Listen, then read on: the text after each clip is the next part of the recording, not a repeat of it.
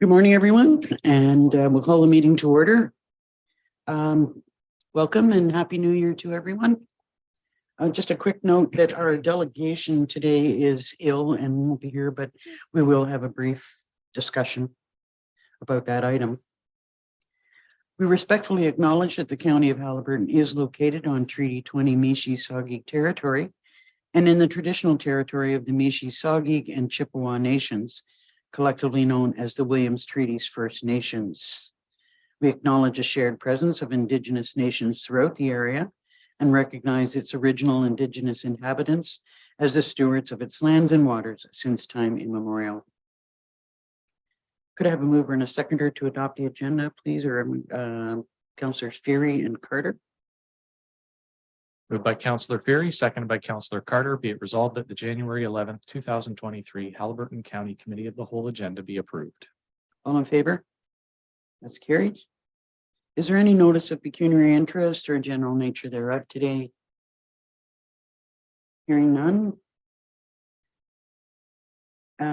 Into the delegation section, as all four mayors are aware, Acting Detachment Commander Rob Flindahl has been in touch with all of us, I believe, and he wanted to talk to us about reinstating the CPAC committee. And it sounds to me like the province is not going to be establishing a detachment board until late year, if this year at all, which is disappointing to hear. So I think that this is a timely suggestion. I did let the detachment commander know that this would have to go back to our individual councillors for appointments. I'm assuming that it would be the four mayors, but that, that's up to the individual councillors to decide. So I just look forward. I think we all look forward to better communications because we've been kind of off the rails for almost 2 years, I think now. So could I have a mover and a seconder to agree that we support this? Is that what the resolution says? I don't actually think we need a resolution at all because there's really nothing for council to do, the committee to do.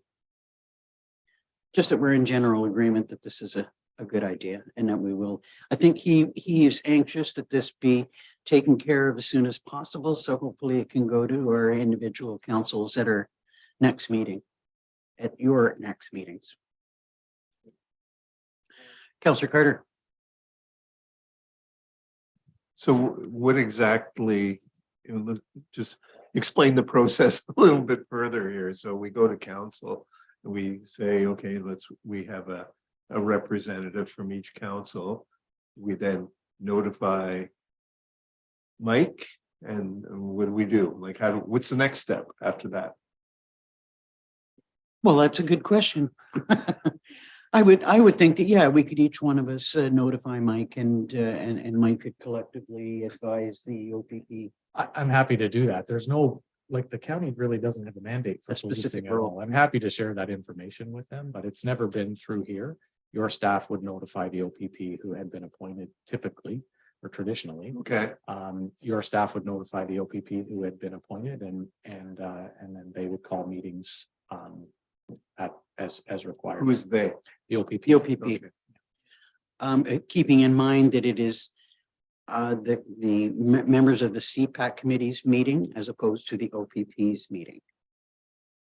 I know that there's it's a small distinction, but it's our meeting. Okay, and who else is on these? It's strictly these groups that I wasn't involved with in the past. Like what makes up those groups? It's strictly a member of each municipal council, right, and the police. And at this point in time, that's as far as the membership has gone. Now, I haven't been involved with CPAC myself previously. I think maybe Murray, you might have in the past, and Dave has certainly been involved. Dave, did you have some clarification?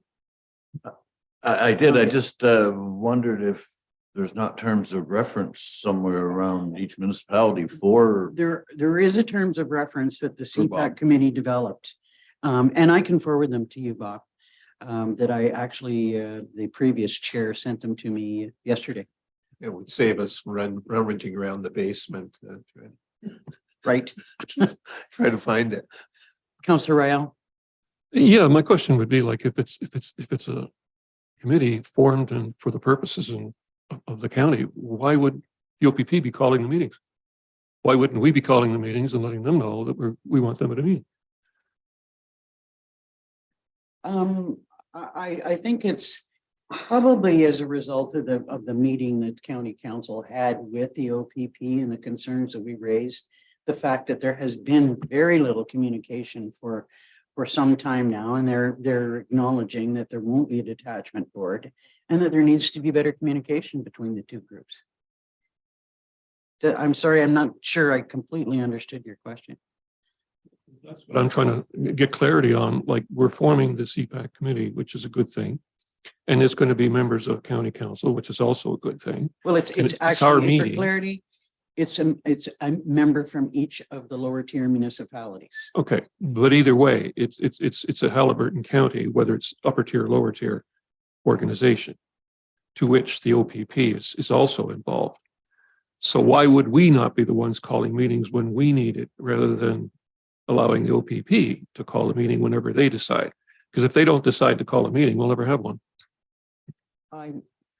I'm not sure that that's actually the case, but I think Mike's got some clarification and we'll go to Murray. Yeah, I look, so in the past, we didn't have a contract for policing it. So that means if you didn't have a contract for policing, you didn't have a police services board.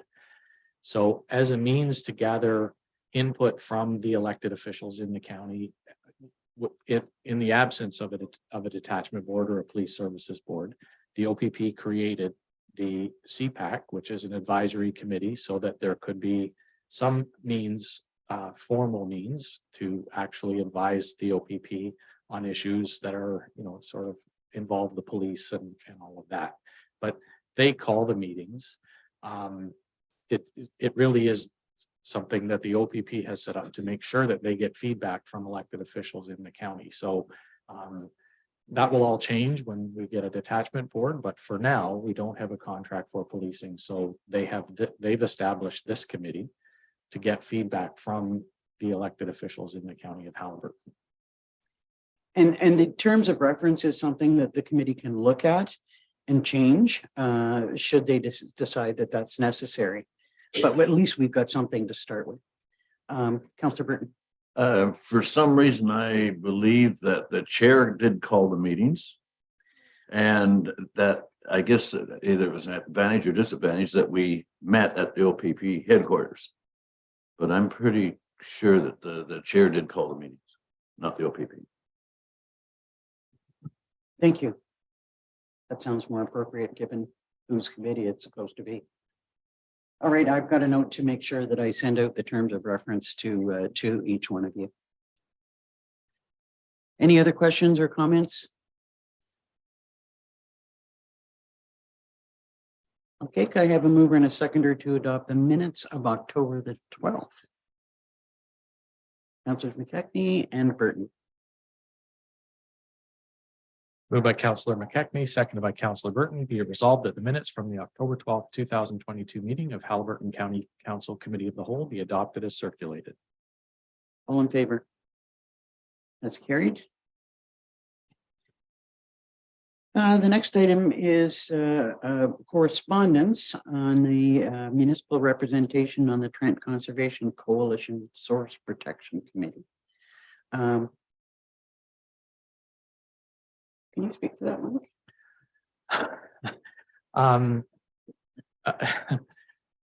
I believe that I can remember them asking for this once before, and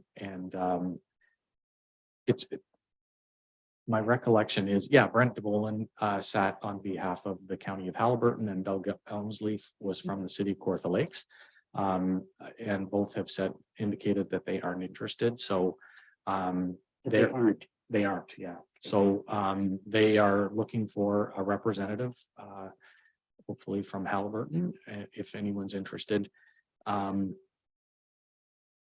Councillor Burton could probably talk more about source protection. He's forgotten more about it than I know, but you can even talk about the committee, I think. Good. I That's great. can, and I think I was 6 years on that committee that it's probably time I won't get back. But I did take former mayor of Algonquin Highlands to one of the meetings with me, and I don't think it was a very interesting day for her. But I was pleased that Brent took it on, and he did an excellent job, and I would just love Minden Hills to have a rep on it. I think it's probably most appropriate in this case that it be a municipality where there are water systems in place. That's what it's kind of all about. I was just going to say, I have a counselor who is interested, Pam Saney, who is involved. Like this group is actually, I think it has two different levels. There's a committee and a working group or something. And I think she's on the working group, and they hold their meetings sort of on the same day back to back. So she would be interested in doing that if everybody's in agreement. Are there any members of county council who would be interested in sitting on this working group?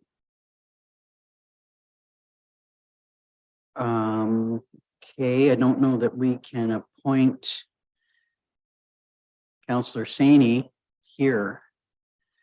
Could you, I guess we could, if you could have a discussion with her about that and bring it back, or let Mike know, and then we can make the official appointment at our county council meeting.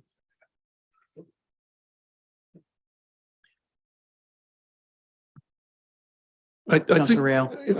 I think it's important that the county does have a rep on there, and so if I would be willing to investigate and find out what it was all about and be part of the board, if that would give us better presence there.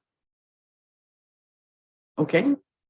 Well, we'll leave it until, if you want to look into it, think about it, and let our CAO know before our next, within a reasonable time before our next meeting, that would be great. And, if it's something that you're not interested in, then we'll follow up with Minden Hills and Councillor Saney. Go ahead.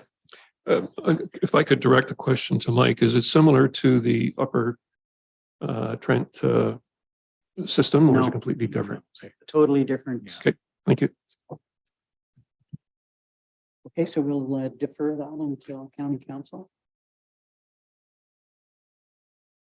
So next up is the roads department and status reports.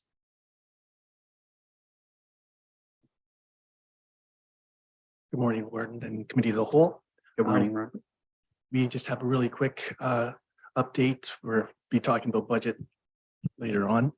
So in our status report for capital projects, we've got the 2022 status at the top of the page, and then a brief summary of where we are in 2023. Those will be filled out further after budget time, and we'll identify specific projects. Our operations and approval continue, and as well as winter maintenance. We've had a good winter so far, and our staff are keeping ahead of things. So I'm here if there's any questions that council has. Any questions on the status reports for roads? Hearing none, could I have a mover and a seconder to receive the reports? Councillor Shell and Fury. Moved by Councillor Shell, seconded by Councillor Fury. Be it resolved that the January 2023 status report on capital projects, operations, and road maintenance be received for information by Haliburton County Committee of the Whole. All in favor? That's carried. Thank you. Thank you, Robert. Next is a request from EMS to get pre-budget approval to purchase an ambulance. Good morning, Chief. Morning, Warden, members of the Committee of the Whole. I just come here today with a request for a pre-budget approval for the purchase of a new ambulance. In the past, we've done this usually in the fall to achieve some savings of conversion costs. With supply chain issues, we've had extensive delays in receiving new ambulances. For example, our ambulances we were supposed to receive in 2022, which were the two we haven't received yet. We expect them to get them in probably March of 2023. And they were ordered back in September of 2021. So the sooner we get our order in, the sooner we get into the in line to get our new ambulances. And as you can see, we try and get them replaced at 300,000 kilometers. The one presently that we need to replace is at 330,000 kilometers. And I hope to get that before the end of the year, the new one, but it might be later than that, it's causing extensive repairs to keep these vehicles on the road.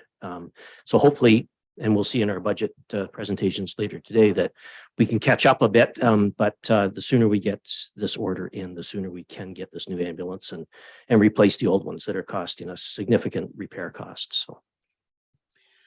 Questions for Chief Waite? Councillor Royale?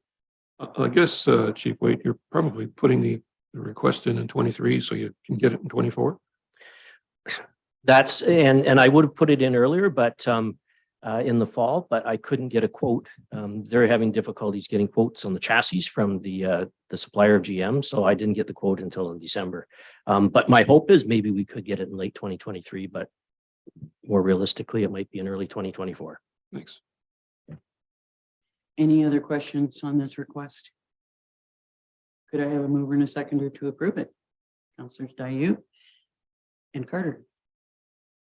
Moved by Councillor Dayu, seconded by Councillor Carter. Be it resolved that Haliburton County Committee of the Whole receives for information the January 11th, 2023 staff report requesting a pre-budget approval to purchase an ambulance, and that it be recommended to Haliburton County Council that staff proceed with the purchase of one ambulance prior to the passage of the 2023 budget to allow the county to maintain its priority status in the manufacturing process. All in favor? That's carried. Thank you. Thank you. So no finance reports. No, the finance reports, the month-end process was delayed because of the holiday. So okay, they'll come in at the council meeting. So then next up would be Mr. March with his IT status report. Morning. Good morning, members of the council. Happy New Year. So this is my standard monthly IT status report for the benefit of those new at the table. It includes a status of the tickets that we've completed in the previous month, status on ongoing IT projects, some stats on our security awareness training program, as well as the GIS work plan. I don't have anything that I feel I need to bring to council's attention, but I would ask, since there are some new councillors at the table, if anyone would like to see any different metrics, any different KPIs on this report, I'd be happy to hear any suggestions. Any comments, suggestions, or questions? Councillor Dayu. Thank you. The report is great. My only question is on the security awareness phishing test status. Is there a notification that goes out to everyone who does click that they have failed said test, or does it go to you and not necessarily back to the user? So if somebody does fail, they do get, as soon as they click on the link, a big screen comes up with a big hand that says, stop, you've failed. Here are some things to think about. Typically what I do is I'll send a follow-up email as well with a screenshot of the phishing email in question, and I'll highlight the red flags just as kind of a learning experience for the user. So far, we're not shaming anyone for failing. No. So far. Any other questions for Mike? Could I have a mover and a seconder then to receive his report? Councillor Dayu, Councillor McKechnie. Moved by Councillor Dayu, seconded by Councillor McKechnie. Be it resolved that Haliburton County Committee of the Whole receives for information the January 11th, 2023 IT Department Status Report. All in favor? That's carried. Next, under Planning and Environment, we have a progress report on the Climate Action Plan.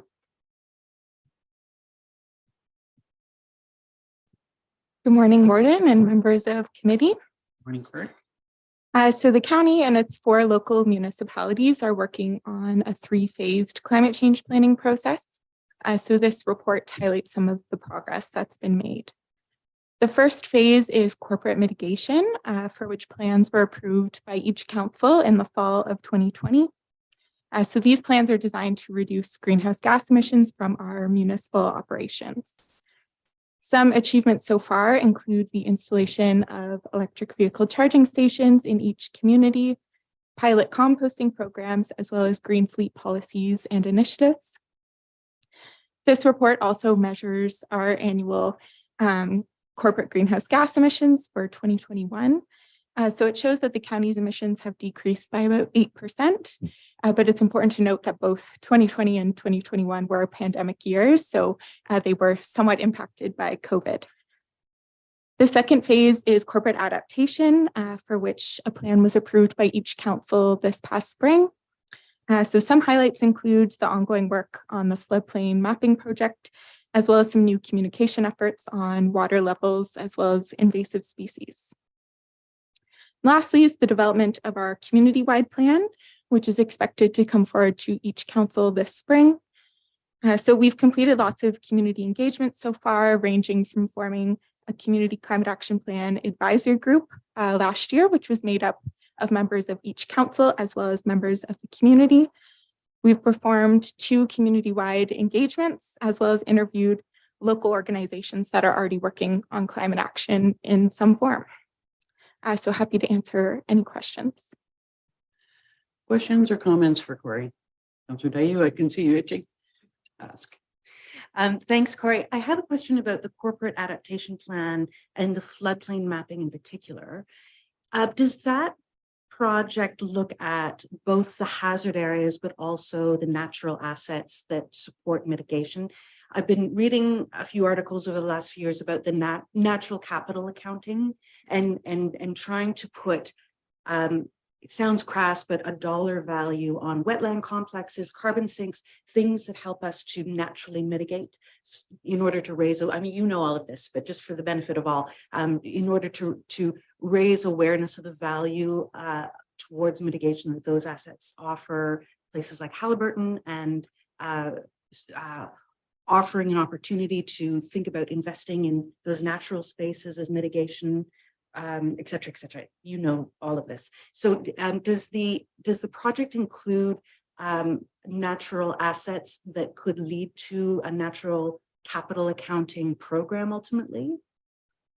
Yeah, so great question. That's not within the scope of the floodplain mapping project, and actually relates to our community climate action plan, because the corporate adaptation plan looks at our municipal assets, but that has come up in discussions for our community climate action plan, the valuation of our natural assets. And so that's something that could be included in the scope of that plan, and that funding opportunities could be sought after as a potential future project.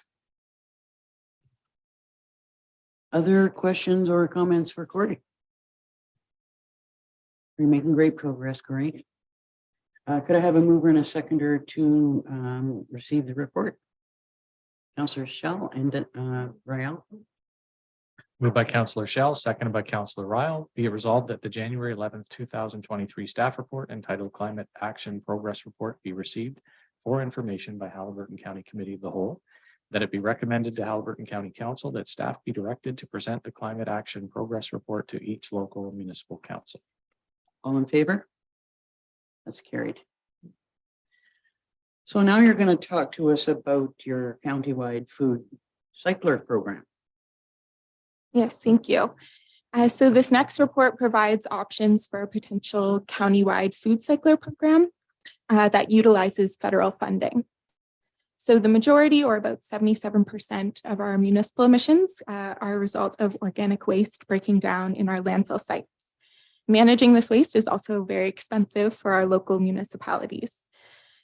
So over the past few years, 3 of our local municipalities have led food cycler pilot programs where 100 units were distributed to residents at a cost of about $150. So these programs were very successful, with many residents indicating that they enjoyed using the food cycler to reduce their food waste, as well as recommending that the municipality expand the program in the future.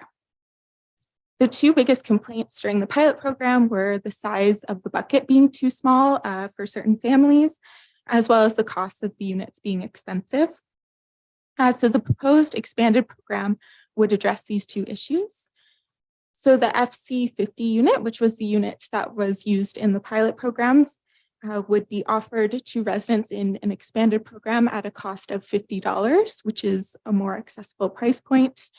As well, a newer unit would be available that has more than double the capacity of the previous unit, but is no larger in unit size. So that would be available to residents at a cost of $150. So there are three program options that are outlined for council. Each option involves distributing 500 units in 1 year. So option 1 is 500 units annually over 5 years. Option 2 is over 2 years, and option 3 is over 1 year. Option 1 provides the clearest path to reducing our greenhouse gas emissions and achieving our targets. Option 3 was what was recommended by the Waste Management Service Delivery Group. So the county must confirm participation to food cycle science by the end of the month in order to respect funding timelines. So happy to answer any questions. Questions, Councillor Ferry? Well, I think this is a great idea, except I think it's in the wrong place. I don't understand what we're doing as a county, trying to do something that private enterprise should be doing. I would think if this company really wants to do business, that they should make those units available to us at cost, which might be $300, I don't know. And then we pass it on to Canadian Tire or Home Hardware or somewhere to market at a reasonable profit. I just don't think that we're in the appliance business here. We've got a lot of important issues, and it just, to me, doesn't.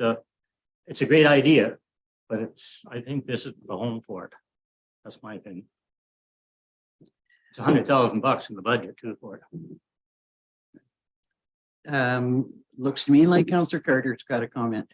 Oh, there was actually a question on, so the pricing that we have that we would be passing on to the residents who want to take place, is there anything magic in that, in those numbers? I mean, is that the number that we have to charge? Could we charge more for it or something? Yeah, so this is something we could talk to Food Cycle Science about. In their agreement, which is attached to the report, they do say that the one unit should be offered for $50 and the other for $150 and no more, just to make sure the cost is more accessible for some of our residents.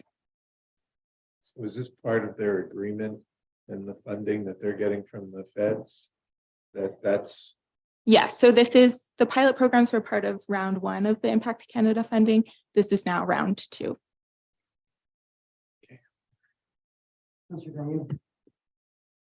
Corey, would you kindly clarify in your grid of options what you mean by waste management cost reduction? If I look at option number 1, for example, by year 5, under estimated annual impacts, we would be saving $112,500 in waste management costs while investing $102,000. So we would actually see in a roundabout way a return on that investment is in real terms. Yeah, so those numbers were calculated by the stat above, which is that the market rates for managing waste are about $150 per ton.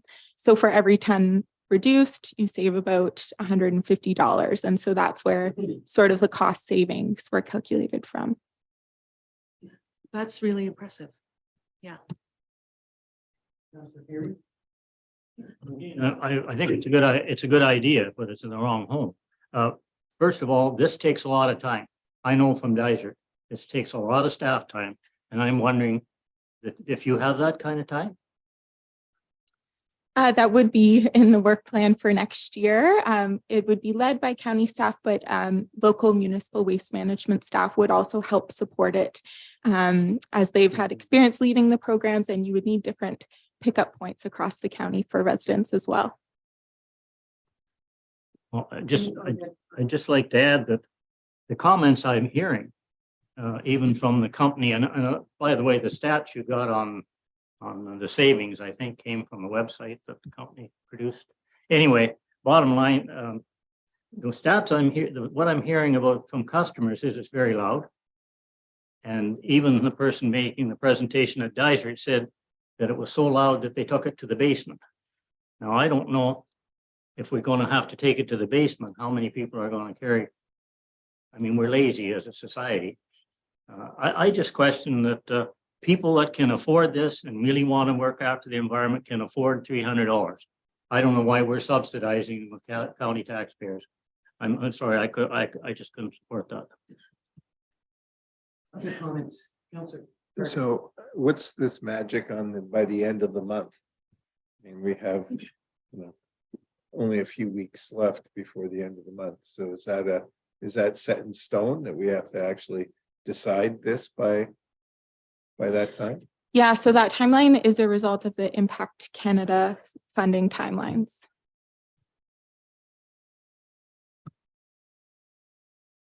Councillor Morale.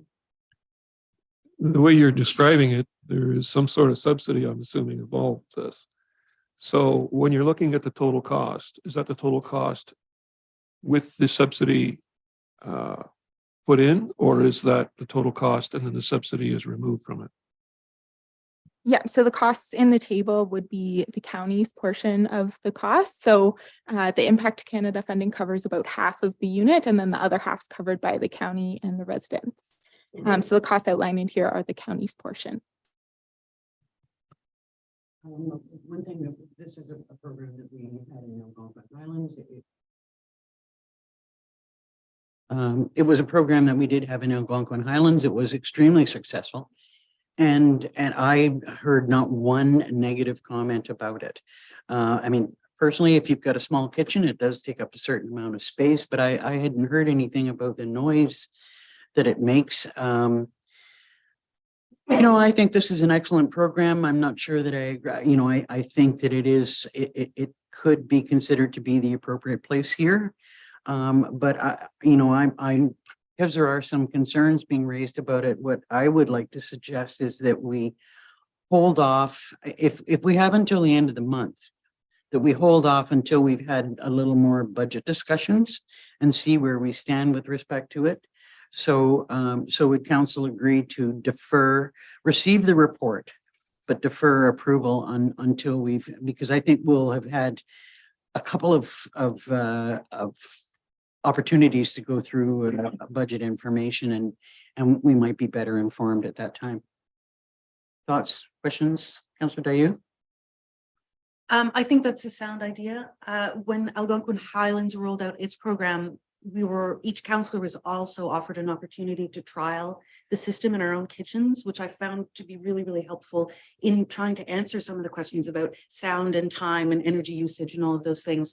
I wonder if that could be an option for anyone at this table who hasn't had that opportunity. Was there any discussion to that effect at all, Corey? No, I didn't hear of that opportunity. And now I think with 2 weeks left, it wouldn't be enough time to get certain units here, but we do have one in our kitchen. If any council members interested in trying it out, maybe after lunch, I'll bring the bucket up and we can sort of run a cycle, but it does take hours. So you wouldn't be able to see the whole thing. Okay, that'd be great. So, Councillor McKechnie. Yeah, needless to say, Dysart, we had the project and I just know, and I won't dwell on it, but it was a lot of staff time that was involved, and we were wondering why our staff were basically selling this product and explaining how it worked. And also, it is a lot of money in this day and age today, $100,000 for us to be subsidizing this. Like Murray says, it's a great project, but people who want it, go out and buy it. And I just want you to know, Corey, there's a lot of time involved in this. Thank you. Councillor Carter. So, we're caught up in governments here, and federal government giving a grant to, this is a Canadian company. They sell this product to other companies. So if you go on Amazon or whatever, you can find this under the name of Brayville and a few other appliance companies. And so the unit that is for $300 is actually sells for like over $500, I think, on Amazon. And so they're not going to undercut the people that they're selling it to who are reselling. So they're selling it through these programs that are supported by the federal government. And then these are all the rules that are presented to you by the federal government.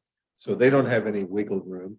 And when we had our project in Minden for, I think it was 100 units or something, I wanted to, we had a huge demand. And so I said, could we get more? And, we couldn't, because again, it's all part of these, these government programs. So it's a kind of it ends up being a kind of a take it or leave it type of a situation for us. So, the difference isn't between 50 and $150. It jumps at the $500 if you want to go onto the retail market. So there's a huge savings for people, but it comes down to whether or not, this is something that we need to do in our budgets. So. Councillor Shell. Thank you. And I think it's important too that, yes, there's $120,000 that we're putting out, but by providing that to our local people that are going to use it, we're also going to be saving on the landfill costs that are coming back. So, I mean, looking at your numbers, it's almost a wash, right? At the end of the day. So I think that's something to consider as well. Well, I think that we've got some members who are probably supportive of this and some who are not. So, with council's permission, I think we'll just receive the report for today and defer the decision until our council meeting at the end of the month, which hopefully will fit in timely enough for you to carry on with it if we agree. So could I have a mover and a seconder to that effect? Councillor Carter, Councillor Ryle. Moved by Councillor Carter, seconded by Councillor Ryle, be it resolved that Haliburton County Committee of the Whole received the January 11th, 2023 report entitled Countywide Food Cycler Program Options, and that the matter be deferred until the draft 2023 budget is presented. All in favor? That's carried. Correct. Okay, well, now we're right into the budget. And starting with corporate services, and I believe that our Director of Corporate Services will be presenting from her office because she's not feeling really well, and that's probably the best for everyone concerned. So we'll just give her a minute to come online. Good morning, Andrea. Good morning, Wardland Council. And thank you for being with us this morning. I know you're not feeling well, so we appreciate your time. Yes, I apologize for not being able to be there in person. Okay, if Mark can get the presentation up, I'm sure council's now had the opportunity to. Andrea, can you just hang on a second, Andrea? We're having a little bit of problem hearing you. you are muffled. Oh, okay. Are you? I tried 2 headsets and this one seemed the best, so let me try the other one.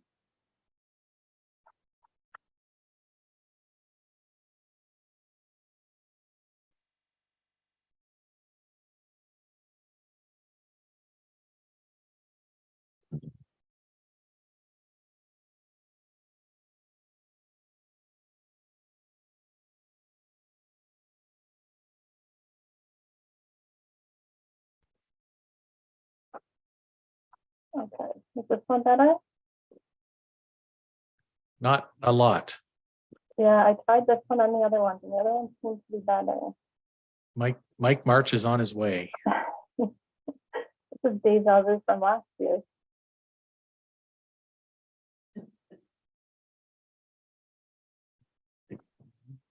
Okay, let's, if with council's indulgence, we'll take a 5-minute break and see if we can't resolve. So if anybody wants to grab a coffee or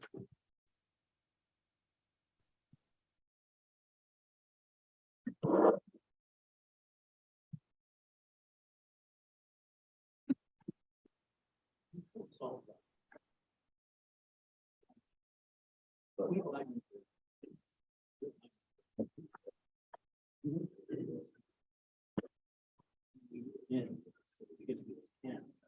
couldn't we make it even with a month or something?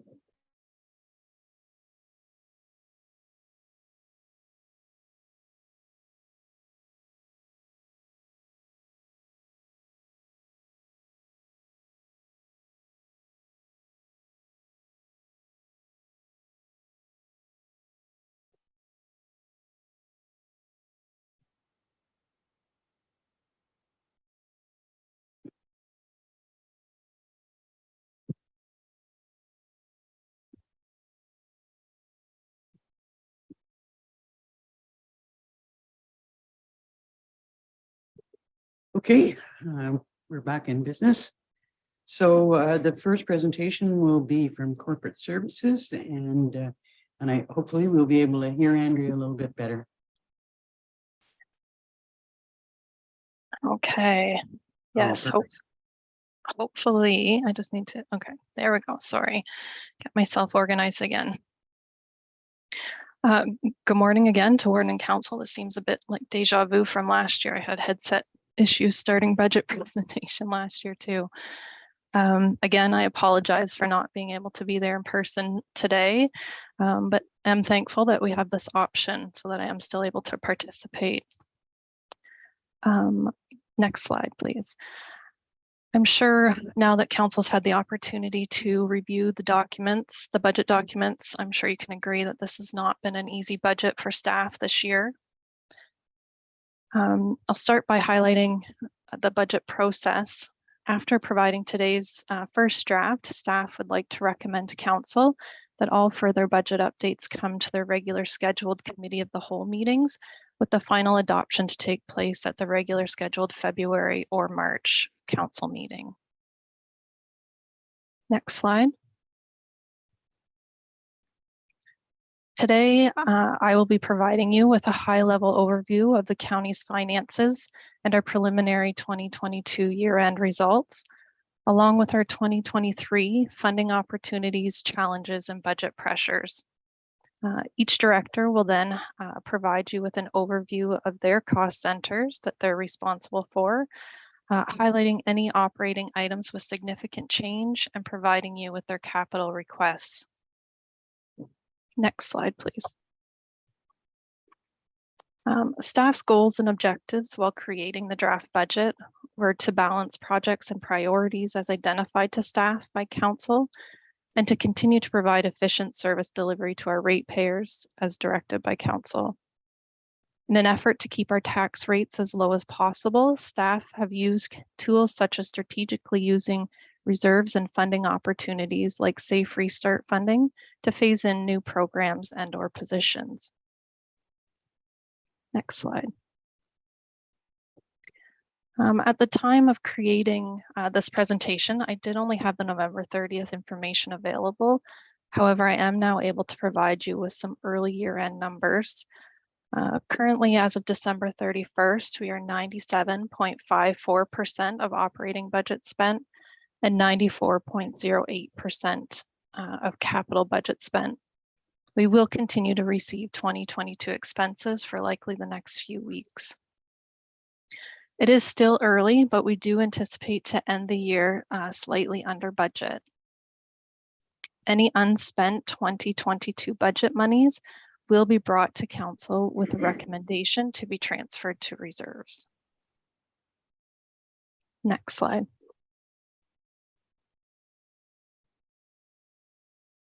The draft budget presented to you today shows a 6.24% tax rate increase, which is aided by a 0.9% assessment increase. This equals a $1,481,668 increase over the 2022 levy. A reminder here that due to COVID, we are still using the 2016 assessment data, which ended its phase-in 2020. MPAC has not yet confirmed when they'll be rolling out the new assessment numbers, but it is anticipated it will be assessed as of January 1st of this year and phased in over 24 to 27. For context for your budget discussions, Every $210,000 increase or decrease in levy represents a 1% tax rate change. Next slide. On this slide, you'll see the funding opportunities that are included in the 2023 budget. The Ontario Municipal Partnership Fund is currently being phased out, with 2023's payment being only 85% of 2022's. As of 2023, OCIF has changed how they calculate grant allocations. This funding is now determined by estimated current replacement values for core assets or core infrastructure owned by the municipality, along with our economic conditions. It is a multiple step calculation based on information that's obtained in the county's FIR and asset management plan. This funding has decreased by $94,550 for 2023. The Canada Community Building Fund, otherwise known as the federal gas tax rebate, has increased this year by $24,906, bringing this total funding amount to $597,745. Other funding included is the Investing in Canada Infrastructure Program for the Multi-Use Pathway Project in Dysart, long-term care community paramedic funding from the Haliburton Highlands Health Services, and flood hazard identification and mapping for our floodplain mapping project. Next slide, please. We are facing a number of significant budget impacts this year, which I've highlighted over the next two slides. OMER Sponsors Corporation announced in 2022 that they have approved a change in the OMER's primary pension plan that will allow for immediate eligibility for all part-time staff to join the plan effective January 1st of this year. Prior to this, part-time staff had to work 2 consecutive years with a minimum of 700 hours or earn 35% of the year's maximum pensionable earnings per year to become eligible. We have included in the budget for all part-time enrollment in OMERS. December 2020, County Council approved a 1.75% cost of living increase for all non-union staff for years 2021 to 23. This was equivalent to the cost of living increase negotiated by Local 1960 for the same period. We have included an overall 15% increase to our insurance premiums. We are still waiting for our actual renewal numbers, and hopefully I'll have those for you for your January council meeting. We did see a 15.74% increase in insurance in 2021 and an 11.25% increase in 2022. As previously mentioned, we have received decreased funding in both OMPF and OCIF grants. This budget includes the final phase-in of the Tory Hill base moving to 24/7, 365 days per year coverage. This has been a multi-year phase-in with the assistance from the Safe Restart funding. The Community Safety and Wellbeing Department, only 6 months was budgeted for in 2022 to a full year in 2023. This is an additional $65,000 in salary and benefits and a new program budget of $23,000, of which $14,000 is being funded by Safe Restart funding for a total budget impact of $74,000. Economic development was new in 2022 and heavily funded by the Safe Restart funding. This year, we have decreased the funding towards this program, which has resulted in an overall increase of approximately $84,000 to the levy. Next slide, please. You've seen an increase of $50,000 in our line painting budget. You'll see throughout all the departments and overall fuel and utility budget increase due to the current market.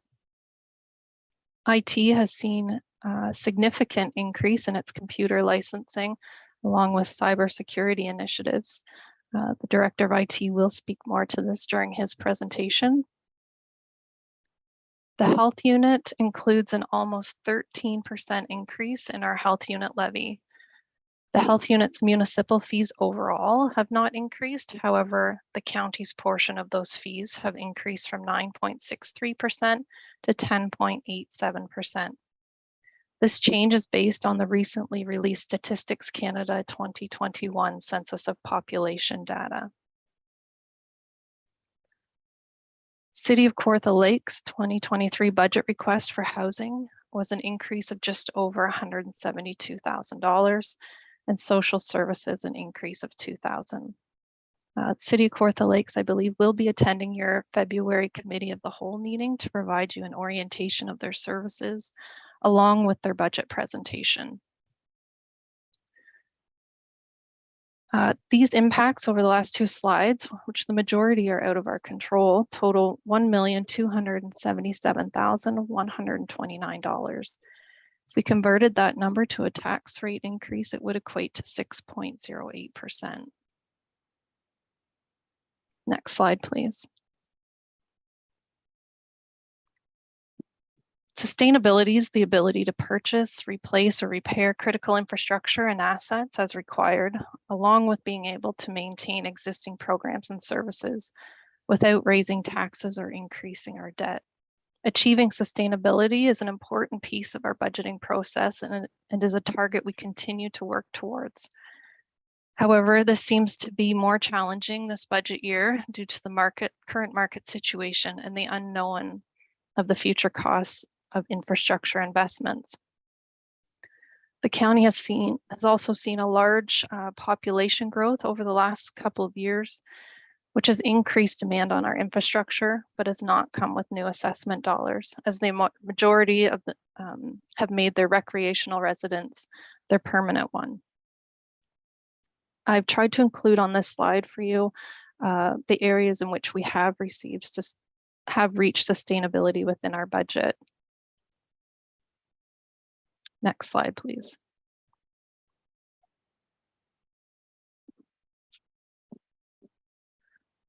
This graph, one you've seen before, shows the county's capital spending over the last 7 years. In 2020, $3 million was borrowed to catch up on our capital roads project, and last year, 2022, $4.1 million was borrowed to catch up on our capital structures projects. Next slide, please. We are expecting to end 2022 with approximately $7.7 million in reserves. This does not include the balances of the Safe Restart or modernization monies. The budgeted transfers to reserves in the 20 draft budget are for future capital and or sustainability.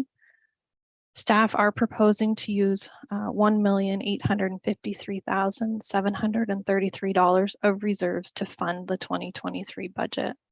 Again, this excludes transfers from the Safe Restart or modernization monies. With the current draft, we are estimating a 2023 year-end reserve balance of $6,250,614. Of that total, just over $1.7 million is committed to previously approved purchases, projects such as tandems, ambulances, housing initiatives. The Municipal Affairs and Housing's minimum recommended balance based on the 2023 draft budget is $6,081,860. Next slide.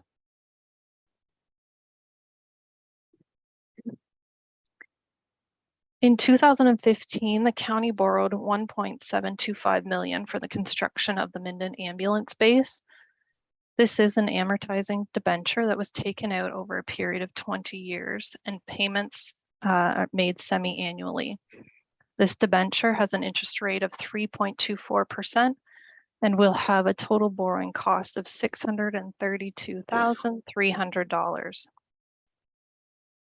In 2020, $3 million was borrowed for construction projects. This is a serial debenture that was taken out over a 10-year period with payments being made monthly.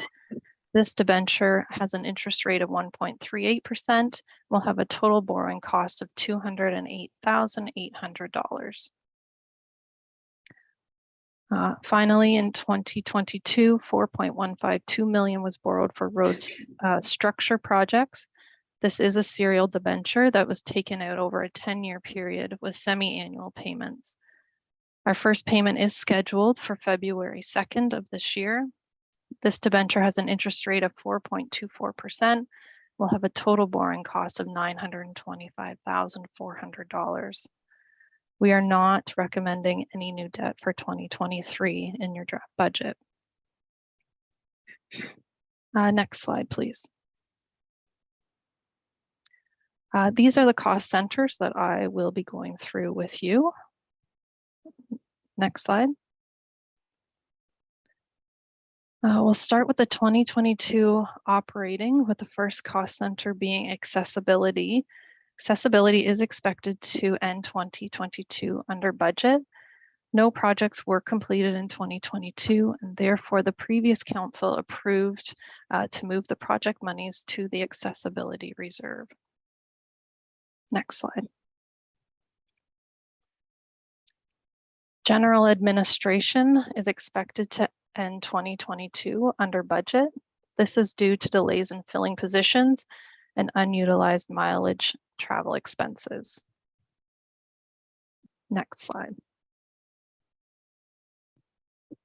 Our MPAC levy is expected to end 2022 on budget. Next slide. Council is expected to end 2022 under budget due to unutilized per diems, training, and mileage. Next slide. The health unit levy is expected to end 2022 on budget. And both social services and housing are also expected to end 2022 on budget.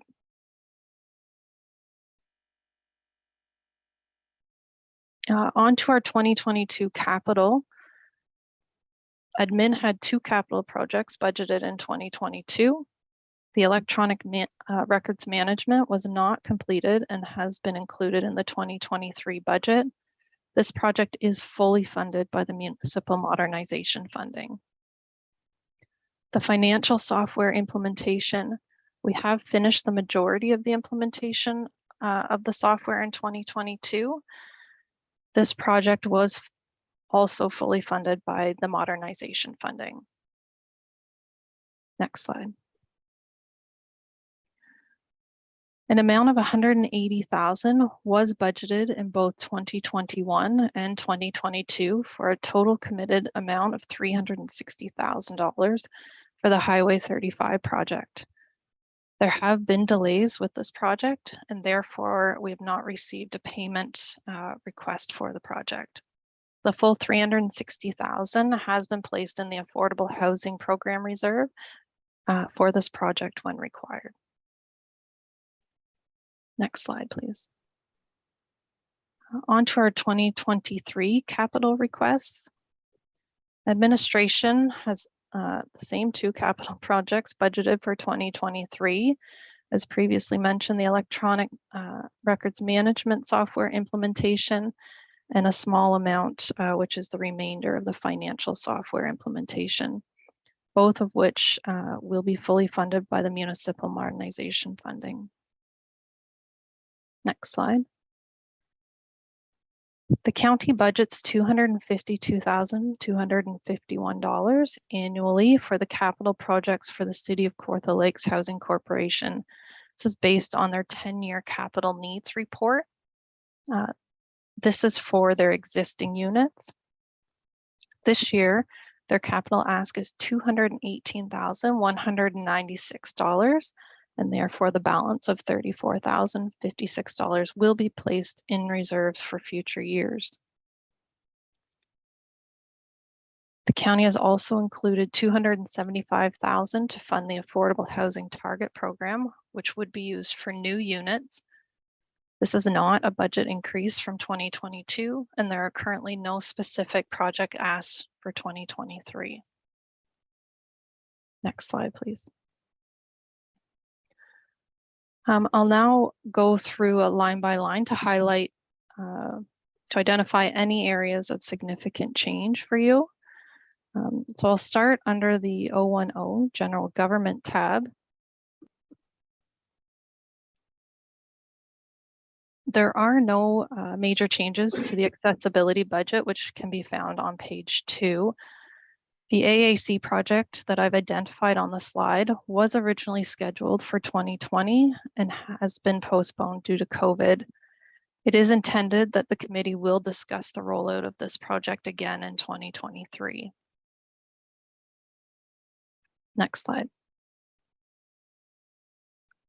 General administration budget can be found on pages 3 to 5. Highlights to note for this cost center are the taxation supplementaries, which is a revenue line item, has been increased based on historical actuals, an increase of 18,200.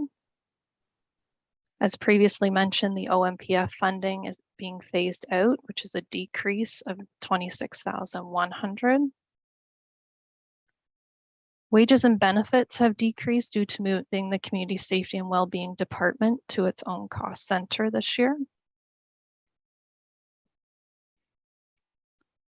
Insurance increase, which you will see this within all departments. As previously mentioned, we have budgeted an overall 15% increase.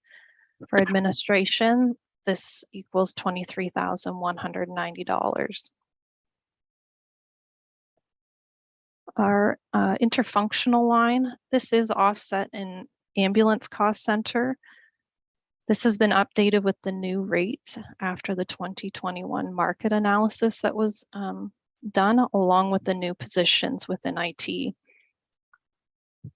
This line item is billing ambulance for the administration services offered by the CAO, finance, HR, and IT.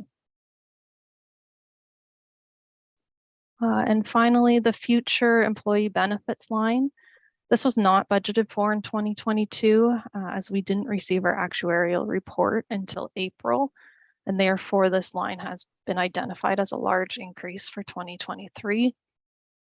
In accordance with the Public Sector Accounting Board, the county is required to record a non-pension post-retirement benefit liability and benefit expense on the financial statements of the corporation. $19,200 is the liability expense for 2023. Next slide, please. Council's budget detail can be found on page 11. One major increase, which is on your memberships. This is due to the large increase in the EOWC membership fee, which is a result of EOWC hiring one new full-time employee. Then move under the 030 tab. Sorry, change slides, please. Thanks. Under Public Works on page 80, you'll find our newest debt budget. This is the cost center for the 4.1 million that was borrowed in 2022. This debenture was set up with semi-annual payments, and therefore the budgeted payments in 2022 were unused. You'll see here we are transferring $365,000 from reserve in 2023 to aid in the budgeted full year of payments. Next slide, please. Under the 050 tab on page 93, you'll find the health unit levy contribution. Again, as previously mentioned, this is increasing by $69,089, and this is due to the county's portion. Sorry, this is due to our increased population. Next slide, please. Under the 060 Social Services tab on page 95, this is where you will see the increase of the, I'm sorry, of City Kawartha Lakes ask.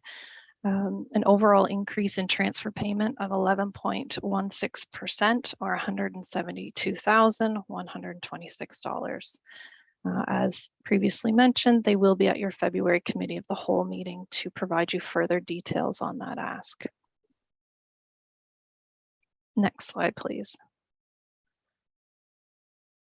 I wanted to make sure I included this for council as you start your 2023 budget discussions. I think it's important to identify for you a number of items that aren't yet fully funded with the levy and therefore will impact your future budgets. We have been utilizing Safe Restart funding to phase in our new IT tech position.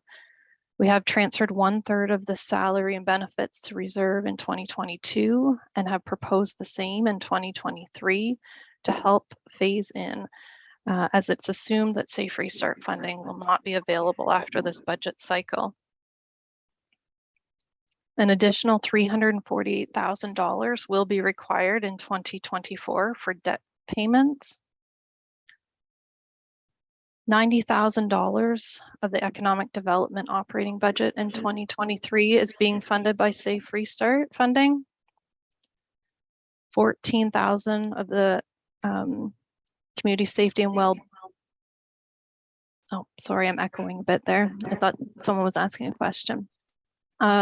14,000 of the community safety and well-being operating budget in 2023 is being funded by Safe Restart. 50% of wages and benefits in the shoreline bylaw budget for 2023 are being funded with reserve monies from previous budget cycles. Bridge sustainability target number continues to be a challenge in our current market and is currently unknown.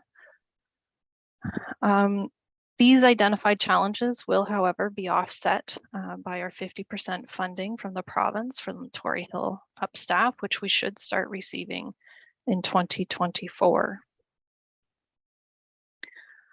I recognize that's a lot of information for you in a short amount of time, but that does conclude my portion of the budget presentation. Questions and or comments? Councillor Carter. Just a couple of questions. One of the ones was on the OMERS for part-time staff, the $50,000. Is that mandatory or is that something that is optional for us to determine? No, it is mandatory should the part-time employee choose to enroll. So if part-time employees decide to enroll in OMERS, we need to pay for it. Correct. Just a couple other comments. We could just let you know that in Minden, we had to apply for an extension on our insurance because we didn't get it by the date of renewal, just to throw a little water on on that expectation. And our renewal turned out to be 7%. So just for your interest when it comes to that. My other two comments are more general comments. One, I think we need to have a discussion about reserves. And I know that I believe that you're going to be doing a fuller or more fulsome study later on this year on our reserves. But I think that, you know, generally the amount of budget increase here is too high in terms of what impact that will have on taxation. So I think we have to really look at what we're doing on the reserves. And then the other thing is, and I'll give you an example. I have a real problem with putting into reserves money for a position. This is as an example, the IT position for next year. In other words, I'm collecting taxes from taxpayers this year so that my cost of the IT department will be lower next year. You know, I have some difficulties with that. And so we probably have to have some discussions about that. So that's my initial comment. Well, and I'm quite sure that you've flagged those items as something that needs to be discussed. And what I would envision, and you know, if let me know if you see things differently, is that we would go through the budget, identify during our discussions where we see that we can make cuts, and then follow it up with where we land with our reserves and you know, what our philosophy might be about reserves going forward. Does that sound reasonable? Councillor Real?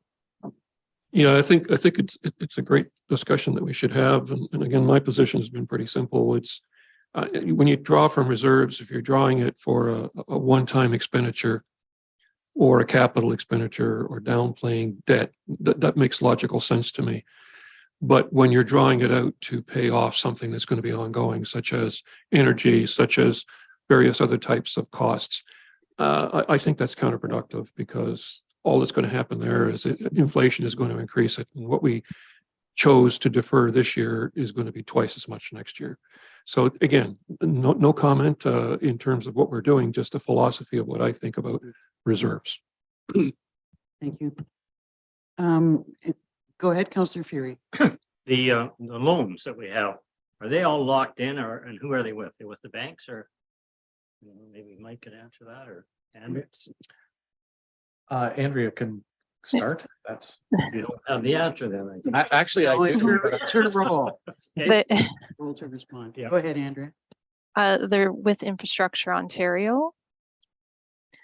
And we are locked in. So if we were to pay them off early, we still pay the full amount.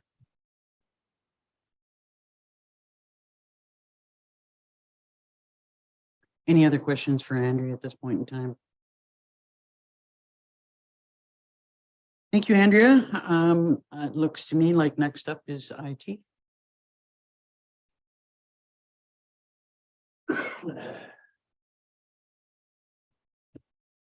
Hello again. If I could have the presentation pulled up.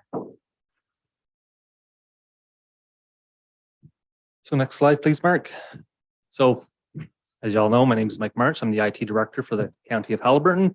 Today, as noted on the slide, we're going to be looking at two of the budgets that my department oversees, and that is the comp or IT budget, as well as the broadband budget. On this slide, we've got a summary of some of the items included in the IT and broadband budget, as well as some of the municipal costs that the county currently covers. Just a quick note, it's not on the slide, but might help when taking a look at my budget. For much of the software packages that is shared between the county and municipalities, for many of those subscriptions, the county is the contract holder, and we charge back a portion to the local municipalities for their use of that software. As well, we also charge back a portion to EMS for their for the portions of the software that their staff use. Next slide, please. So both broadband and IT are expected to come in on budget for 2022. Next slide. I've got questions. Councillor Carter. So do we want to, how do we want to do this? Do we want to ask questions on the way through, or do we want to finish a presentation and then go through questions? I'm not. You know what, I think that I was wondering about that during Andrea's presentation, because it was fairly substantial, that I think that it might be easier for you if we allow questions during the presentation. So if you know, at a certain page, if there's a question, feel free to ask. Not surprisingly, there is. So on the broadband, you have a $275,000 reserve on broadband. So could you explain what that is, the broadband budget? The broadband budget or the broadband reserve? Both. Sure. So the broadband budget includes all the internet services for the county and almost all of them for the municipalities as well. So back in 2015, 2016, we did a project with EORN, and we did a group RFP, got a contract pricing with Bell for all of our fiber and our DSL. It was decided at that time that the county would be the contract holder. So we collect, or sort of the bills come to us, we pay it, we charge back to the municipality. So any internet service that comes to the county is represented in that budget. Does that make sense for the budget piece of it? And then for the reserve piece, and I would ask Mr. CAO if my memory's slipping at all, we were collecting money for reserves for the last several years for any contributions for any broadband projects that we may have to contribute for that were being undertaken by EWRN. So, but I think now that's not the case. So maybe if that's. Go ahead. So we were collecting $130,000 a year. That funded our approximately $450,000 contribution to the cell project, which is underway. We at the time we weren't sure what the future would hold and whether or not we would need to do a gig project to get better internet or better broadband across the county. The province stepped up last year with a $4 billion contribution, and in fact, I met with Bell on Monday, an ISP on Monday, who have plans for Haliburton County that are very exciting, and it looks like we won't need to contribute. So as part of the reserve conversation that Andrea is proposing, we'll talk about, with County Council, what you want to do with that reserve, because it doesn't look like it will be required for a broadband project. It looks like the province has taken that on in its entirety. And thank you, Mr. Rutter. So in 2022, the IT department purchased and replaced our 2 data center servers, 2 copiers here at the administration office, as well as the replacement of 8 computers, and all that was done as per the standard capital replacement plan. I am recommending the deferral of a switch replacement to 2023 due to higher than expected hardware costs for that unit when I went to get quotes. If approved, the budget allotted for this item will be moved into 2023 to offset the purchase this year. And IT capital expense, the IT capital budget is expected to come slightly under budget for 2022. Next slide. We don't expect any new funding opportunities in 2023. Next slide, please. So a little bit about the budget pressures for the IT department. We'll start with broadband first. No major changes in the broadband piece of it, as the majority of these services are on a long-term contract. However, the IT budget is seeing a 50% increase over 2022. A big part of that increase is due to the moving of the GIS function from the planning department to IT. So all the wages and benefits and all the software costs and hardware costs that are associated with GIS was moved from planning to IT. Also contributing to the increase are recommended cybersecurity enhancements, including a managed incident alerting and response service, improved spam protection, multi-factor authentication for our corporate website. These projects flow from recommendations from a third-party cybersecurity assessment that we had done, as well as requirements for cyber insurance coverage. And lastly, a portion of that increase is due to the new full-time employee hired in 2022, as well as some restructuring of the IT department and positions created with that restructuring. And as the Director of Corporate Services mentioned in her presentation, although that position is fully funded by Safe Restart, we are recommending to put in 1/3 of the costs, build it into the IT budget to soften the impacts for later years when the Safe Restart is no longer available. Next slide. A bit about budgeted sustainability. The IT budget includes a 10-year sustainability forecast for all capital expenses. And as we are on long-term contracts for internet services, there are no major increases expected in the next 4 to 5 years. Next slide. Some of the capital projects recommended for 2023 include upgrading of 2 core data center switches, 5 staff computers, and our tape backup system. And these upgrades are being proposed in conjunction with our standard replacement plan. And I'll also mention on the slide, a portion of the IT capital projects, if they can be shown to benefit EMS, are typically allocated to the EMS budget, and you'll see that in Chief Waite's presentation. Next slide, please. So next is the kind of line by line highlights. I wanted to highlight some of the line items that had a major increase or decrease from over between 2022 and 2023. There was $189,000 increase for municipal funding. A big part of that is the recoveries from municipalities, depending on the projects we have or we're proposing in any budget year, will change that number. Certain projects require more of a charge back to municipalities and some less. There's $188,000 increase in wages and benefits. A portion of that's the reallocation of the GIS technician wages into the IT budget, and then the one IT full-time position that was mentioned earlier. Software licenses, there's $165,000 increase. Just to provide a bit of context for that, because it's not fully a county expense.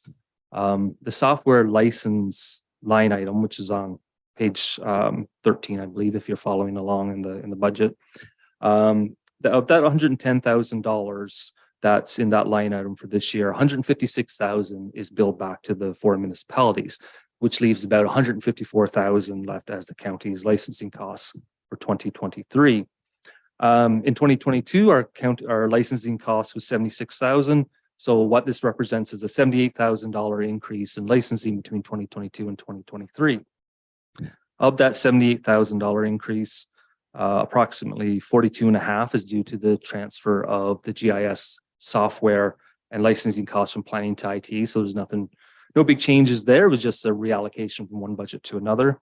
There was $19,000 for the proposed managed cybersecurity service, which will monitor for and react to intruders and hacking attempts within our network. The multi-factor authentication for our website.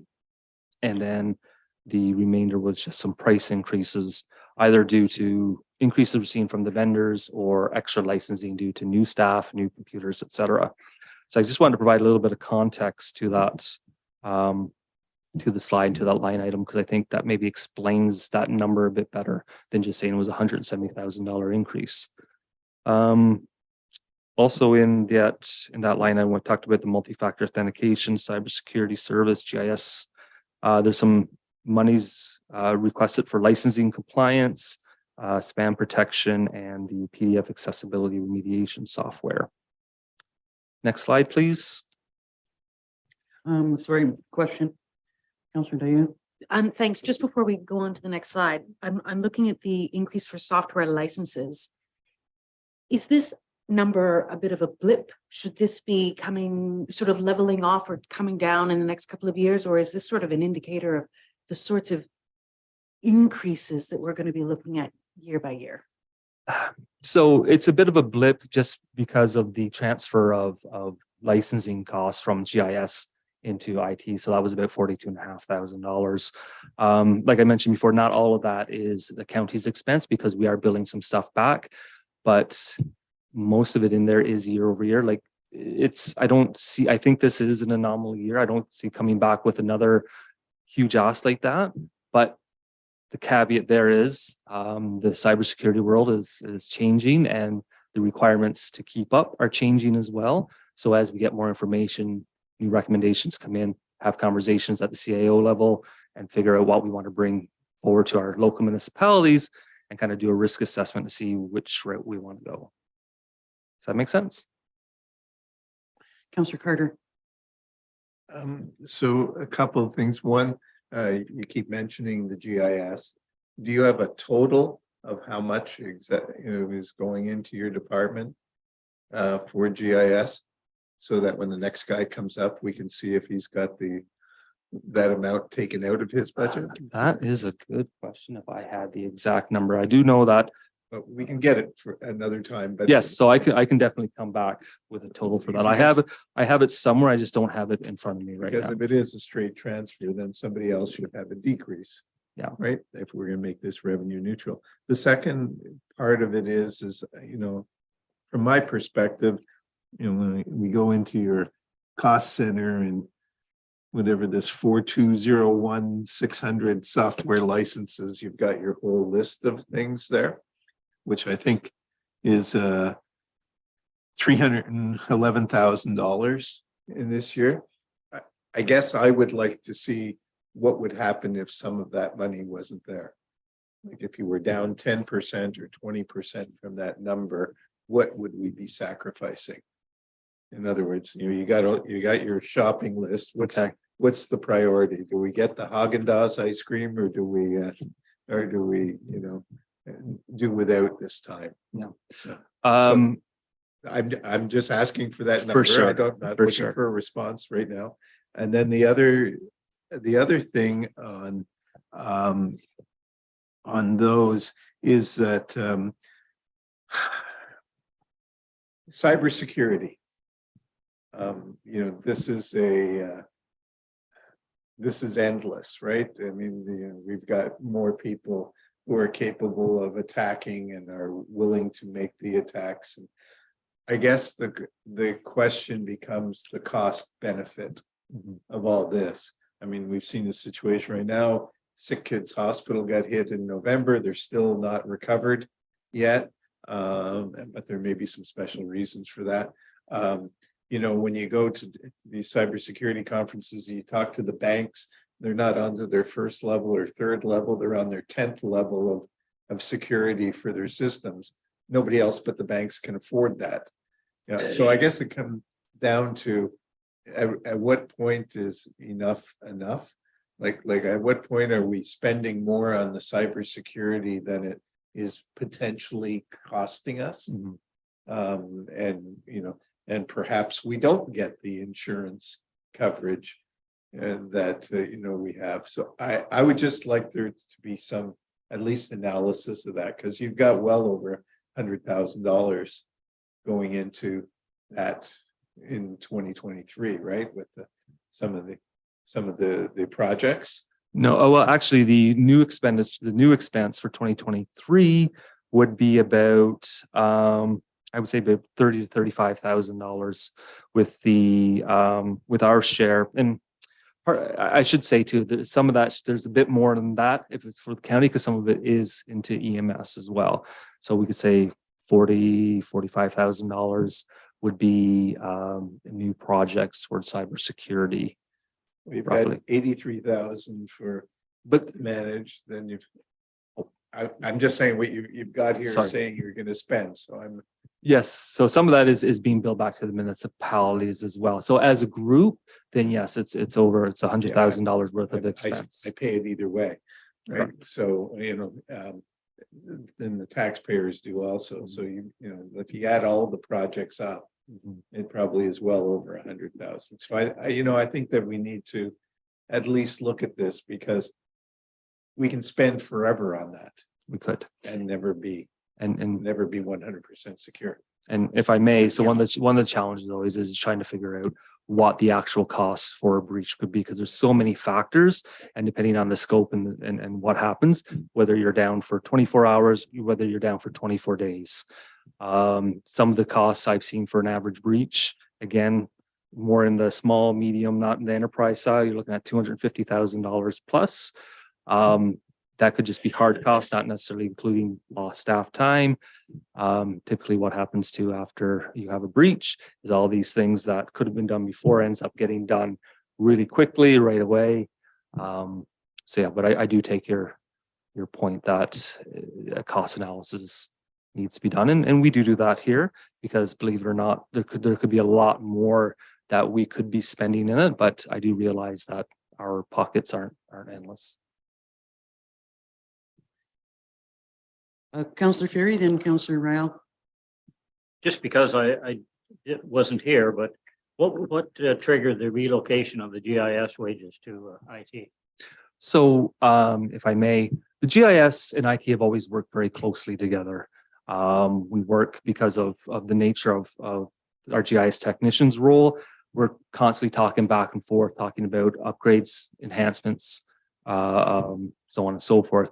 So with a discussion with the CAO and at department head level, there was a decision made that it might make more sense to have that role moved under IT because it has a very, very high level of a tech component. And much like IT, it's also a customer service role where she or that department is servicing the county as well as the 4 municipalities. So it felt like a natural fit. And it's a wash. Mhm. Yeah, to the greatest It extent, is. to the greatest It- extent possible. We don't play games like that, quite honestly. So that cost was completely moved out of that cost center. Councillor Rail. I'm pretty sure it was in the previous council when we discussed the advantages and disadvantages of having municipally owned laptops and phones and so on and so forth. And that they were, I can't remember all of the advantages and disadvantages. So my question would be related, and again, like Councillor Cryer, I don't need an answer right now. I just wanted to know, are we in a position at this point in time to look at whether there is or is not a fiscal advantage with regards to having that or not having that policy put into place, especially when it gets into things like cyber insurance and various other issues that come up that you deal with on a daily basis, and we have absolutely no idea what you're talking about most of the time. But it has a tremendous impact on how we do business. So I'm wondering if there's no answer at this point in time and it's not in this budget, I'm fine. But I was wondering if there was any way we could get kind of a report over 2023. If I may, I can answer that question now. So from my standpoint, yes, I see there's a great benefit of having municipal councillors outfitted with their own laptops for support, for security. I believe we had was it our legal counsel make a recommendation to that point as well. So that was brought forward to all the municipal CAOs who are making their own decision about how to move forward. As you know, Highlands East, you all have your own laptops. And I think it's still in discussion because obviously it's still in discussion as no budget has been passed. But it has been brought forward to the CAOs for their consideration for the 2023 budget. I don't know if it's going to go past or not, but that's my update. I think the risks associated with using your personal devices, because you've got so much other applications and uses that you use for your own computers, that the risk for us is just that much greater. Is that correct?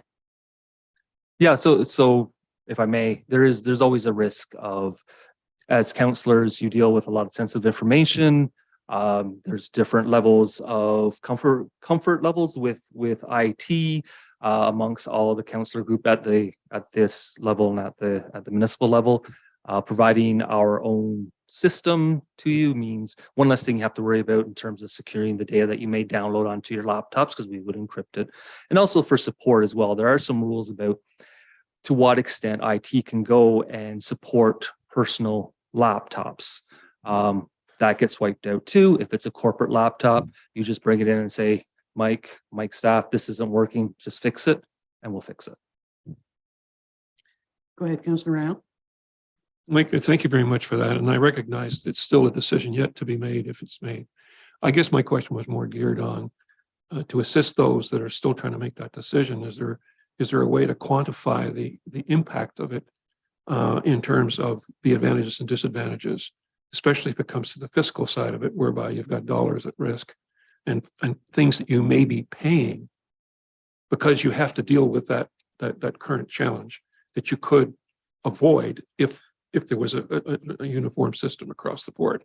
Again, don't need an answer right now, but if it's something that would be worth looking into so that those who are still trying to make a decision would have a fiscal number to deal with as to what the risk is or is not.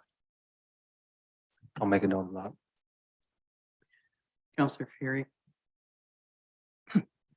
I see here, there's probably close to $200,000 coming back to the townships.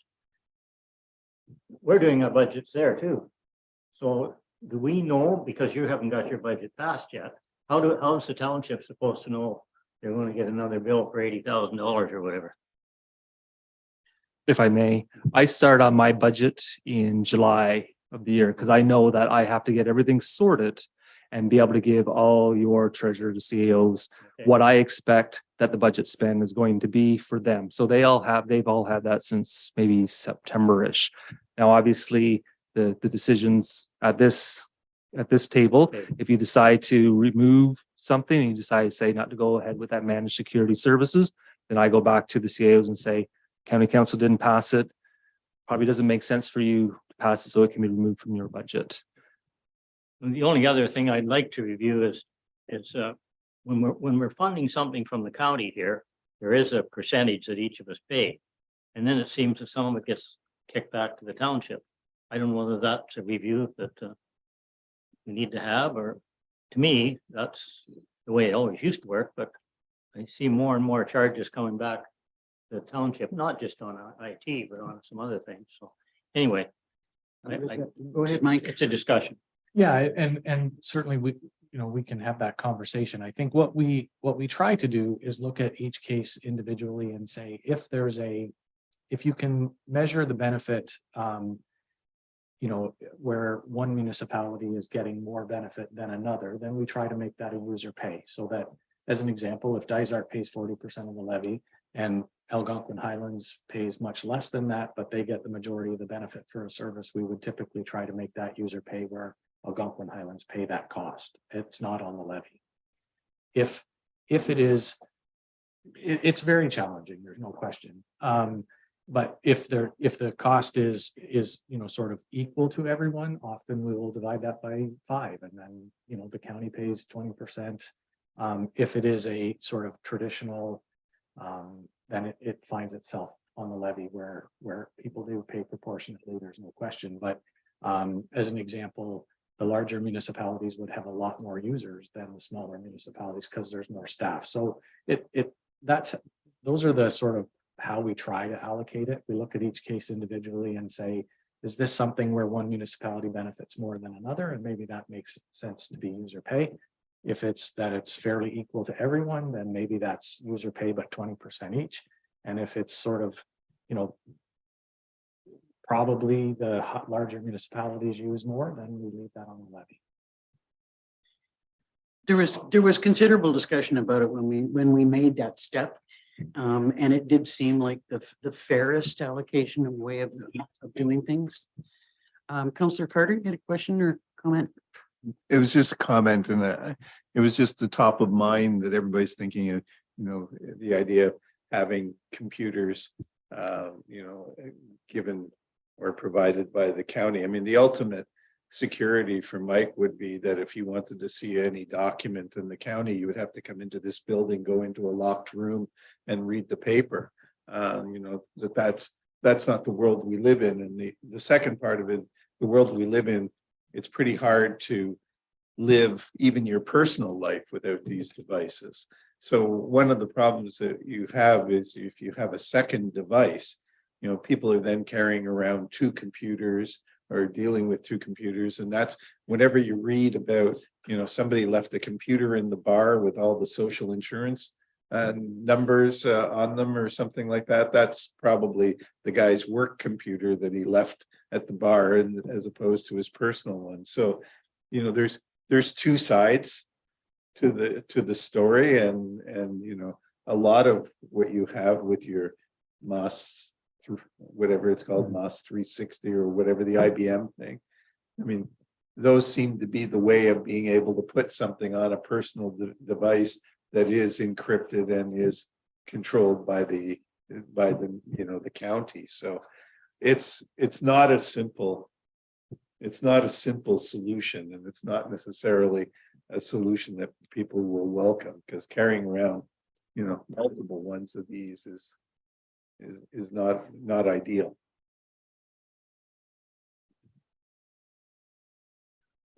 Any other questions at this point? I don't, if I may. Go ahead. I didn't talk to this slide. If I could explain it, or if it's self-explanatory, if anybody wanted to ask me any questions on the specific slide, just so I have it Go ahead nice and tied up. and speak to your last slide. Sure. So there was an increase in the professional services contract at GL. Part of that was a financial system migration, which is being moved from this year over to 2023, or is being recommended move from this year to 2023. So it'll be funded from reserve. Recommended to undertake an IT digital strategy with 20,000 funded from, I think it's maybe the modernization fund. I think that might be a mistake there, and $20,000 charge back to the municipalities. $7,500 for what we expect to be 50% of an orthophotography project that will be undertaken in 2023, and then $1,000 for GIS contracted service, which was just moved over from the previous budget. Hardware purchases and software capital purchases both see a decrease, and again, that's normal depending on the where we are in our 10-year placement plan. Those numbers will either increase or decrease depending on what needs to be replaced in any calendar year. And then I think that's it for my presentation. Questions on the final page, or any other questions that you have for Mr. March at this point? Councillor Carter? So this one, it's not an IT, it's really this, it just so happens that IT was first. So I guess what's the process now going to be in each of these departments? Are they going to take comments and redo the numbers or come back with numbers, or how? Well, what's the process? We haven't asked for any numbers to be redone. You know, what I would like to do is, I mean, we've asked for reports and information so far. We haven't agreed as a group to see anything change at this point in time. I had kind of envisioned that we would hear the first round of presentations, keeping in mind the concerns and questions that you've got. Raise them if it needs to be something that you want to insist that there be a change made. I guess you can do it at this point in time, and we'll talk about that. But it's up to council how we want to proceed with this. Well, from my perspective, I would like to see a change on the money going into reserve to pay for the 2024 costs of an employee. As one that I think $25,000 or something. It's $33,000. I would like that out of this year's budget into next year's budget. The 275,000 for the reserve, broadband reserve, we said we would discuss somehow, and then I would like to see a review of those projects of what do we lose if we take money out of those $310,000 worth of software projects. I mean, I think we have this, from my perspective, this budget is too high in general. And so I would like to see, what is it that we really need to do and we can take out so our tax increase can be, I don't want to say more reasonable, but lower than the 6.4%. Could I? Yes, could I just absolutely. Suggest, the $275,000 that's in a reserve for broadband, we actually have a staff proposal we'd like to bring forward to council, but it would be in closed session. So that if that's okay, we absolutely know the conversation has to take place, and we would do that before budget is finalized, no question. So if that's okay, we'll bring a report forward on that, but to close session.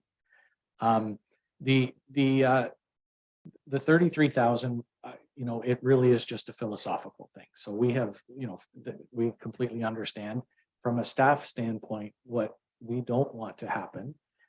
Each year we start the budget process praying for miracles, and they rarely come. But so we just want you to be aware that you're going to be facing that cost or a decision about that service level in future years. So it's, from our perspective, it's almost, it's a wash. It's 1/6 of one, half dozen of the other, but we just want you to be aware that that cost is going to be there in a future year. That's why we did that one slide. That's why we've done that. We've tried to implement those things on a phased in way. But if council has a different philosophy, that's your prerogative for sure. And we can remove that if it's the will of the group. I really look forward to the presentation about the broadband reserve and, where we stand with that, because that could make a substantial difference. I'd like to hear from other members of council about the $33,000, being put into reserves for next year. Councillor Dayu? I certainly understand the philosophy behind what was suggested and why it's going in now. I think that makes more sense in terms of how it feels next year. But I also totally understand Councillor Carter's point about we're looking at any means possible to reduce it for this year, in the hopes that maybe this year is a bit more expensive than it might be in future years.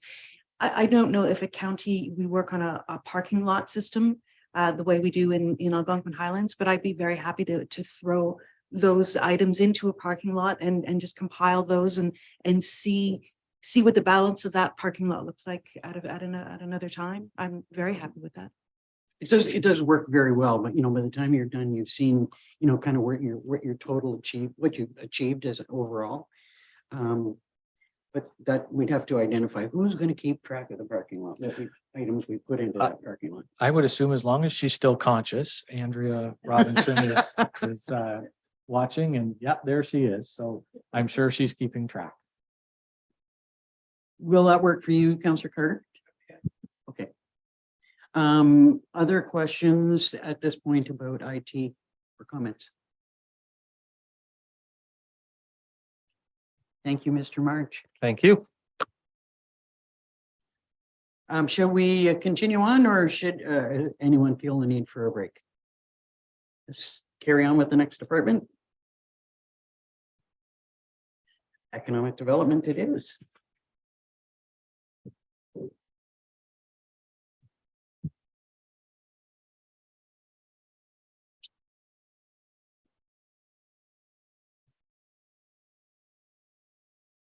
Good morning, Warden and members of the committee, and Happy New Year to everyone. Just here today to provide you an overview of the 2023 operational budget for economic development and tourism, provide some brief highlights on what was accomplished in 2022, and then just outline some of the changes of the budget, the impact on the levy, and then some of our priorities moving forward. Next slide, please, Mark. I'm not going to speak to this slide in great detail, just in respect of time. We've already talked about a lot of this during the tourism orientation. Just a couple items of note. Moving forward in 2023, we are going to explore some economic development marketing, so investment attraction, new resident attraction. That's not going to have an impact on the levy at all. It's just going to how we're going to spend our existing marketing budget. And then from a high level standpoint, our focus from an economic development standpoint, obviously, will be the implementation of the strategy. And then secondly, the implementation of the destination management plan. Those pillars and initiatives we've talked about, we spoke in great detail about those at the council orientation, so I won't duplicate that. If I get next slide, please, Mark.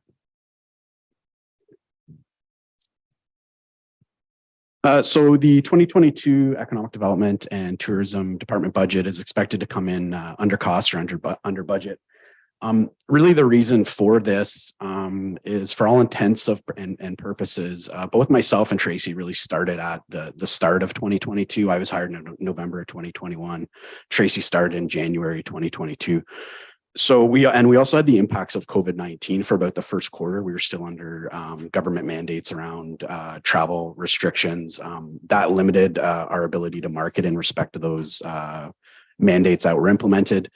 So we used last year really to focus on returning to existing levels of service. So Hike Halliburton's a really good example of that. Evaluating our existing marketing programs. We didn't have any economic development programs to evaluate. Primary focus was to create relationships with businesses and stakeholders. And then last year, we focused on just developing an operational plan or departmental plan that we presented to council in last March, and then subsequently presented that to the township councils in the fall. And that was just really highlighting our priorities moving forward. If I get next slide, please, Mark.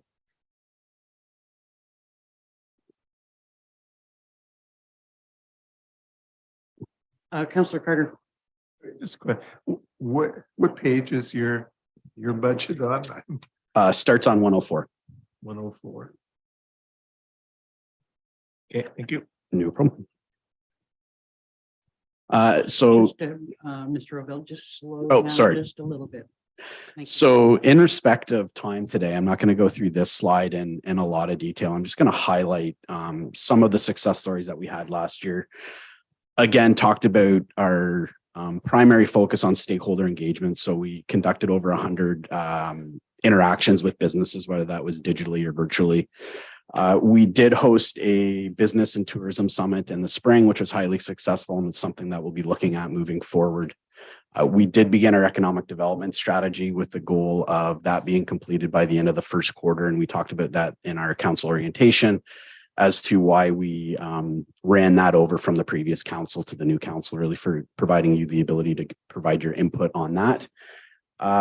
We have seen our highest levels of engagement, both on our social media channels and our digital presence on My Haliburton Highlands, which is very exciting.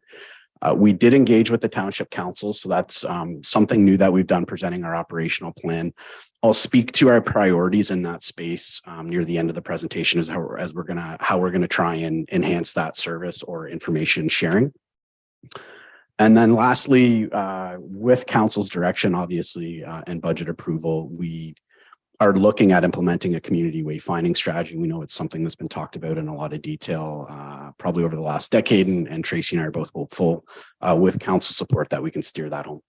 Next slide, please, Mark. And then just a brief update on 2023 budget allocations that were directed from the previous term of council. We touched on the economic development strategy, $42,000 from Safe Restart.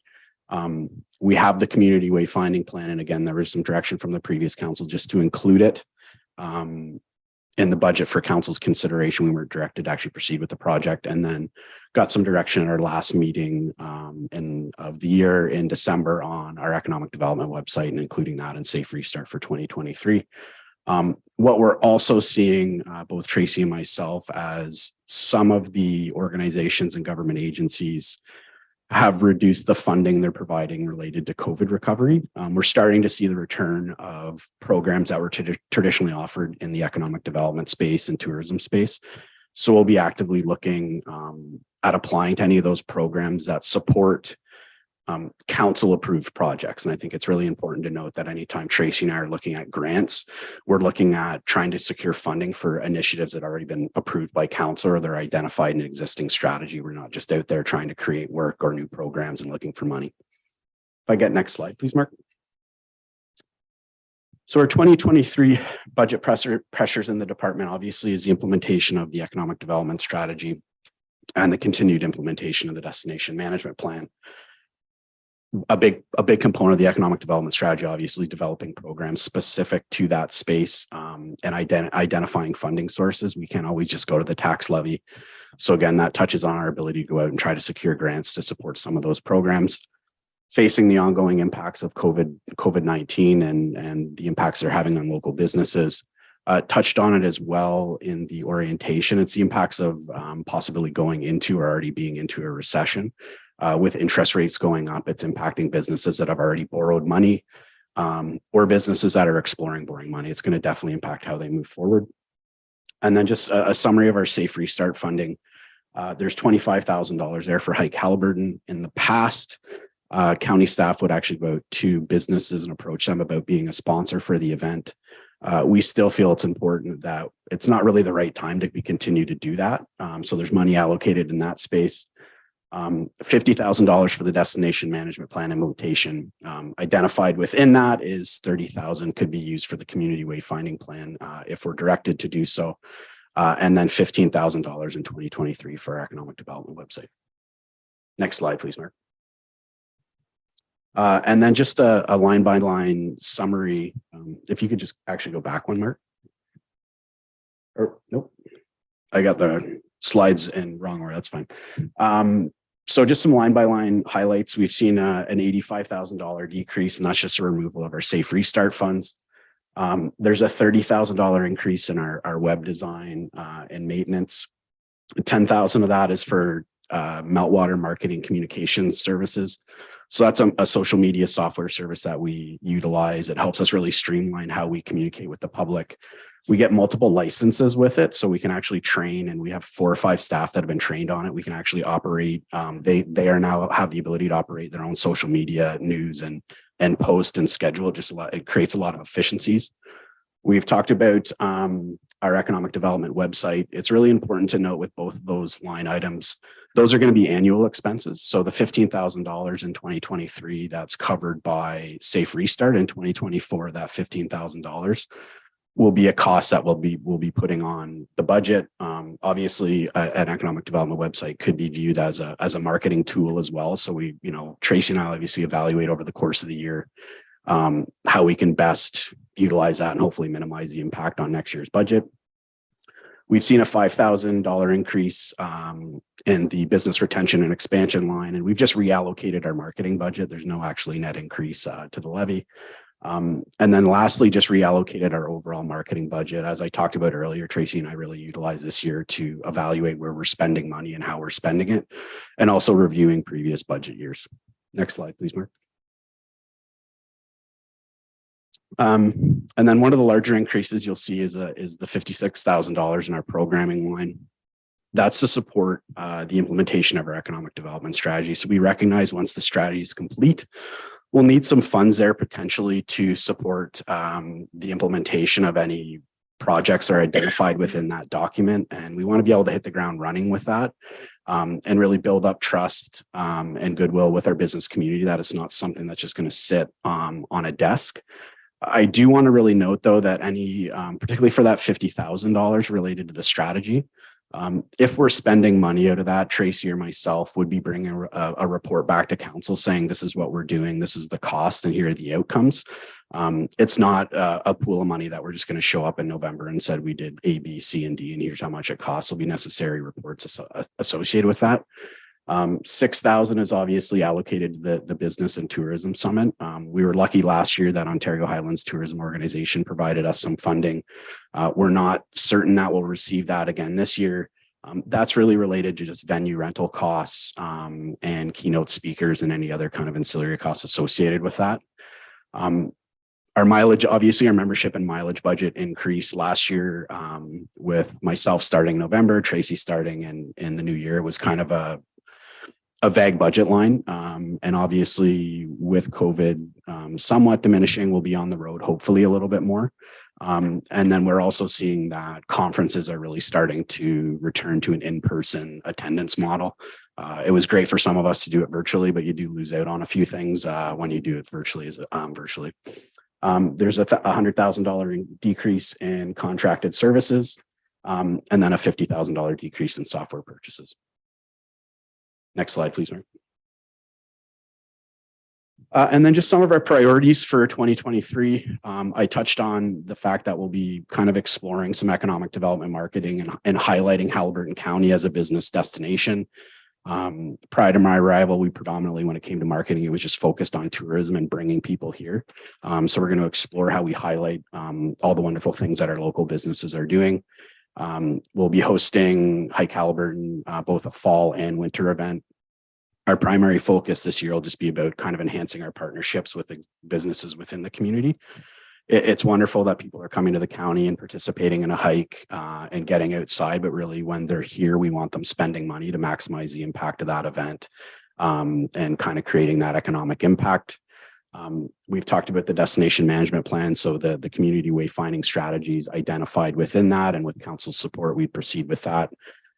We received funding in 2022 to create a resident sentiment survey.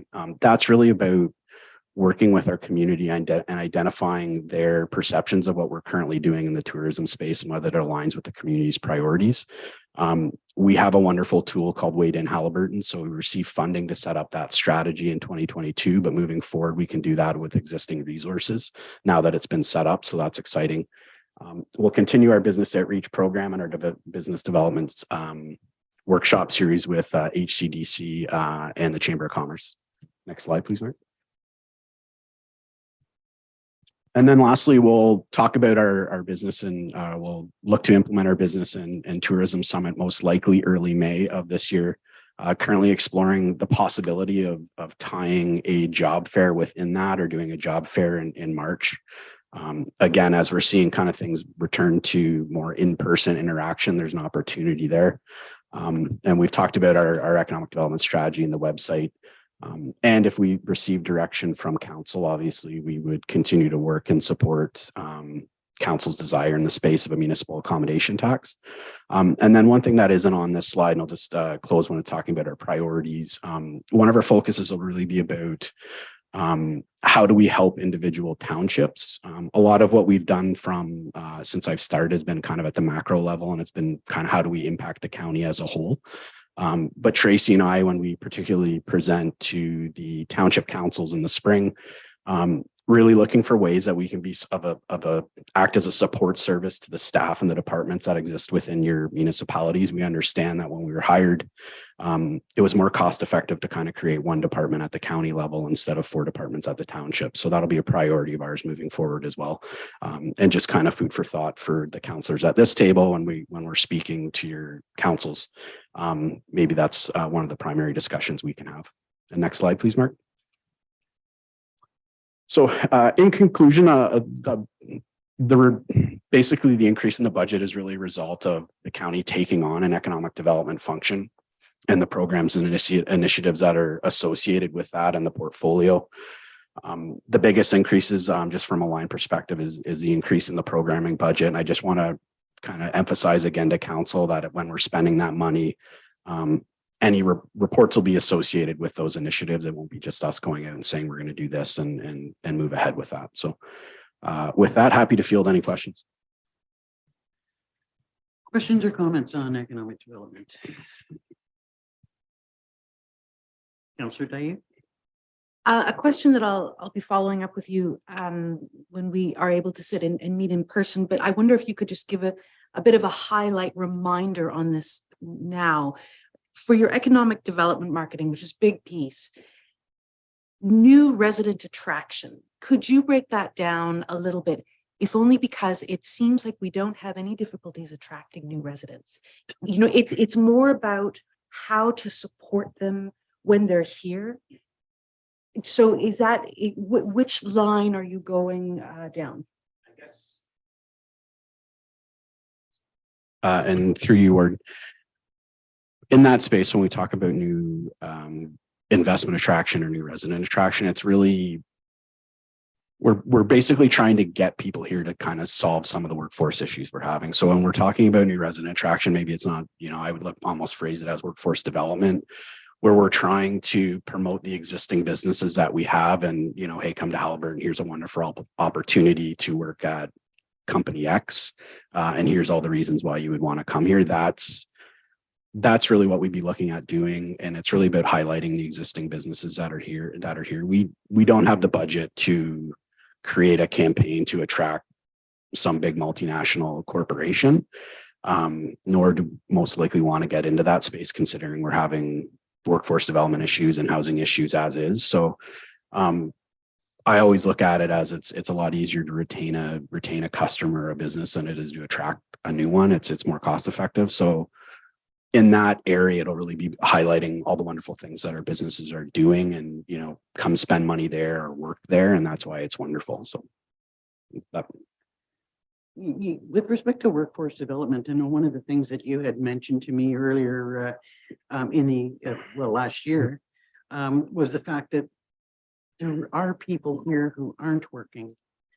It's not that we don't have anybody here to work, but there are people here who don't seem to want to work or can't find their niche, or, you know, I'm just wondering if there's anything that your department can do to I don't know, to encourage that, or, you know, to sort of move that a little bit. I know it's a tough one, but I just, you know more about this business than I do.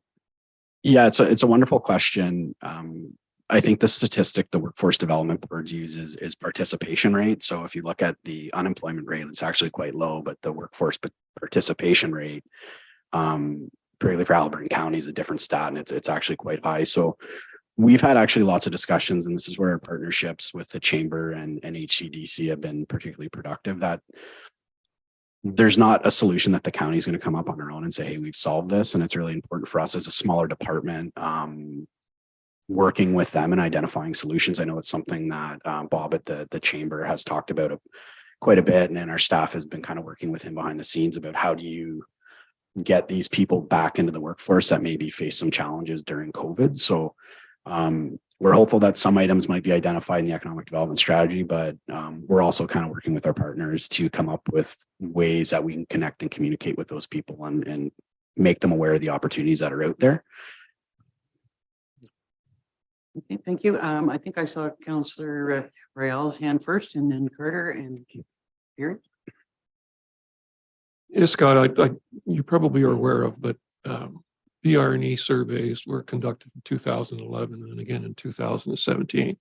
2011 was across the entire county. 2017 was in Highlands East. Two things. One, they identified a whole gambit of issues that were in existence, a lot of it in relation to the whole idea of retention and expansion, not attracting more people, but just keeping the businesses here above water and going ahead. It was kind of interesting, although the two were conducted 6 years apart and they were not covering the same areas because one was exclusively Highlands East and the other one was completely across the county. It was unbelievable, the similarity between what was found in each of the two reports. And that the conclusion was that the challenges that existed in 2011 still existed in 2017. And I think it wouldn't surprise me that they still exist in 2023. I don't know if you have access to those, but I do. And if they would be of any value to you, I would certainly be willing to forward them to you so that you could use them. If you've already used them, then fine. But they were unbelievable in the clarity that they provided with regards to the challenges that occurred and were in place in both 2011 and 2017. Yeah, so I've actually read both of the studies, and as part of the economic development strategy data collection, we built in our annual business survey into that data collection process. So I think we had about 114 respondents to it this year. That'll be presented to you actually at the end of the month. I haven't had a chance to do a deep dive into all the information. I would probably tend to agree with you that the issues are probably similar, just magnified. What we are doing, and we chat on the orientation, is we'll make that survey and interaction process. We'll do that annually so we can start measuring year over year any changes in people's perceptions or the challenges they're facing, as well as the impact of any of the programs we're providing. And we do that both digitally, which is obviously very easy. And then when Tracy and I or any of our staff are out interacting with a business one-on-one, we just take the survey with us. And we'll ask them questions and we'll just fill it out ourselves. And it's great data. And then a lot of times what we learn anecdotally through those conversations is tends to be more valuable to us, just because we hear what, the challenges they're facing, whether it's from an expansion process, hiring, if they're looking at succession planning, which is a challenge within the county as well. So you'll see that information, and I'll be curious to hear your thoughts on it at the end of the month. Councillor Carter. Actually, to your comment about the jobs and people who aren't working, there was an article in the last week in the US data. They have 7 million people between the ages of 25 and 54 who are unemployed and not looking for work. In the old models that used to say the economy is so bad that these people have given up hope, but right now they've identified 4 or 5 million jobs that are available. So we're in a new world. The pre-COVID, post-COVID, it was starting, but now something has really changed, and we have a lot of situations where somehow people are feeling that they don't want to work or they don't have to work. I don't know, but it's a challenge. So just my question to you is that so your budget is $724,000. Is that what you're saying for this year?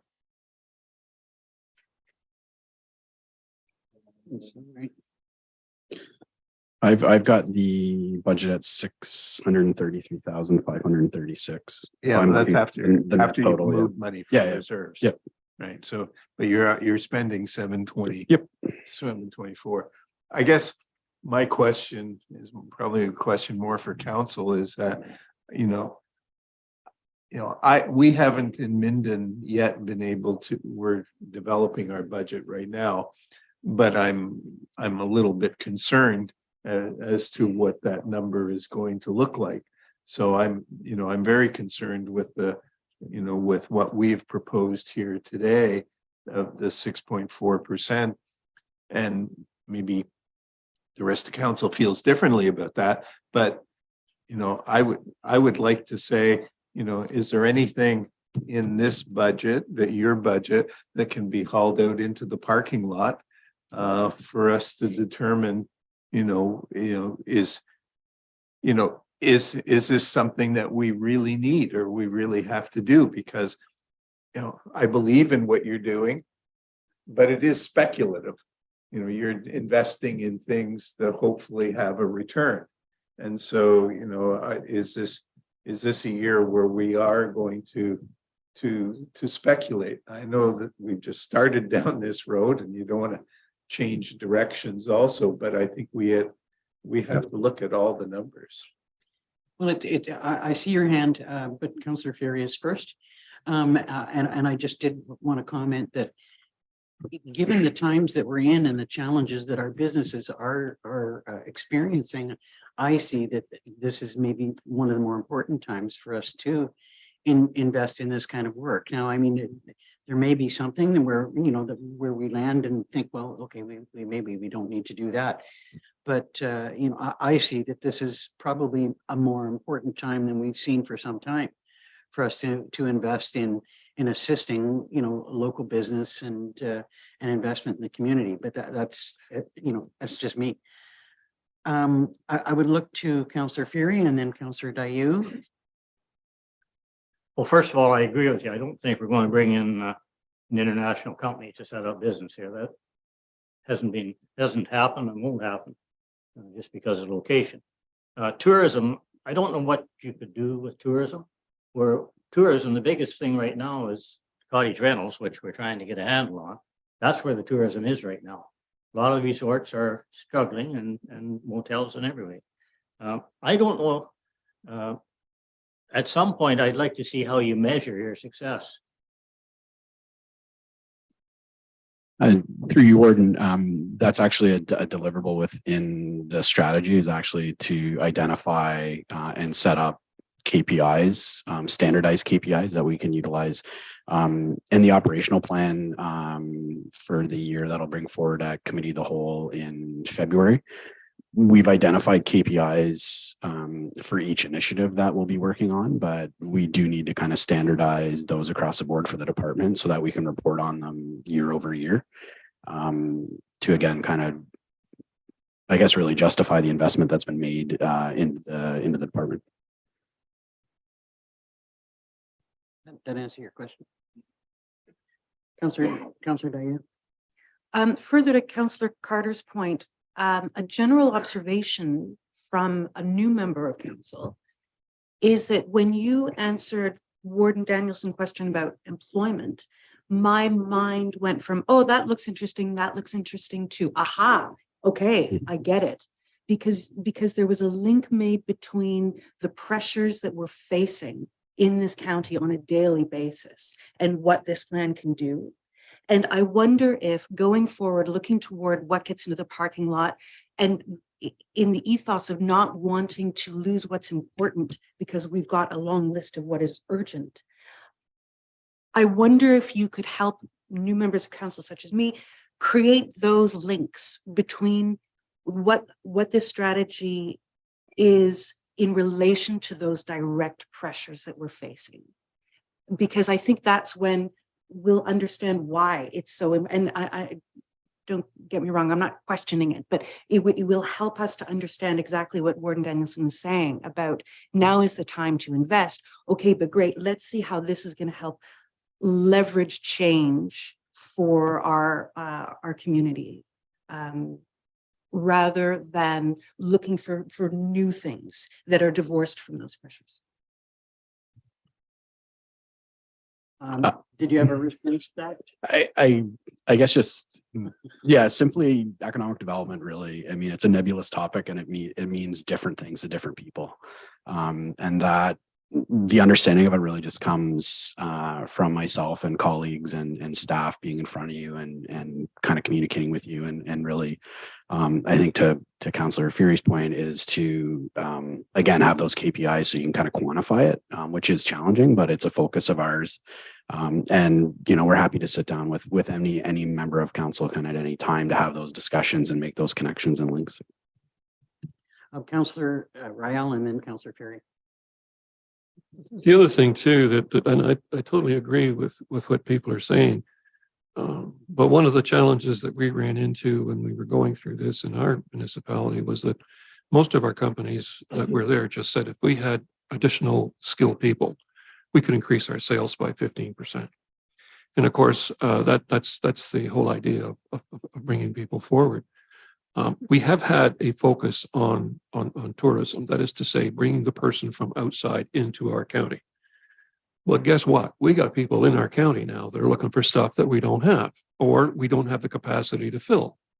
So business retention and expansion, in my mind, although we're still using the same general experience, is now being absorbed, consumed, used by people who are now living here, probably drawn here through the tourism aspect of it, but nevertheless are now starting to use them. So things that used to be 6 and 8 weeks are now 12 and 14 weeks. Things that used to be 6 months are now year round.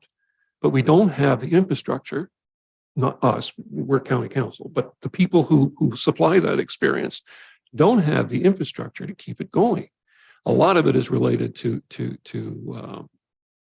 how they handle their own business, which is really outside of our jurisdiction. But the other part is also with relation to the resources they have available, be it people, be it skill sets, whatever it may be. So I'm kind of siding with Scott on this one, in that it's very difficult to identify that stuff in a quantitative basis with statistical KPI to measure it. It's very, very difficult because it's a turkey shoot in some cases. You know, he's got to make some assumptions based on what he has been able to do. And then, unfortunately, in some cases, hope for the best. So I totally support what you're doing, Scott, but I really understand that people are asking for more data, and that could be a challenge. Councillor Fury. Well, I'd just like to say that the biggest problem we've all got at this table is infrastructure. We don't have housing. We don't have a lot of the things that would bring people here. And economic development will follow that once we get those things in place. But we've got a huge task ahead of us here because we're really lacking in infrastructure. Councillor McKechnie. Yeah, Murray just kind of stole my thunder. I just wrote down, you know, I was a business person here and I created a business in Haliburton. I was very lucky and lasted a long time. But I think that in this day and age today, times are a lot different than they were when I started my business in 1986. And like our healthcare system is in trouble, like right now. I mean, I know police, I got buddies of mine who have friends who are OPP guys that are being recruited to go, and they've looked into Haliburton and they look at the healthcare system, they look at the housing system, and right away they're saying, oh, we'll go someplace else. So I think tourism, economic development is a great thing that we're trying to create. But I mean, we have some issues here, like it's not just the county of Haliburton or Dysart or Highlands East or Minot Mills or Algonquin. It's everywhere.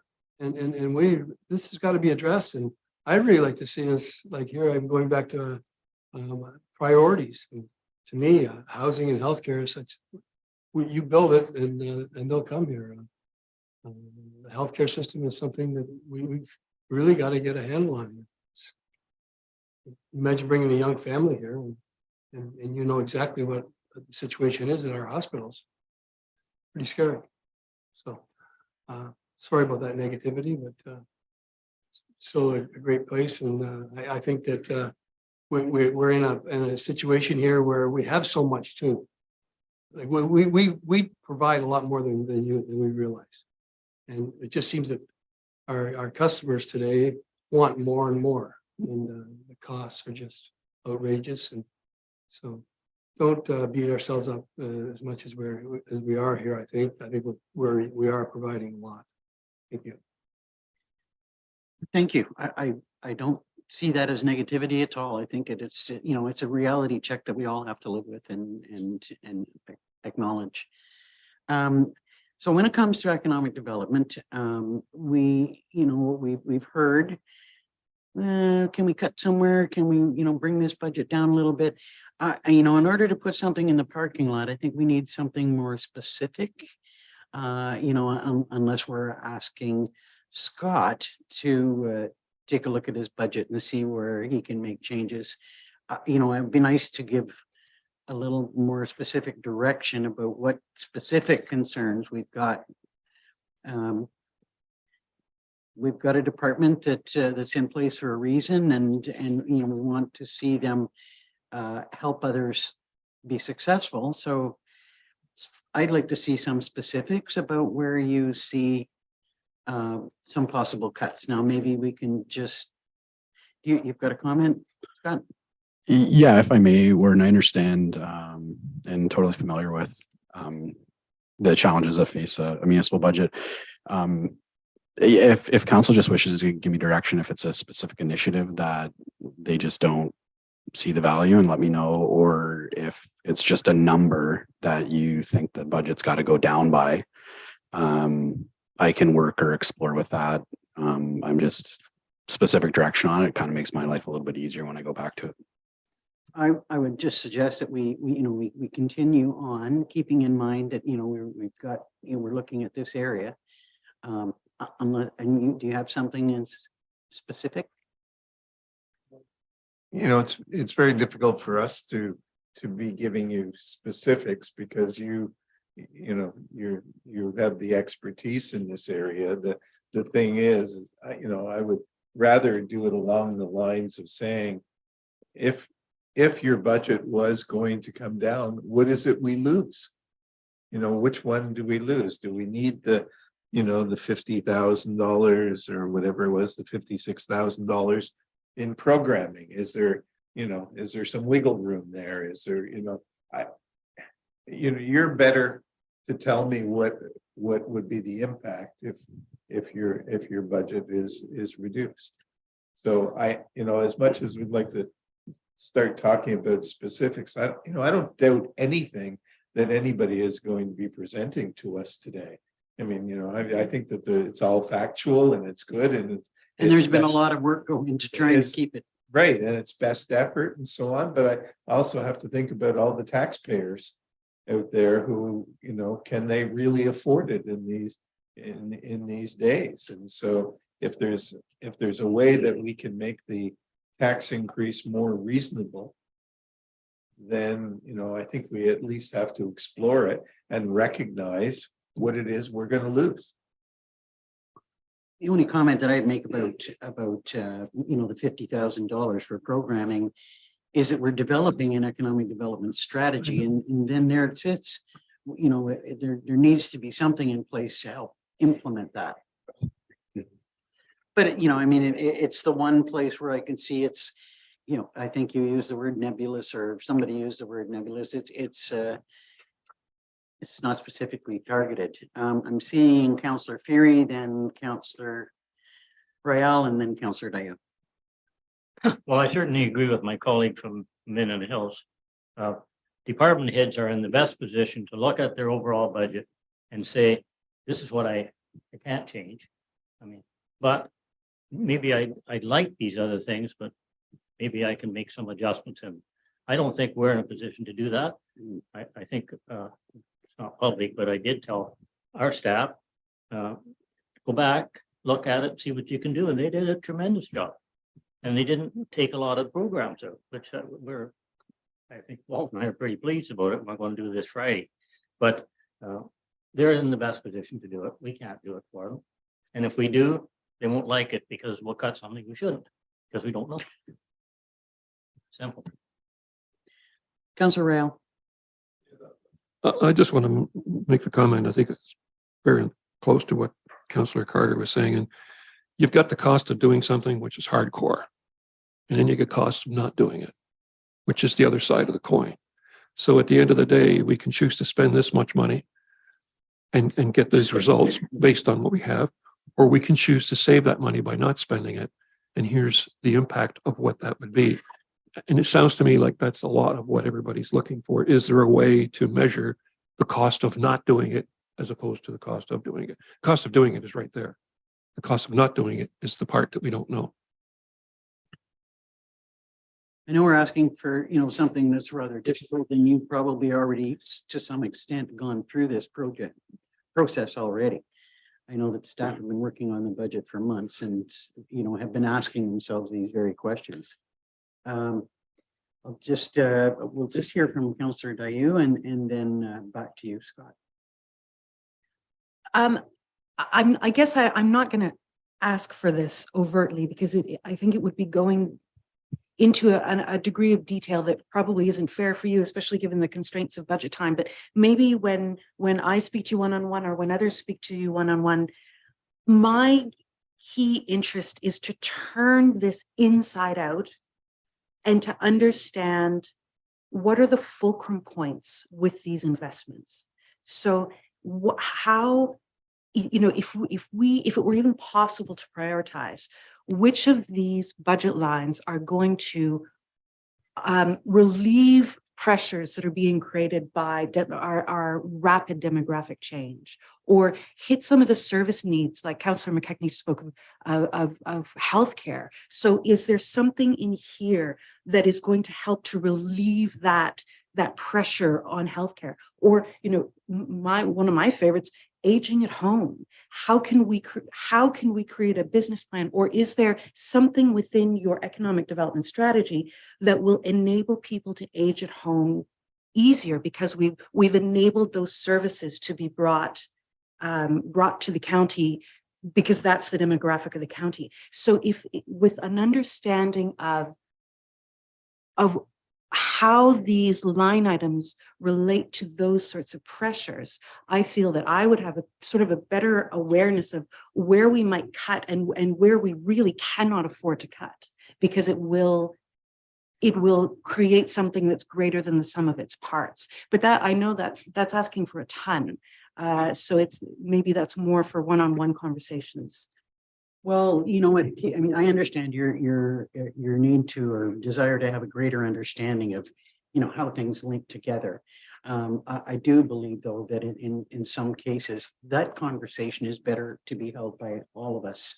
And I'm sorry, but I don't see the link between, and maybe I'm missing this, but I don't see the link between economic development and aging at home.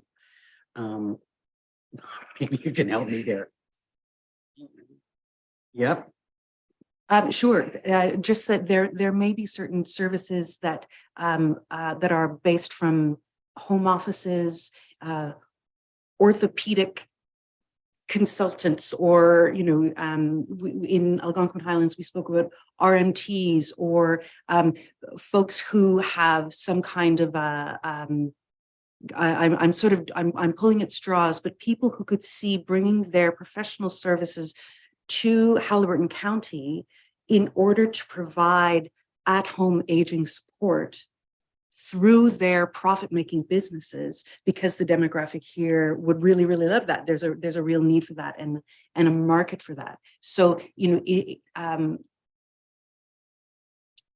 I'll leave it there, but I think there's probably a link of the sorts of services that we really need here and the kind of professional service delivery options that are out there that we might be able to attract in. Other comments or questions?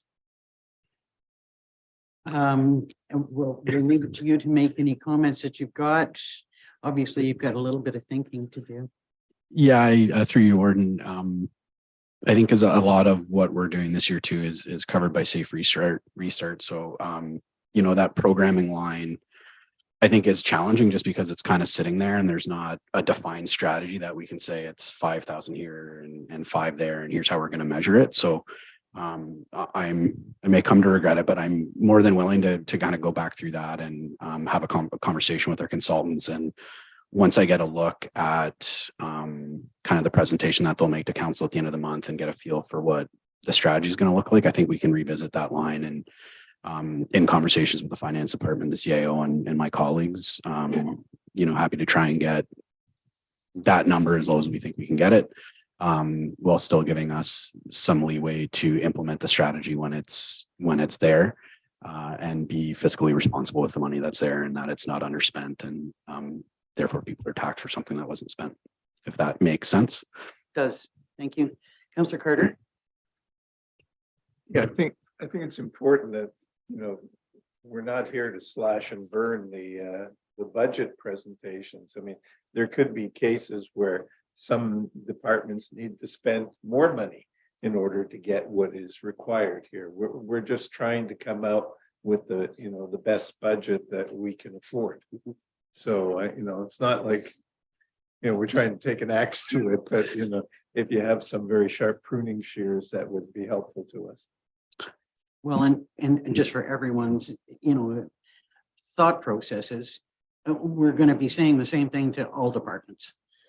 Thank you, Scott. Thank you. Much appreciated.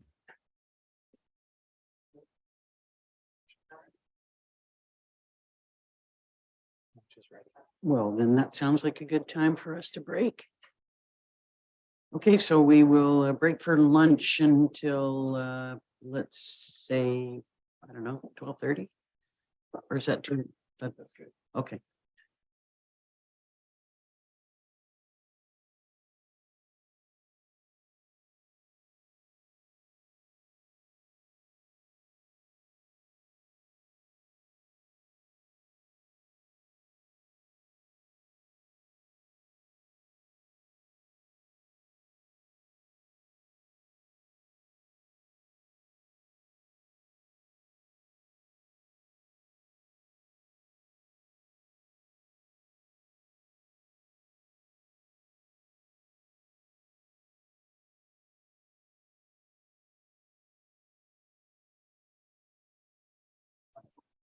Okay, we stand reconvened.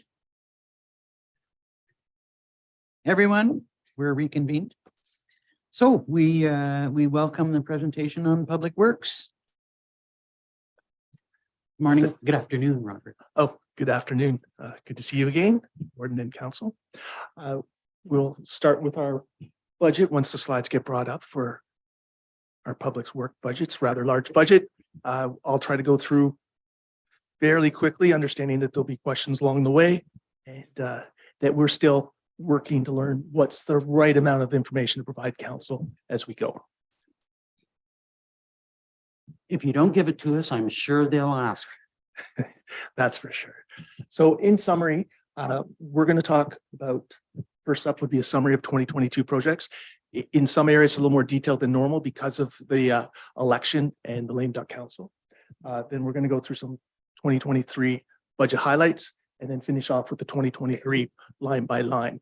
And that, again, you can ask questions anytime, but that might be near the end, might be the best place to be talking about certain budget items if we want to talk about those specific sheets. As with everyone, the budget pressures for 2022, 2023 continue to be labor, material costs, unknowns, as well as delivery dates. We also have evolving technological and regulatory challenges. Next slide, please. So starting off with what we did last year, this map shows the county roads that were treated. We were able to do hot mix projects as well as surface treatment projects due to costs. Next slide, please. We were not able to do any preservation. That's the work that would be estimated about $190,000 for rejuvenation and crack sealing type work. Some of the members of council that were here last spring, we brought a report to council because of their tender prices, they came in rather high. Our revised budget went up by about $600,000, and the projects came in even a little bit over budget on that. We did get everything completed, and we'll be working with corporate finance on balancing the books at the end of the year with all the overs and unders. Next slide, please.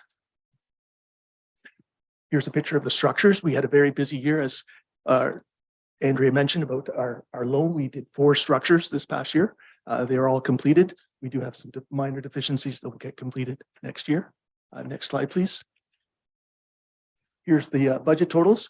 We do have some minor works to finish off next year. That's the carryover portion.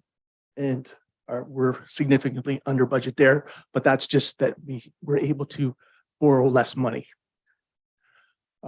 Staff did do a couple creative things by combining the Dark and York bridges in one tender to save some money. We also had some work done, some additional field work done on Lower Cup Lake, which we were able to save, I believe, in the order of $1 to $2 million in future capital costs by changing the design scenario that we were following. We also saved money on the Drag River Bridge by deleting some items that we didn't feel were required at this time. Next slide, please. In our fleet, we can see here some of the delivery issues we've got. We did get 2 pickup trucks came in. One was ordered actually in 2020 and another one in 2021. We also received a plow that was ordered in 21 and delivered last year. There's a couple vehicles. We ordered a plow. We hope to get it in this year. And we have another pickup truck to still order. That one we did an RFP in the spring and the cost came in too high. So we deferred that purchase to try to bundle it with this year's trucks and hopefully get a better price. Next slide, please.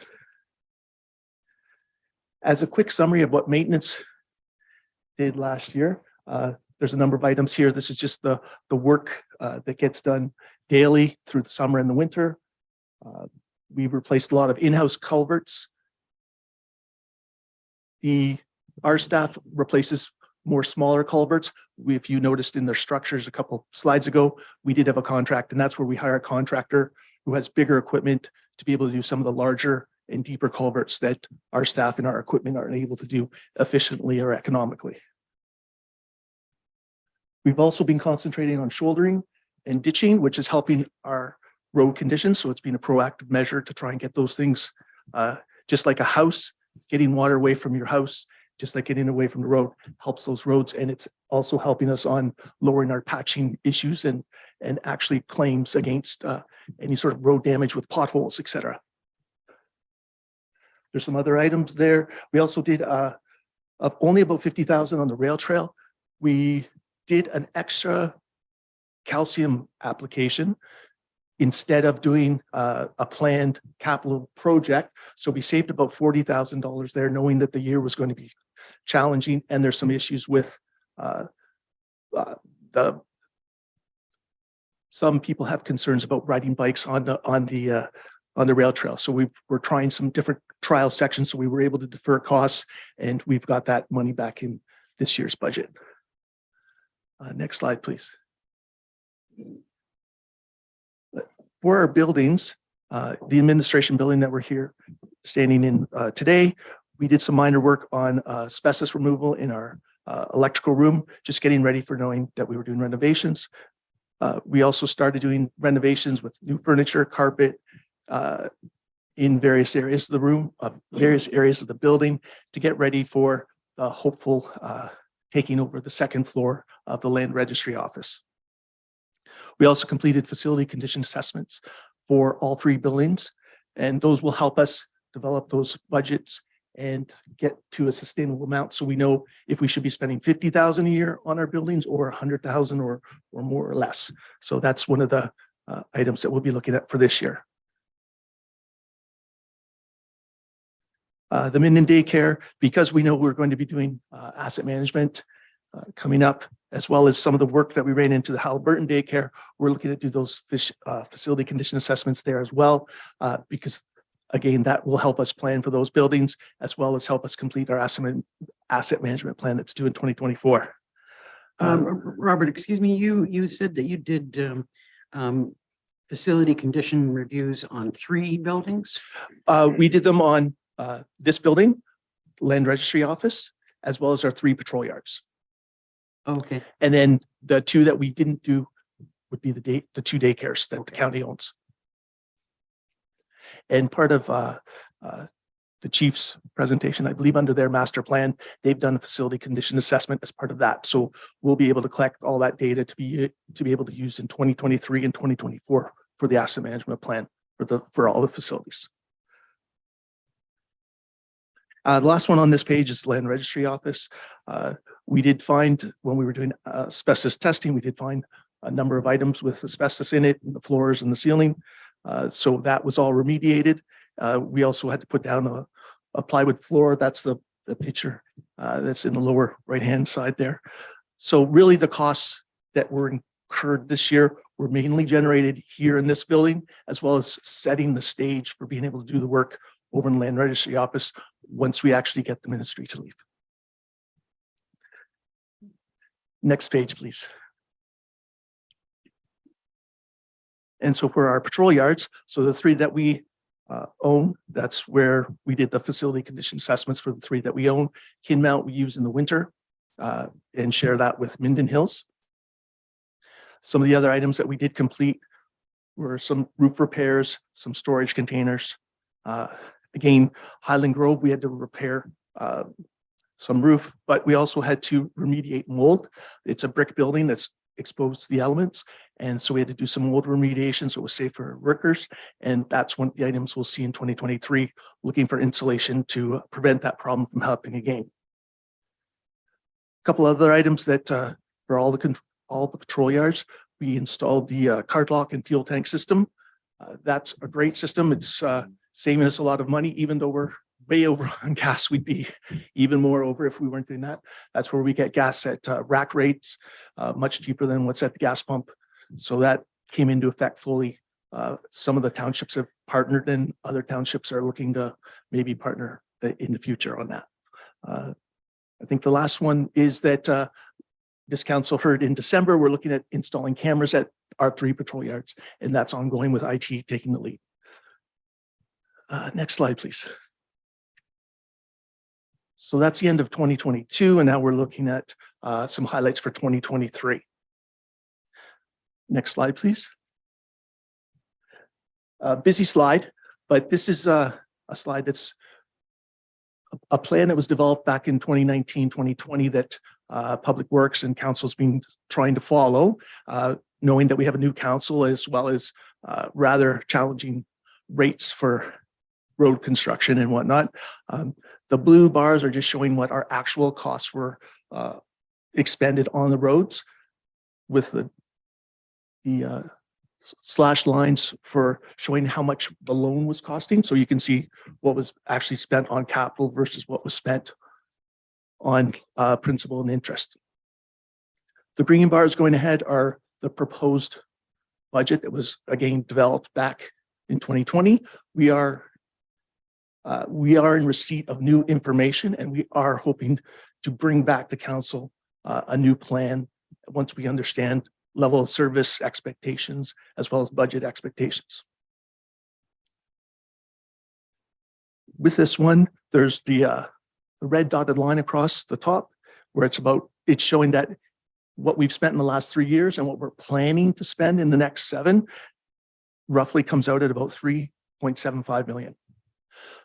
It's not a sustainable number yet because we will have to work on that definition and as well as the reserves that we're going to be talking about later with finance in the coming months.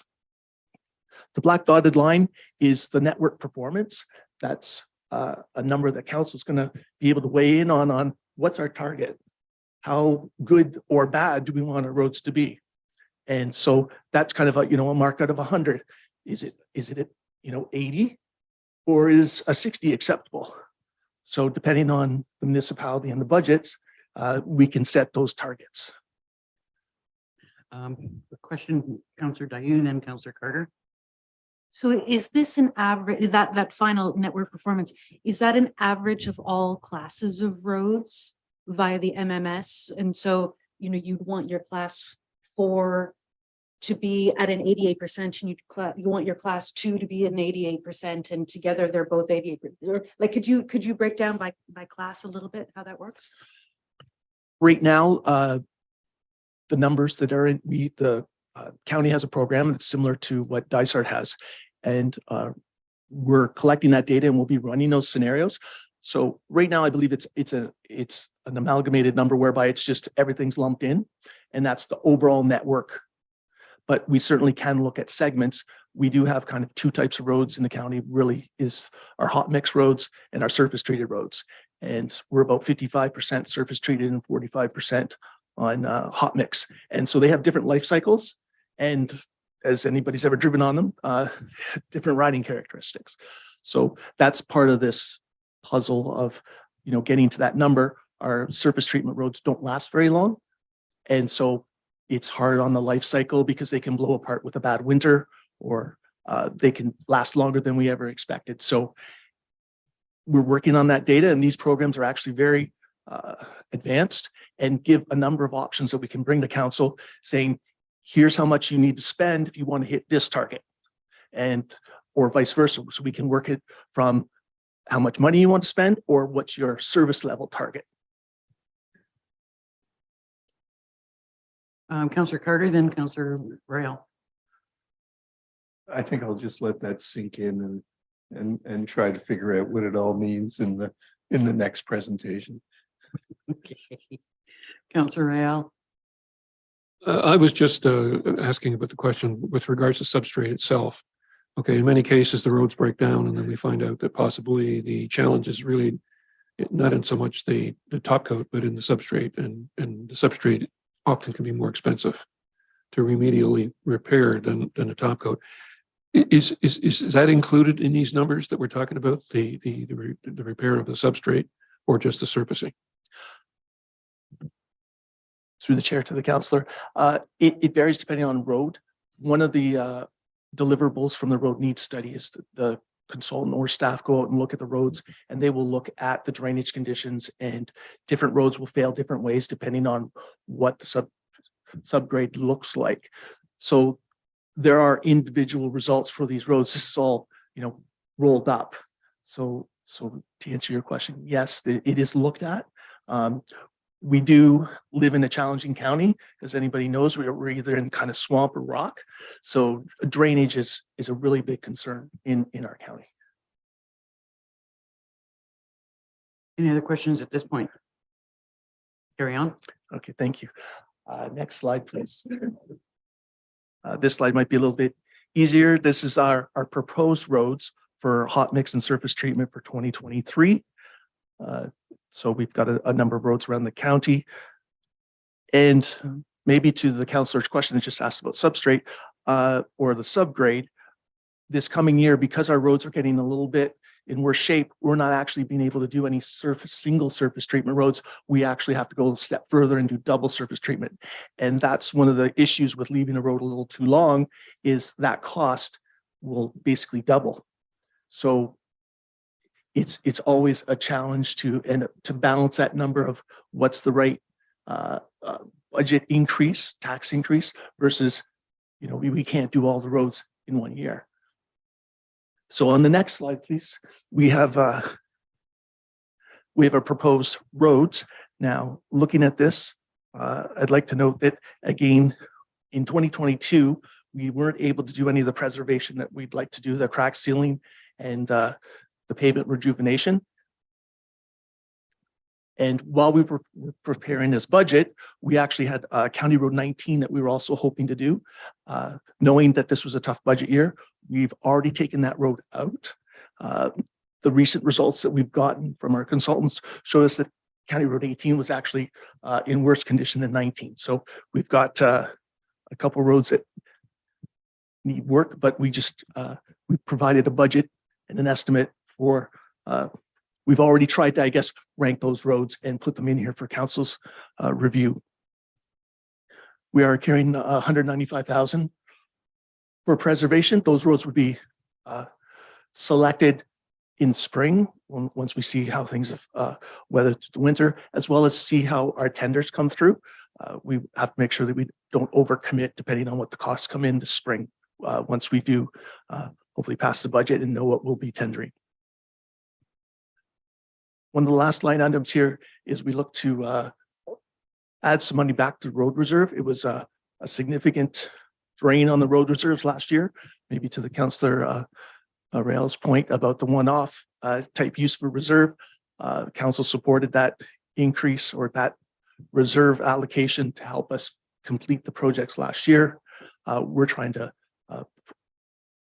earmark some money to go back into that reserve so that we do have some flexibility, both with staff and council, depending on what may happen this year and coming years.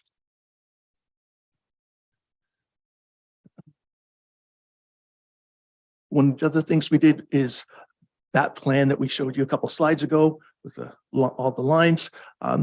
We are proposing a kind of a 1% increase to the projected costs from 3 years ago, just as a minor increase to try to account for some of the cost changes. We know it's not even close to the change, but we also know what kind of a challenging budget year we're in. Councillor Carter.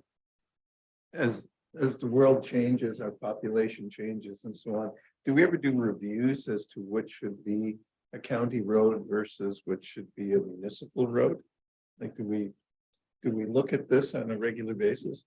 I'm particularly interested in a year when most of the road work has got to be done in other municipalities, but is that something that we look at or review or anything like that? Go ahead, Rob. Short answer is yes. It is one of the items that we'll be covering in a little bit, although it appears it'll be deferred. One of the items from the service delivery review was to look at a road rationalization study or transportation master plan, basically to define, who does what or who should be doing what. Some of the data that's required for that study is not available for some of the townships, and there'll be other presentations about the development charges or the growth numbers. So it's an item that we're looking to do. We do have $50,000 placeholder in our budget. However, I know some of the townships have had to remove that amount. And so it's on the radar, but we're trying to work our way through who's going to do what when on that. And I believe Mr. Ryder might want to add, but I think the steering committee on the service delivery review, you might, once you get them together, it might become a high priority of this new council, or maybe it'll be a lower priority. Yeah, I guess all of the recommendations, we've sort of hit pause on almost everything with the service delivery review till we come back and get some additional direction, see if you're heading in the same direction as the previous council or new. So we've really hit pause. We don't want to really do anything that will cost money that then isn't necessarily your priority. So with the transportation master plan, I think we had intended to move forward. To be completely frank, I think one of the things we found is that one of the significant things we need to know is population projections and where those people will be, and whether or not that is part of our work plan this year is to be seen after today or next month.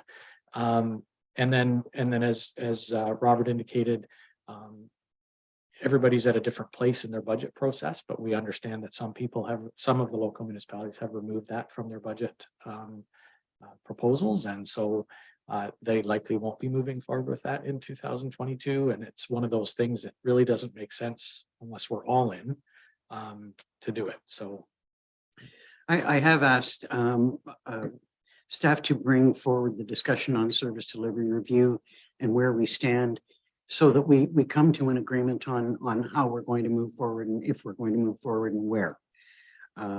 Because we do kind of need to all be on the same page in order for it to work. Yeah, and I think why sort of part of the reason for the question is with fixed assets is that, it would be nice to know, what's going to be in each place to be able to do that fixed asset plan properly. Right. So they sort of meld together a bit.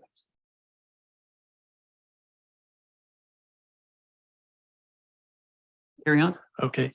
And maybe last point that's not on this slide, but just to let council know, depending on how things go today, we do plan to bring a report to council on the 25th to ask for permission to advertise our tenders for both hot mix as well as surface treatment.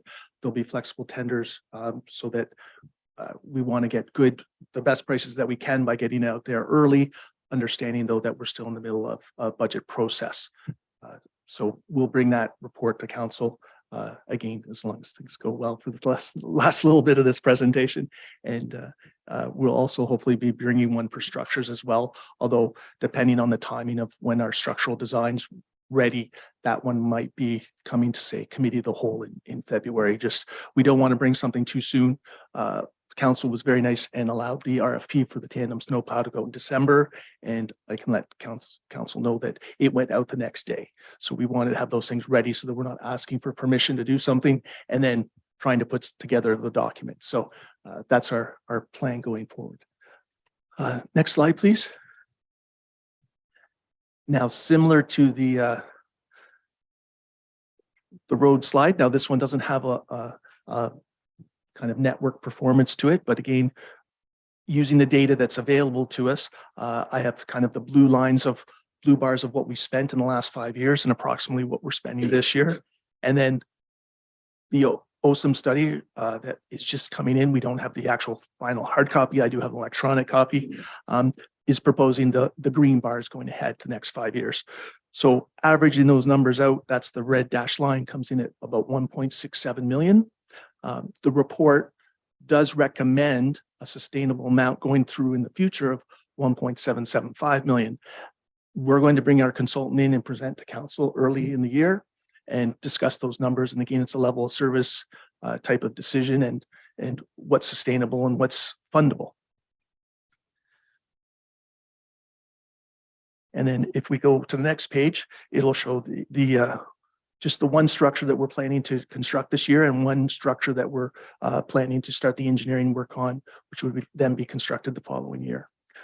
That's the Gooderham Bridge is the one up for construction, and Potash is the one that we'll be hopefully designing for. Next slide, please. And the approximate amounts for those are at 1.066 for the Gooderham Bridge and about $40,000 for the design.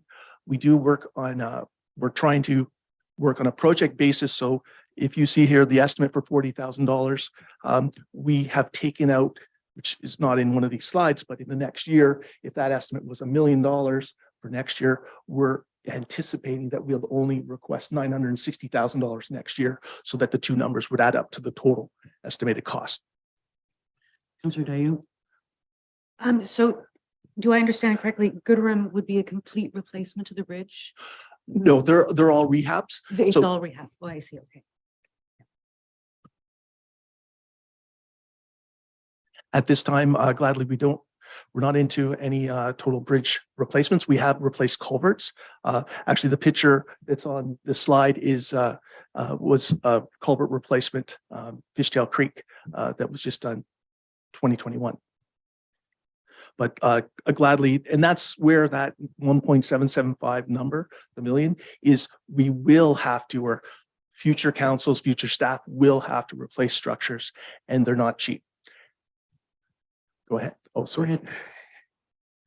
I didn't mean to cut you off, Robert, but a question that I've alluded to in the past is about replacement value of bridges and other major structures on the basis that what we want to replace is exactly what we've got already. And given the changing technology and methods and engineering systems, I sort of been led to believe that there are more cost-efficient ways of building, say, a bridge using different or lesser materials than perhaps what some bridges are at the minute. I'm not speaking about Halliburton, I'm just in general. And I was wondering, is there a system for when you're thinking about costing up a replacement that you look at whether we need a full replacement or whether we could change the bridge to something different that might meet our needs but cost less? Do you have those sorts of conversations? Through the chair to the councillor. In general, yes. A lot of this is when we do this, on this slide, it's got the replacement value of 116 million. That's one of those just big numbers where it's replaced like for like some 20, 30, 40 years from now. So there's not a lot of engineering in that. But as designs change and materials change, the consultants and ourselves will use those numbers and update those. And so they could come down, they could go up. But as we're in a closer window, we're looking closer at things. So just like the savings I mentioned earlier on the structures, one consultant was asking us to go one way with the Lower Cup Lake, and staff and our other consultant weren't excited about that, and we went another way and saved a lot of money. Now, there was risk involved in that because at any time, if that culvert would have failed, that culvert on 648 is like 30 feet down. And if it would have failed while we were doing the extra work in the inspection, we would have been into a full replacement. We thought there was low risk, and our consultant said there was low risk. And so that's why we went down that path. So it's a bit of both. Councillor Carter. This is a more general question as opposed to specific, but so on this sustainability, you're trying to come up with a number that would be in the budget year over year to sustain, whether it be roads or trucks or buildings or anything like that. Is that correct? That is correct. Mr. Rudder might have a better definition because the definition of sustainability is one of those, we'll go back to ECDEV on nebulous. But there are different interpretations, but I think one of the things we've always tried to do is spend the money when it's the optimal time to spend the money. Right. So but we also know that there are years when you need to spend this amount and years that you need to spend much more. What we have found over the years is that became very challenging at tax time, because some years you were looking at a higher need. And so, you know, if you were making large jumps, then other projects really suffered, or other departments really suffered, or you cut projects that really should have been done. And so the idea behind the sustainability is to have the cash available to do the job at the optimal time, whether it's replace, rehab, or whatever. So that means some years you'll be doing a transfer to reserves, but other years you'll be drawing from those reserves in order to do it. Again, that's a philosophy thing, but we don't want to, we want to squeeze as much out of our assets as we possibly can, but we know that by doing that, they typically we're proposing work not the year before it needs to be done. And so that's why you need the money in reserve to do the work. And, you know, it makes 100% sense to me, you know, particularly when you're talking about your fleet. If you're replacing a truck every 6 years, well, you need to put in 1/6 a year, and then you have the money to buy it. I guess I have two concerns about your budget in general. Is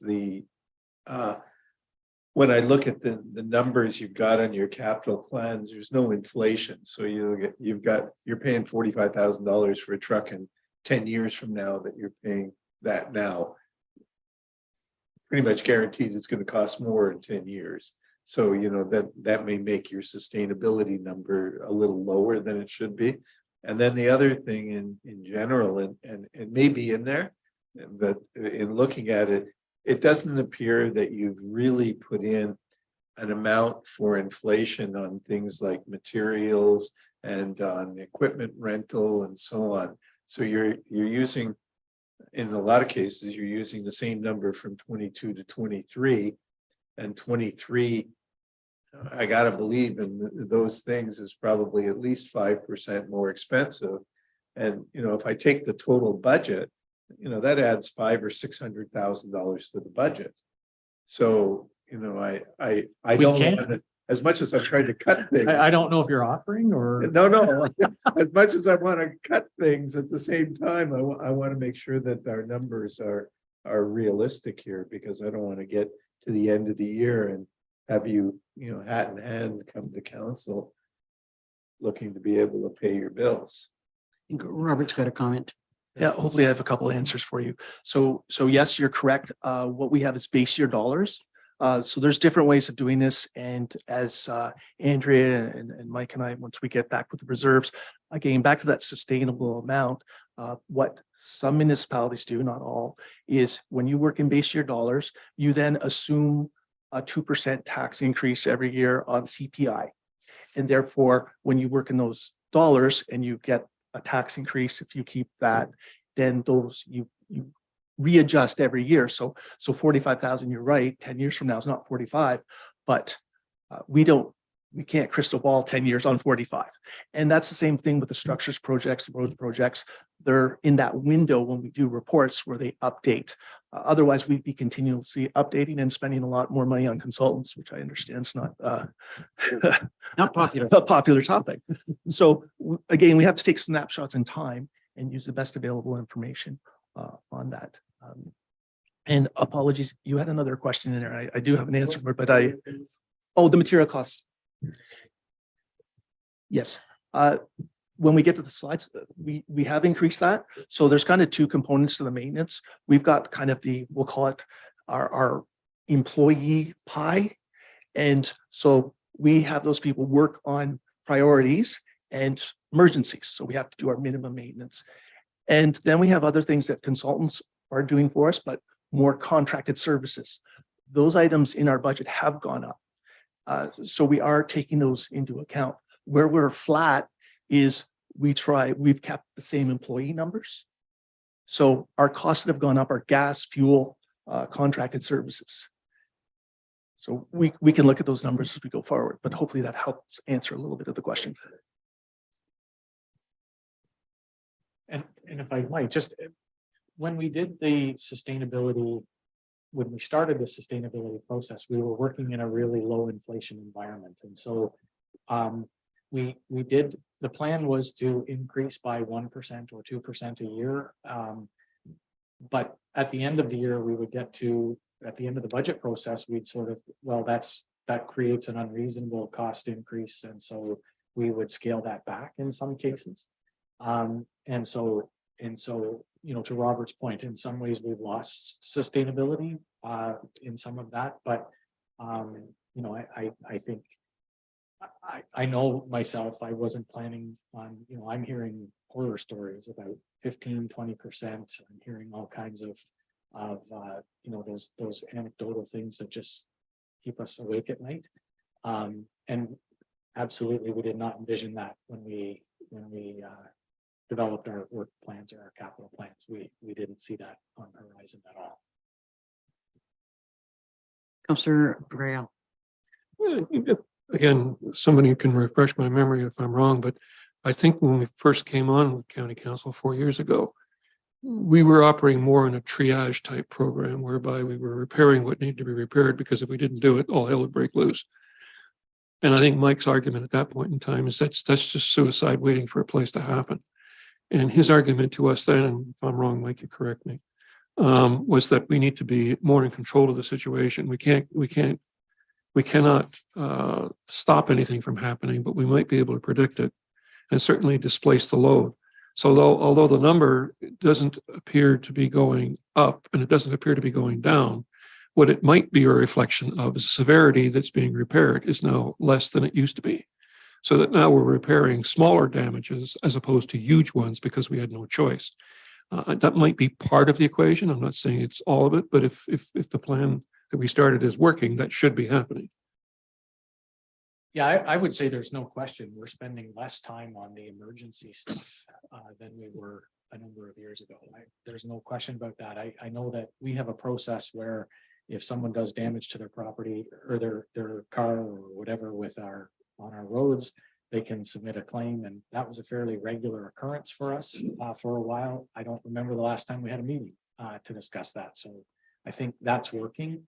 You know, spring is always the really, you know, that's the time when, and I can remember our previous director making a comment. He said, Mike, I feel like I'm spinning plates, you know, and he said, eventually they're going to come crashing down. And we had that spring. I can remember Essenville line, and I can remember other roads where they just blew up, and we didn't have capacity to fix them in a timely way, and we ended up with lots of claims. We're not seeing that now, knock on wood, but we're still at a point where we're fixing things at the end of life, not early by any stretch of the imagination. So even, well, you saw some of the pictures, even past end of life, we're still there. Go ahead, Robert. And to add to Mike and Councillor Rail, the asset management plan that's required in 2024, July 1st, unless it gets extended, that one is going to be challenging on staff and council, whereby we have to set a 10-year plan that's funded to a level of service. So we have to make those decisions, and that's one definition of sustainability, where we actually have to say, well, we want our roads to be, a B plus, whatever grade you want to do that, or we want our hot mix roads to be this and this class roads to be that, and our structures and our fleet. We have to make those decisions. We'll provide recommendations, and then we have to fund it. And grants and whatnot will be based on that the county has submitted their asset management plan. That's already happened in the earlier submission, where it was just the start where we just had to kind of get our core assets in. It's the next part that's a tough one. That's the level of service and the funding to cover that. So that's coming. I guess next slide, please. Yeah, I think I could talk about this for hours, and I know we can't, but there was always a perception that mediocrity got rewarded. So the municipalities that didn't invest would go hat in hand to the government, and because it was in, their assets were in such tough shape, they would get grants. I think now what they're saying is you have to establish a level of service and you have to fund it to that. And if you don't come hat in hand, because you're not doing what you can do to help yourself. And so in the long term, I think it won't be, we won't have that concern about mediocrity being rewarded.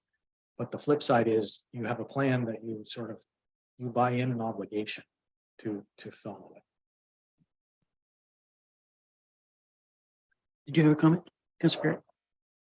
So you gotta be careful you don't set your standards too high then. No question. And we've dealt with that in EMS for years, where we establish a response time, and it's a real, you can set it anywhere you want, but if you set it too aggressively, you won't meet it. And so, yeah, you're absolutely right. That'll be a long conversation. Councillor Dayu. Does the asset management plan not already kind of think through these things of where that sweet spot is between cost effectiveness, but longevity of road at the same time? There's got to be that sweet spot. And I would have thought that's where an asset management plan really plays its role.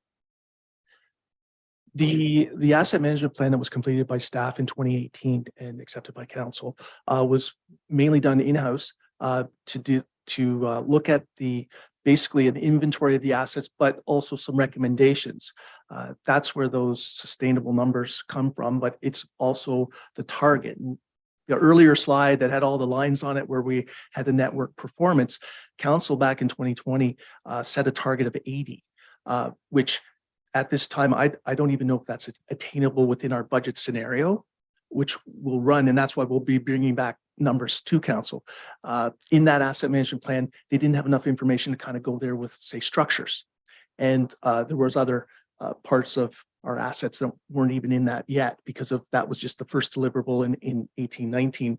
Now this bigger one, it's hitting the assets and it's saying tie everything together. This is like the full package. There's no further step. It's here's your assets, here's your level of service. And so we'll be bringing to council and say, here's what it will cost to fund such and such. And it could be EMS, it could be libraries, it could be trucks. It's all that. It's the whole budget to tie certain things down to say, are you sustainable, or whatever word you want to use for that. And that's the government's hope and plan. And it's the current deadline of July 1st, 2024.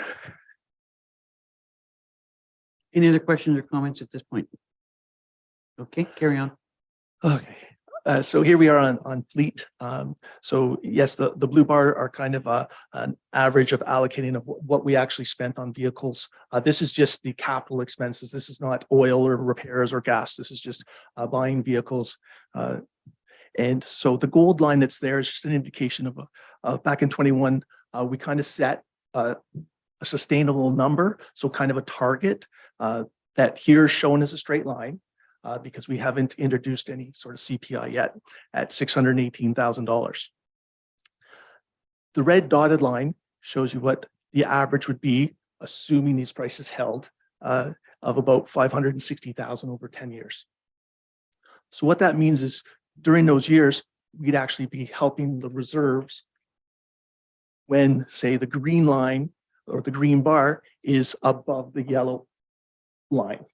When it's above that, we actually have to take from the bank, which is what we have to do this year, or our reserve. When it's below, we're putting money into the reserve so that it'll be there the following year or the year after that, where our costs go back up. So you can see how our costs kind of change by upwards of $300,000 between, say, 2025 and 2027.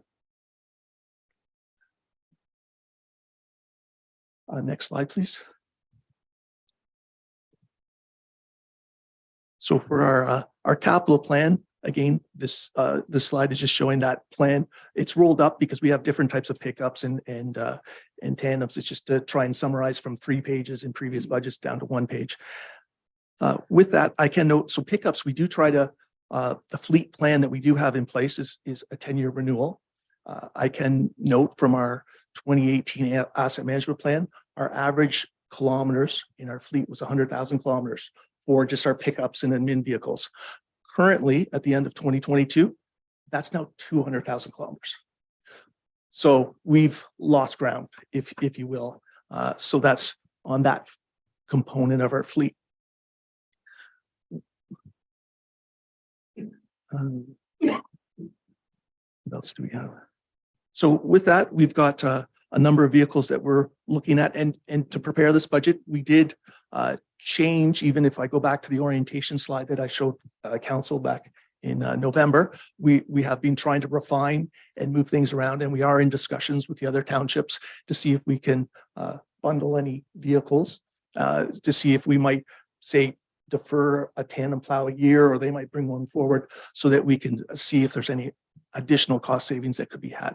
So staff is really looking at opportunities to see if there are both ways to get things quicker, but also cheaper. Next slide, please. How long do we keep our tandems?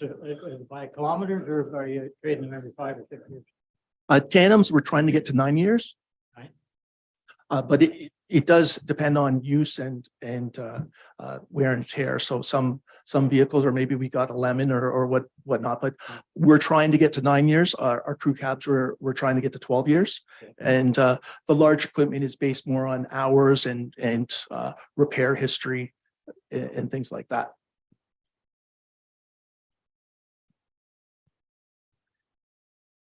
Next slide, please.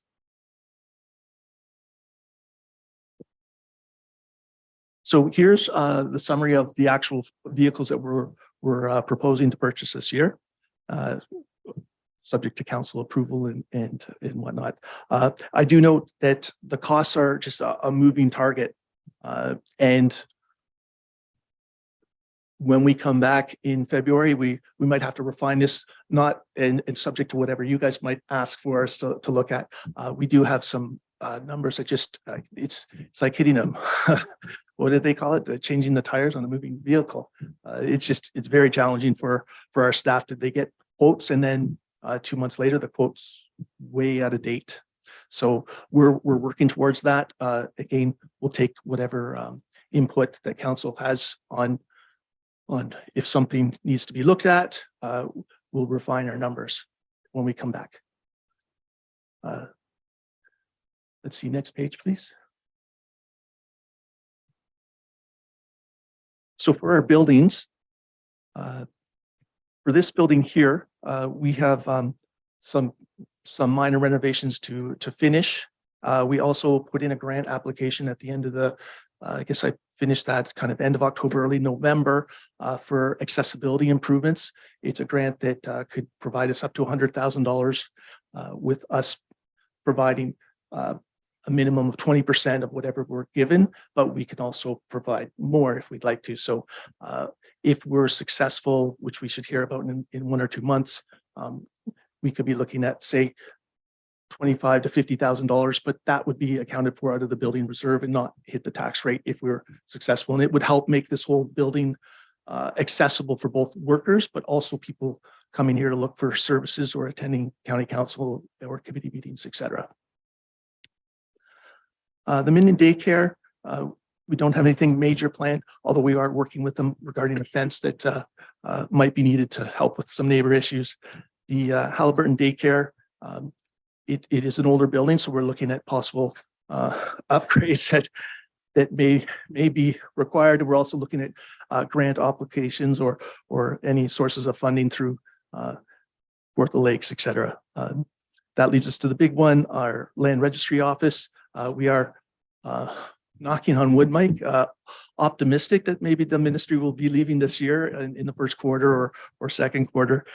And then we can hopefully get to business of doing upgrades over there.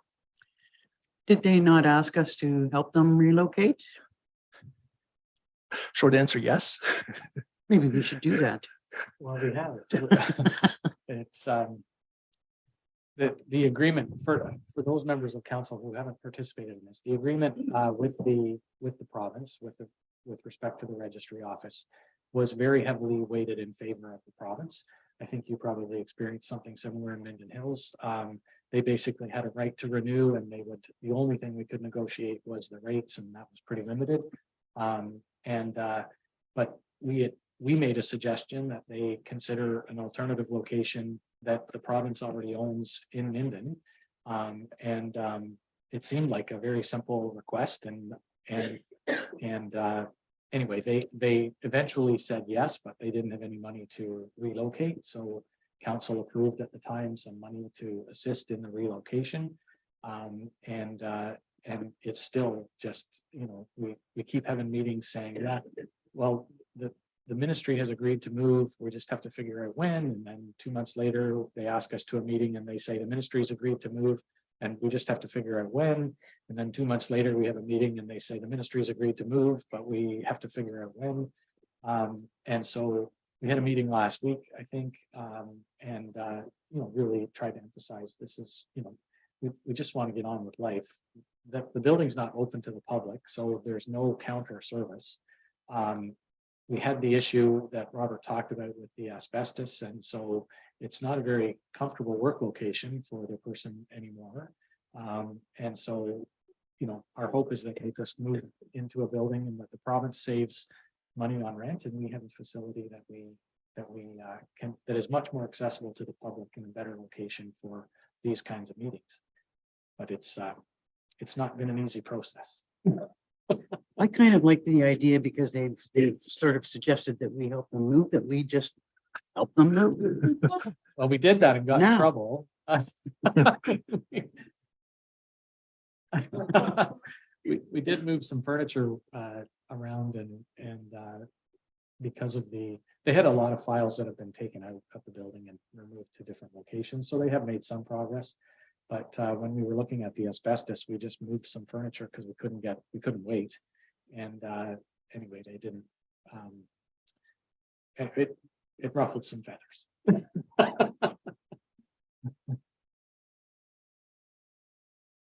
Next slide, please, Mark.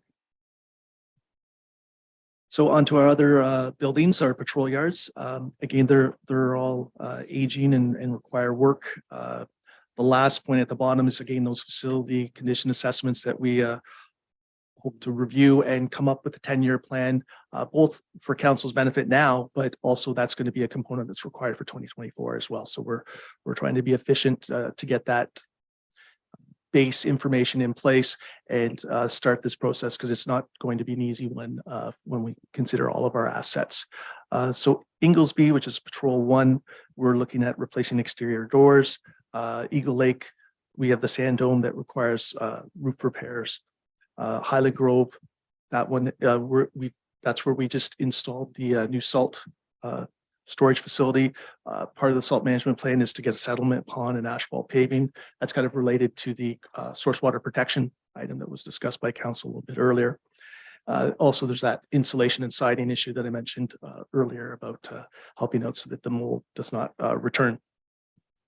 Kinmount requires some work, and councilors from Minden will realize that there's some issues with that building and others. So we're working with them and helping with health and safety because we have to make sure it's safe for our workers as well as theirs.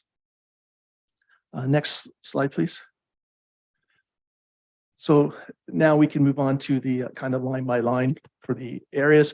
I did summarize a lot, so I can imagine there might be some questions here, but we'll do our best and see how we go. Next slide, please. So in your budget book, Public Works kind of shows up under 3 tabs. So the first one where our buildings is under tab 10, General Government. And that's where we have 7 pages, 1 for each facility. All I've shown here on this slide is really just our increases related to basically heat, as well as the last one that's related to the renovations that are kind of shared between this building and the one across the road. What I didn't put on here is, so for example, the We Care or the Halliburton Daycare, it had 12,500 for capital improvements in 2022. In 2023, we've just kind of split that to 6 and 6,500. So it's kind of a net zero, but in case anyone was wondering, so that's why that's kind of not on this page, but those are some of the simplifications I did, but hopefully I haven't oversimplified for anyone's benefit. Then if we move to tab 20, which is protection, that's where our 911 component is. That one just has a couple minor increases, and that's where you'll see the materials and supplies and services going up almost 15% related to the councillor's question earlier. The 1.3% increase on wages is kind of the across the board step increase. Then if we move to tab 30, which is Public Works, and the next slide, thank you. So on page 20 is Rail Trail. Now here, so the first line, contracted services, that's made up of a number of items. You can see where that's actually gone up from 19,000 to 33,900. That's where we've added an additional calcium application, but also increased prices for really gas related services like cutting the grass and items like that. So they're very susceptible to increases to the fuel cost increases. Under the capital purchases, that's actually gone down a little bit. We have a carryover from the ICIP that we have signing and benches and whatnot to put out there. We were put on hold this past summer by the government because they wanted us to consult with some Indigenous groups that they hadn't asked us to do the year before. We got that clearance late in the fall, but we'll be working on that this coming year. With respect to the rail trail and the concerns that have been raised about the surface itself for cyclists, because I know that there's a lot of cycling use, or there's a lot of desire for cycling use of the rail trail. I'm just wondering if there's going to be any significant impact in if we decide that we're going to change the material used for surfacing. You see a huge impact there? Or? Well, we did 2 things last year. We held off on doing a new contract, both because of budget concerns that we knew we were over in different things, plus not exactly knowing what would be best. And I guess thirdly, because of the grant money that was done with the work that was done in the previous 2 years, the section that we would have done last year was in okay shape. So that's where staff kind of made a call. But at the same time, knowing some of the concerns about the surface quality, we did add the additional calcium, which actually helped, and we did get compliments by some people. It's a very opinionated subject, and so we did do that. And we also did 2 trial sections where we tried some different material types, and that was late in the summer, early fall. So we're monitoring those items and see how they make it through the winter and into the spring, and likely come back to council before we would go out with a contract if we wanted to switch material types or costs. We're kind of feeling our way through, but we're also trying to be prudent about the money that we would spend. So we held off, and I think we've got a good plan in place, and we expect to come back to council before we would go out and do anything significant. Councillor Dayu? I'm trying to read the whole screen, but my eye just keeps getting drawn back up to 78.4% change on contracted services. And so would you just tell me once more what that change is made of? Sure. One of the big parts is the calcium application. So that was in the 2022 budget. Yeah. I believe it's $11,000. We're doubling that. So what we've done is we said we're going to do that twice. So that's Okay. $11,000. So the change of so the 78% is because it's on a small number. So it's only gone up 14,000, which is, or almost 15, which is significant, but it's like $1,000 on the mowing. We've also got grading. So it's those sorts of costs for the contracts. But the big one is the doubling of the calcium. Okay. That's helpful. Yes, thank you. And apologies for the oversimplification, because we're adding up numbers and you don't know where they come from, because they don't show up well on our sheet either. It shows it'll show in the description like a bunch of items, but you don't know how much each one is. So under our maintenance, now this is a really rolled up one. In the budget sheets, they go from page 22 to 43 because it's all broken down by items from culverts to bridge repair to snow removal.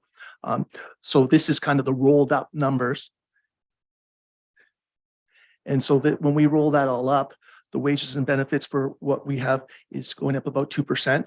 That increase is a little bit more than the 1.7 that's the standard. That's because we're kind of formalizing a couple of temporary positions that we've always paid. We have seasonal snowplower workers that come in the winter.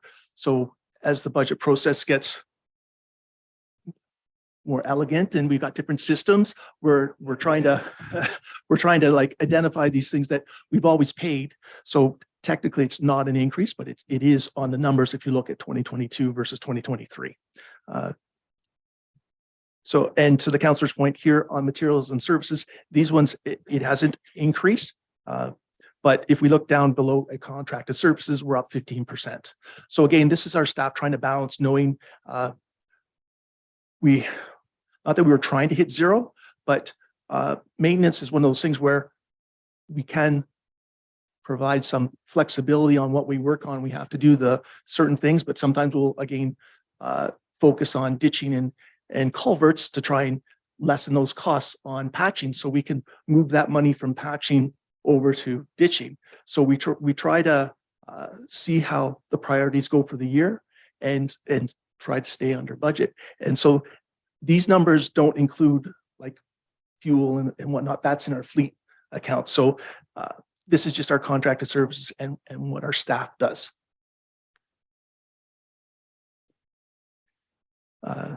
And then just the minor increases under rental, hired equipment owned. That's kind of our chargeback system of our fleet, and they do balancing transactions. It's just one of those things that shows up. The rentals and hired other equipment, that's us paying back usually the townships for, we have agreements for snow removal and plowing. So that number is just changing a little bit. We all charge each other, I think a good rate that for the agreements where Dysart will maintain one of our roads or vice versa. Next slide, please. So we covered the roads a little earlier, but this is kind of the budget sheets. They go from pages 44 to 56. There's no real good summary. So between this page and because it's all by individual cost center and by road. So this is kind of the rolled up numbers. The wages and benefits here, the reason why that's looking to go up 9.4% is that that Andre mentioned, that's the OMERS impact, the part-time impact. The wages are actually only going up 1.7% or proposed to go up. And it's back to those big numbers. It's a 47% increase on the wage, on the benefits. Now that's a worst case scenario. If we hire somebody that is a retired person or whatnot, they may choose not to do that. But again, the budgeting purposes by finances, let's do the worst case scenario. And that's why that number is up. Contracted services, the next line, 50,000. That's the number that was coming out of reserves as a placeholder for the transportation master plan. The capital purchases, those are the roads that we were proposing, the federal funding. And then the last one is kind of the transfers to and from reserves. So if I might, if what we're hearing is that the transportation master plan is not going to go forward this year because we're not all invested in it, is that an amount of money that we can save? Or would you think that that would be money that would go into reserves? Well, it's, I believe it was earmarked from modernization Safe funding. Restart, It's I from, think. Okay, So it won't assist the levy necessarily, but it will certainly, if it saves $50,000. So, but it doesn't necessarily affect the levy. If that makes any sense. okay. and then the transfers to and from reserves, that's again, some of those back and forth items. That number also kind of takes into account, depending on where we go with the transferring of reserves on the actual program for the year. We'll have to see which way council would like to go if we're going to support reserves or look for other items to save dollars on. So similar with the structures. The first item there, that's the professional services. That was the OSM study that was completed last year. So it was done for under budget, but it's not being done this year. It's done every 2 years. As I mentioned earlier, we will be bringing him in for a presentation to council.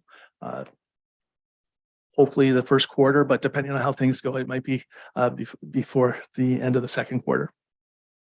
Capital purchase, you see the decrease from 5.5 million budgeted dollars down to 1.1 million. Provincial funding is being added into this account, and then the transfers to and from reserves. The next page, please. Patrol yards, they're on page 61 to 71. Again, there's one page per patrol yard. These are the kind of the rolled up numbers. For wages and benefits, it's just a 1.3% increase. Utilities, that's where we've rolled up heat and hydro. Really, the expenses that are increasing is the heat. Hydros, we're not doing too bad on. Capital purchases, that's the big increase for some of those items that we talked about earlier about insulation, pavement upgrades, settling ponds, et cetera. And then we've got fleet.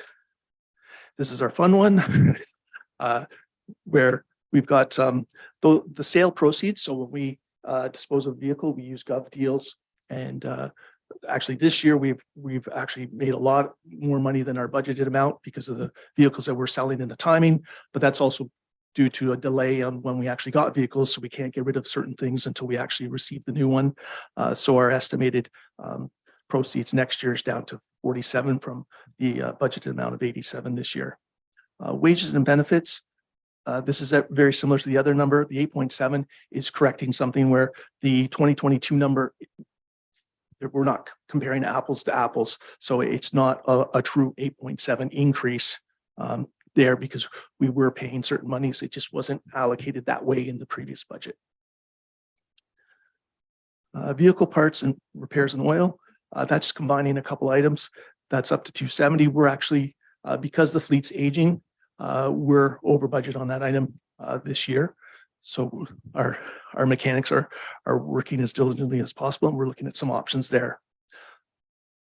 License for vehicles, just a minor increase as well. The fuel, we've bumped it about 20%, which may not be enough. Now, again, the way maintenance is traditionally being done, there seems to be some give and take over what's done. So there's been some balancing across the areas. So we didn't go up to say $350,000 here because that would be huge, but we are working on studying our past gas usage to see how we relate. So I've got staff working on that so we can compare both our COVID years, but our non-COVID years for our gas usage, just to make sure. And we can see how much we've actually saved this past year with the card lock system, because we'd be even more over budget if that wasn't implemented this past year.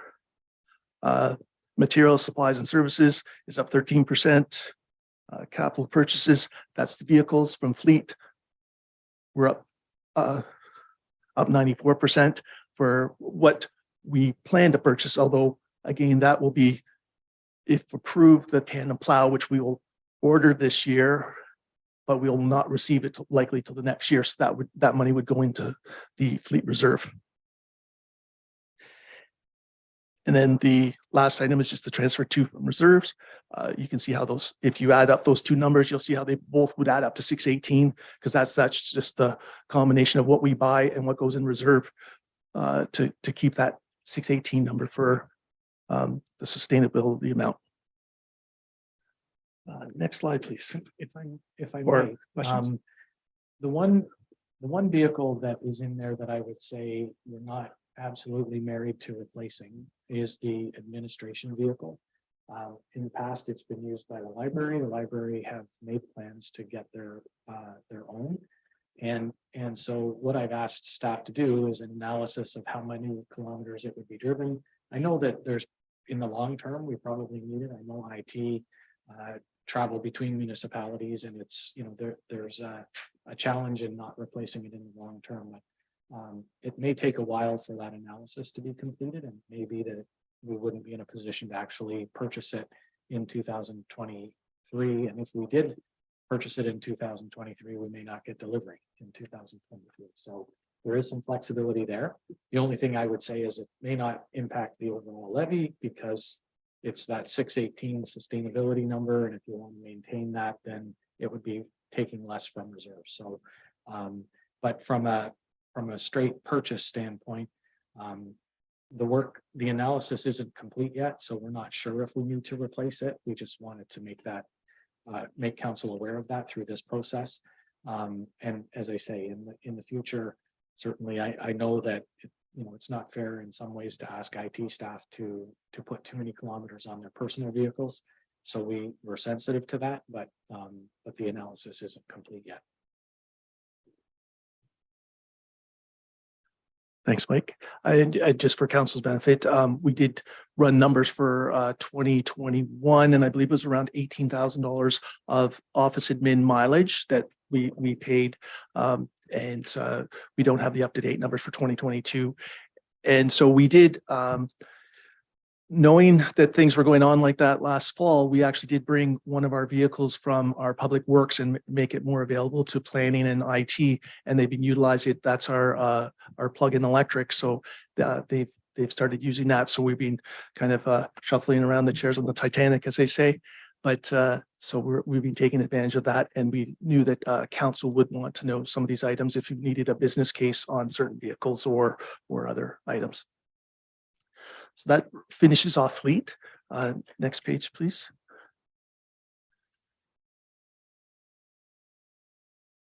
Now, the engineering items are on page 74 to 78. Again, this is a traditional cost center based budget. Our engineering people, that kind of covers our engineering techs plus some of their associated costs. Myself, our deputy director, a lot of the overhead costs are in 96. So there's a lot of could be overlap if you're looking at the items between training and whatnot. In the engineering, the wages and benefits have gone down. That's due to a reorg that we did. We came to council in April in closed session, whereby we were saving some money there, and we've added it down to 96 with the creation of the deputy director position. The rentals hired and owned is kind of a 10% increase on expected increases in costs. Then down at 96, the overhead. So again, that kind of covers our management admin staff, but also expenses for our fleet and operations people. The change in the gas rebate, it's just that that's applied to another account. So it's not gone away. It's just gone out of this account. So that's why it is a significant change. The Ontario subsidies at 102,000. The increase there is that we're allowing for the grant that's tied to the multi-use pathway to come in. The municipal funding, that's tied to the same project whereby Dysart is getting 100,000. So the way it's put in our budget is that we've got the 200,000, but it's also got $146,000 in there for commitment by ourselves. So it's 100,000 by Dysart, 100,000 by the county, which are both 100% funded by grant, and then the cost of the signals is on top of that. That is for the traffic signals at Industrial Road and County Road 20. Correct. Thank you, Mike. Councillor Fury. I have a question on that. I know you're getting that. I don't know. Mhm. Oh, is your microphone on? Sorry about that. Why are we not considering a three-way stop there instead of expensive lights? I think it's going to slow things down. Through the warden to the councillor. The grant application was done prior to my arrival, and at that time it was envisioned for a pedestrian crossing, so similar to what's at Halbium. To go where? To cross the road from the south side to the north, or from the pathways, to connect the pathways for people to going from, say, Just the to high come- school to cross the road to, because the pathways would be on the grocery store side of the road. And when I came here and met with staff from Dysart and elected officials, there was real concern that the pedestrian crossing wasn't working at Halbium, and they really wanted us to look at a signal. So we went out and looked at a signal, and it was warranted, or could be warranted, and that's the way we proceeded. However, there are other options, and if council would like us to review a three-way stop, we could. I would recommend that we want to review the operations because we would not want any safety or operational issues backing up all the way to, say, Tim Hortons, because everybody knows it's a pretty busy intersection. And so three-way stops do work. They do. However, they can have some issues depending on the actual amount of traffic that are trying to go through there. Understand the sidewalk going to the other side. There's no sidewalk on the other side. So I think you need to have a look at that. I think we need to have a look at that entire area. Yeah, so do I. Right. There's an existing multi-use pathway on the, forgive my bearings, on the south side, but I believe on the south side that goes all the way on the south side of the road, and the crossover point here would be at Industrial and go to the other side of the road. So that's the crossover point. I know that staff were at Dysart thinking about a sidewalk to connect that piece, but this was to connect existing multi-use pathway on the south side to a new multi-use on the north. On the what's to be made, or no, there's a granular path that's far away from the right of way. I'll share a picture with you after. Okay, thank you. Where are we? So with that, I think we're in the middle of transfers, and which Andrea covered and I have, in the long-term debt and interest. The wages and benefits, that's up 33%. Again, there's about 110,000 total savings from engineering. There's also a savings in maintenance that's not visible here. So really our wages are up for the reorg as informed to council back in April, about a net around 30,000 because of benefits and incremental increases.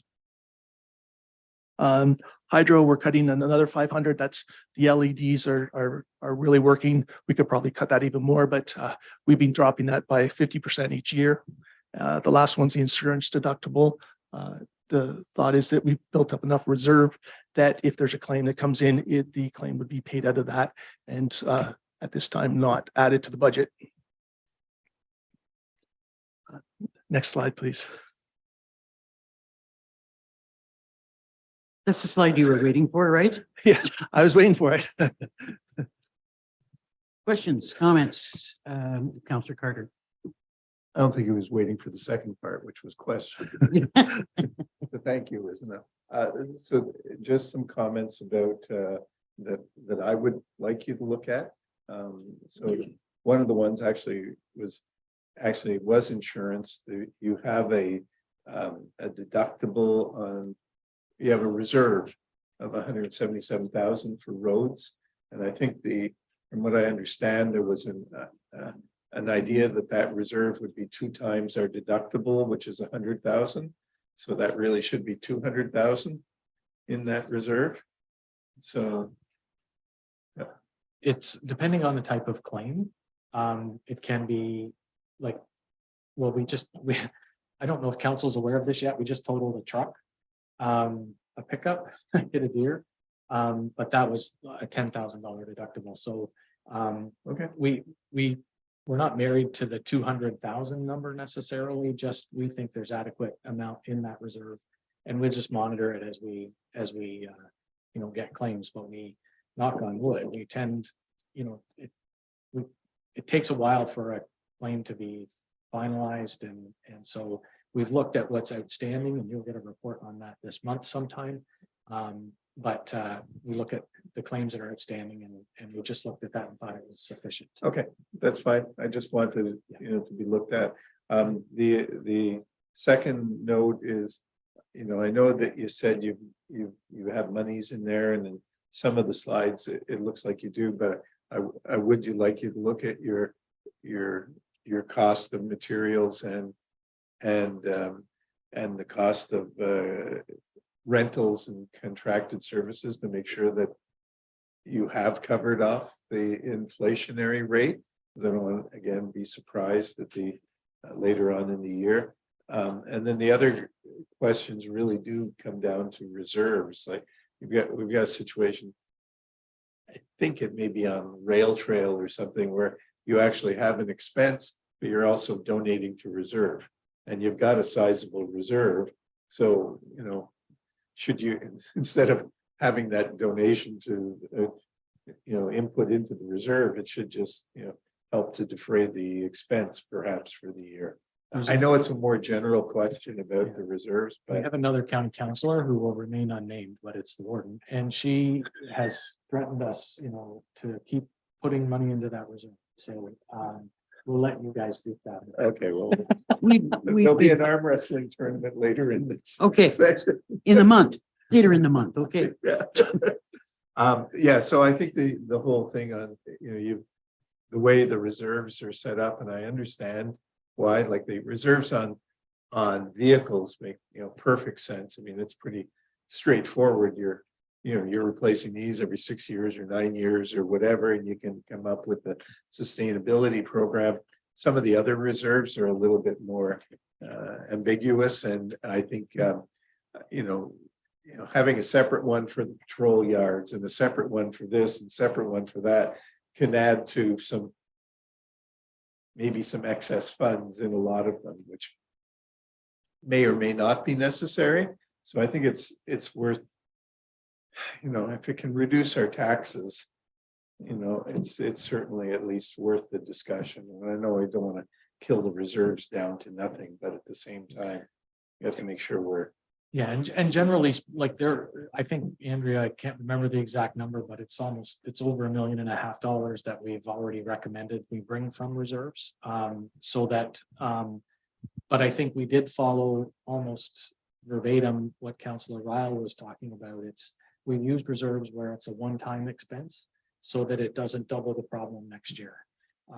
And so I think where we've recommended we use them it's been for that purpose, but we can certainly review those. You're 100% correct. There's some reserves in there that don't have a full rational, a rationale behind them necessarily. Yeah. So we know that's very important. Those were my comments. For everything but the rail trail. Could I, just ahead. a quick comment on the rail trail? One thing that did come out of the asset management plan is the rail trail does have 2 structures tied to it, trestles and whatnot, which are very expensive to repair. Currently, they're kind of in between. They're one of those, is it in the structures, is it in the rail trail asset, which will get clarified during the asset management planning. But that's one of the reasons that there was some funds being put aside in case there's repairs. They are old structures. There was a rehab done on one of them recently. So that's one of the reasons why there's, so when you're looking at the budget sheets, you're right. Sometimes we're putting money away while we're taking money out. It's that forced savings, but there's also, hey, there's a project that has to be done. And on the rail trail, it's actually the carryover that we're pulling out because we have matching funds. So the work that we're carrying over for the ICIP, it's whatever the number ratio is, if it's 2/3 feds and 1/3, or whatever the numbers are, we have a $10,000 amount that Andrea's put in the reserve, basically, midnight on December 31st, and then we bring it back out. So it's kind of an in and out for that project to carry it over the year.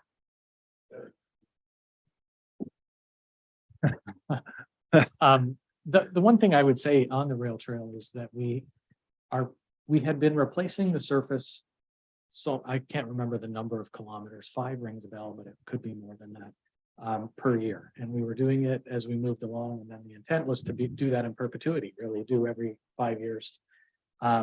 We were getting a lot of complaints about the quality of the surface and some challenges that were associated with that. And so we applied for a grant, I guess prior to Robert's arrival, we applied for a grant to finish the resurfacing of the trail, knowing that we would have to start again. We would have to, to do that on a regular basis. And I know that you're not suggesting that, but I guess there was some money that was left over in that 1 year that we've sort of, because we got the grant money, we didn't have to spend what was in our budget necessarily. And so that was, prior to the, that was after the warden, her threat to keep building up that reserve. And so again, we need to rationalize that stuff. We absolutely do. The one thing I did mention this to Robert already, and the one thing he did bring up was we've got these bridges on there that are really, they're bridges really. And so we need to make sure that they're in an adequate state of repair. Yeah, I was just using an example. I shouldn't have picked, rail trail. I should have picked something less sensitive like daycare or something like that. I want to be clear, I've never threatened anyone in this room. It's not true. I'm just saying. Councillor Dayu. I'd like to ask a question about debt, and maybe this is more to Andrea or to Mike or to yourself. I had a conversation with Mike about debt a few days ago, which was very helpful. I was able to understand why debt was incurred in order to catch up in the roads, and that it's actually put us in a favorable position vis-a-vis continuing on a road repair reconstruction rate now, had we not incurred that debt before. So I guess my question is, what would the rationale be for not looking to acquire a little bit more debt at this stage, given the interest rate? No, I'm sorry, not the interest rate, but the levy rate going up. And I believe, Mike, correct me if I'm wrong, you said that we're actually still within our a healthy repayable limit. So if you could just help me to understand if that isn't a wise tool for this year, given the levy increase projections, why would that not be the case? Did you want to take a first shot, or did you want me to? Well, she did direct it to Mike. Of course, but yeah. but I I think, well, I think one of the things we also have on this year's work plan is a debt management policy. And we really want council to weigh in on that before we incur any more debt. We're well within our annual repayment limit, but if I could compare that to something, if I go to the bank as a person and I say, how much can I borrow for a house? They'll tell me, they'll approve me for an amount, but it's probably an unhealthy amount. And I would say the closer you get to the top of your annual repayment limit, or the closer you get to that, it's probably an unhealthy amount. So one of the conversations we want to have with council is, what is the appropriate percentage of that annual repayment limit? Where should we be in that on that spectrum?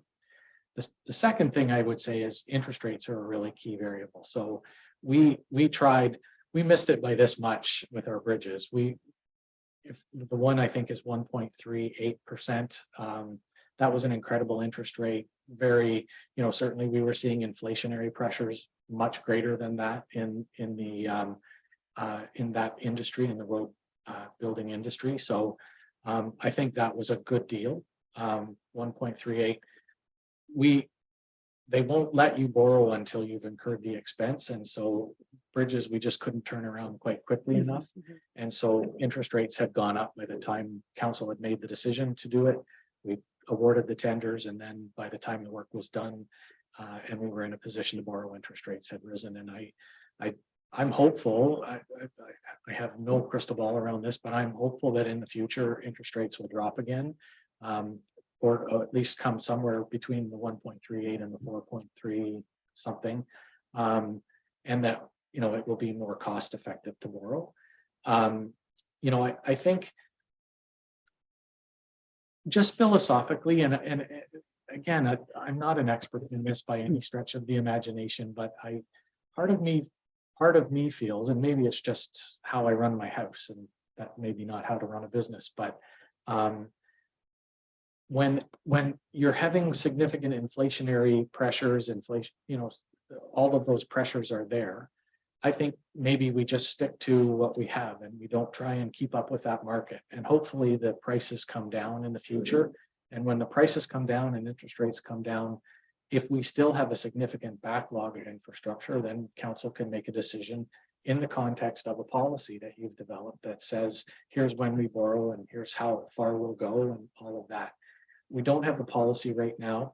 We're in that, we're hearing 15 to 20%. And, we had a long conversation, Andrea, Robert and I, about, should we propose to increase the budget by 15%? That was before Murray Ferry got elected. We thought we might have a chance. No, I'm kidding.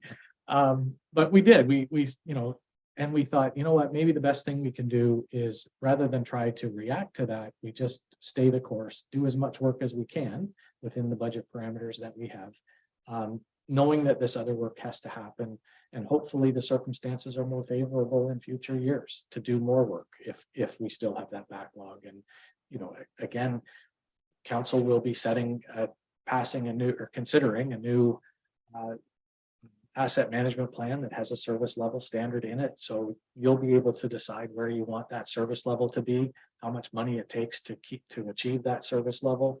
And then you can make a decision with a good policy, with good asset management information, and lots of conversation about what your targets should be.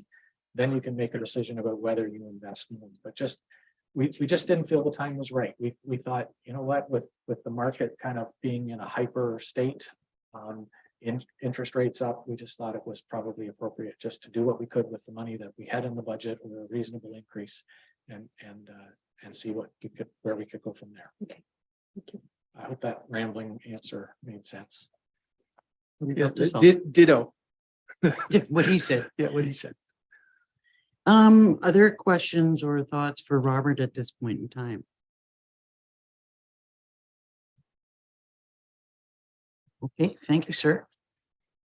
I'm sure you haven't heard the last from us. So next is EMS. And depending on how long Chief Wade takes, that may be the last presentation of the day. And we'll, because I suspect that planning will be a little bit longer, and I'm sorry, gentlemen, I know that you have joined us for the day, but it may be that, we'll have to start fresh with planning and library. Or depending on how much time Tim takes, we might do library and save planning, save you for the next meeting, because I suspect that planning might be a little bit more discussion there. We'll see how we go. Over to you, Chief Wade. Thank you, Warden and Council.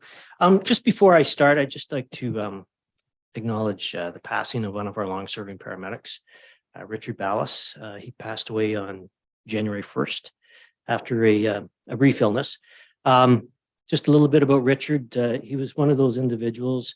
He showed up 45 minutes early for work every day, never complained, did his job great, He received the Exemplary Service Medal here in council chambers a couple of years ago.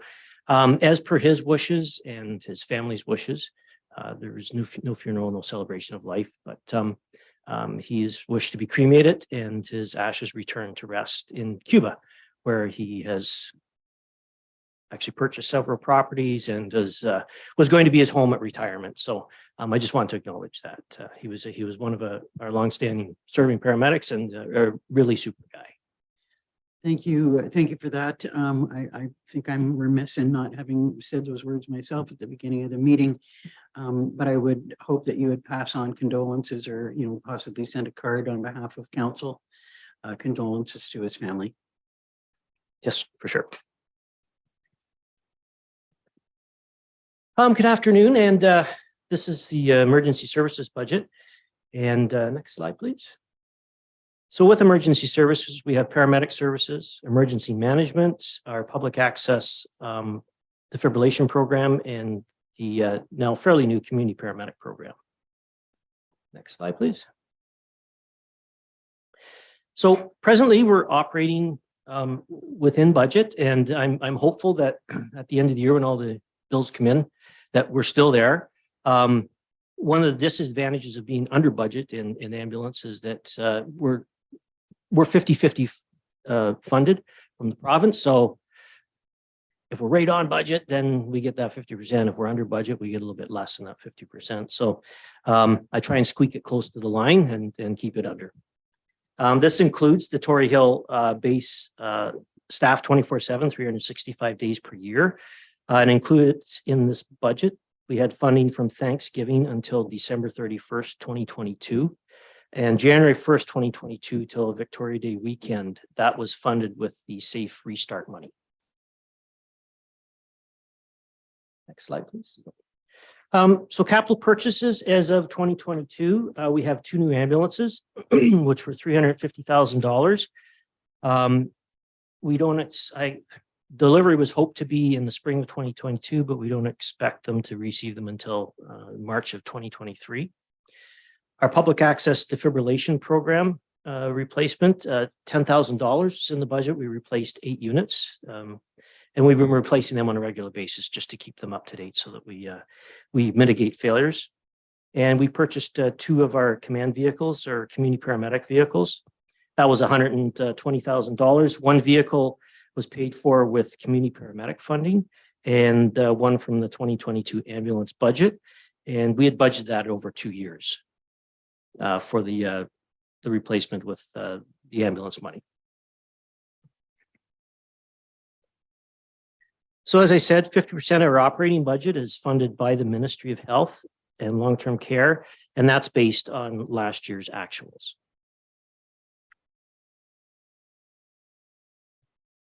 So a few of our budget pressures that we experience, and I expect to experience in 2023 is overtime is dependent on our call volumes and our out-of-town transfers. Fuel prices, again, have been challenging. Medical supplies, we've seen large increases in the cost and the amount of medical supplies that we're using. A lot of the reason for that is our increase in call volumes.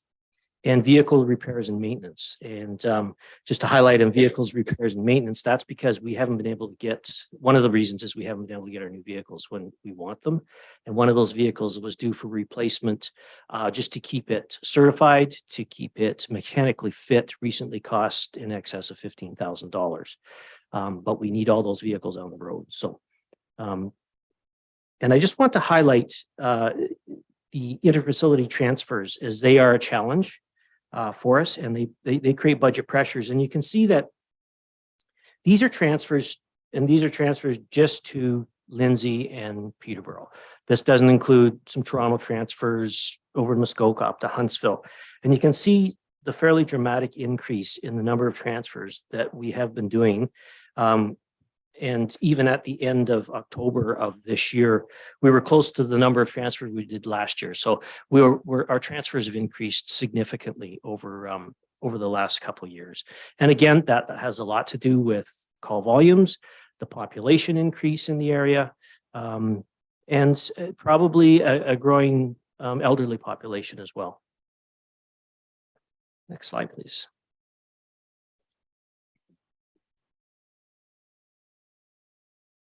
So for budget sustainability, we purchase a new ambulance annually, as my previous report this morning. And we purchase 2 every 6 year. And our transfers to reserves as per the asset management plan is presently 238,000.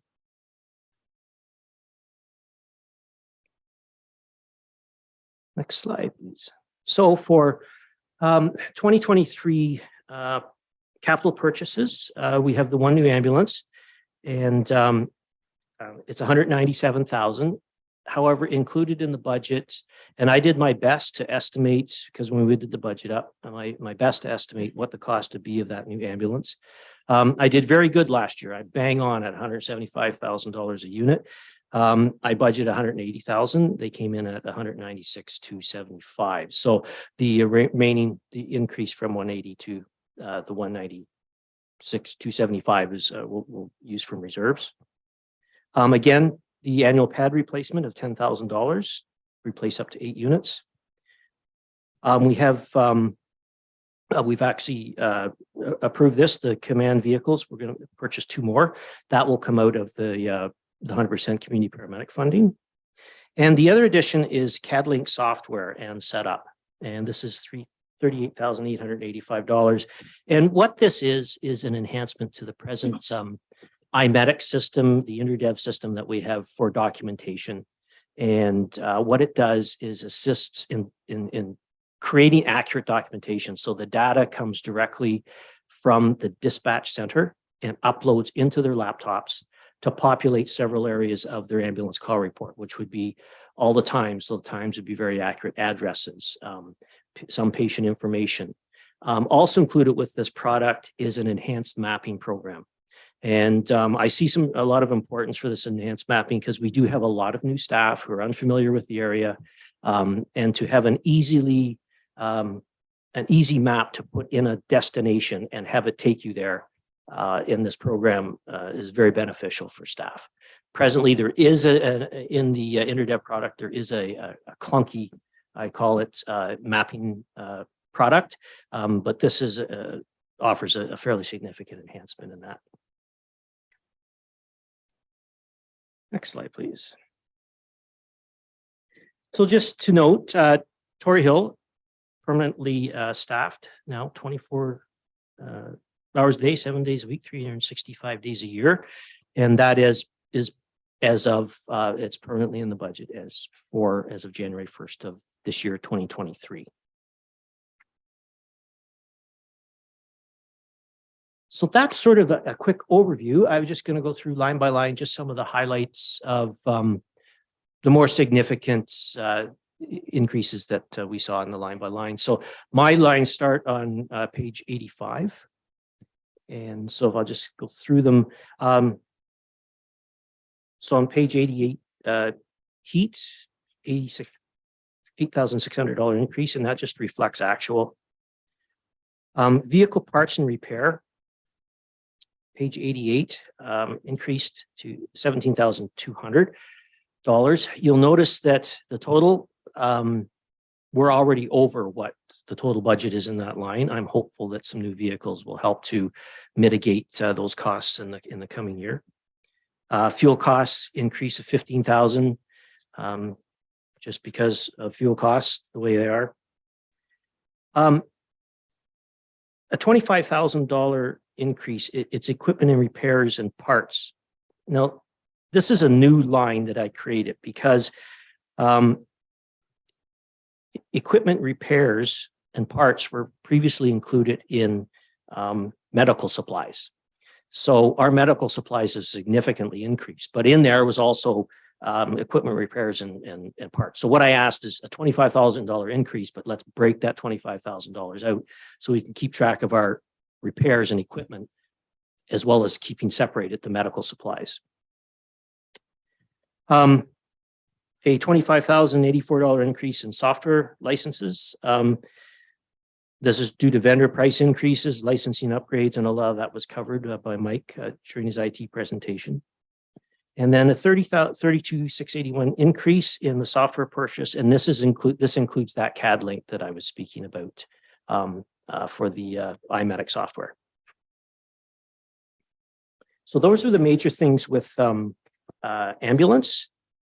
The next I would like to go to is and starting on page 91 is we had two funding streams for community paramedicine. So we had what was called community paramedic, was CPARM, and long-term care funding. And the CPARM was the funding flows through HHS, and then we invoice them monthly for the services. This amount is that they receive annually is ours is $117,595. And this amount is frozen, hasn't changed since 2017. We're going to now just roll that into and include it in the long-term care funding, which is 100% funded by the Ministry of Long-Term Care, page 94. And again, the funding that's received through HHS is enough to cover one community paramedic, wages, benefits. Anything above and beyond that, we capture in the long-term care funding. So we receive $1 million annually. That funding is guaranteed up until March 31st of 2024. And just to give you an idea of our clients, the clients we have approximately at any one time 135 to 145 clients on our roster. We have up to 400 and sometimes in excess of 400 client visits monthly.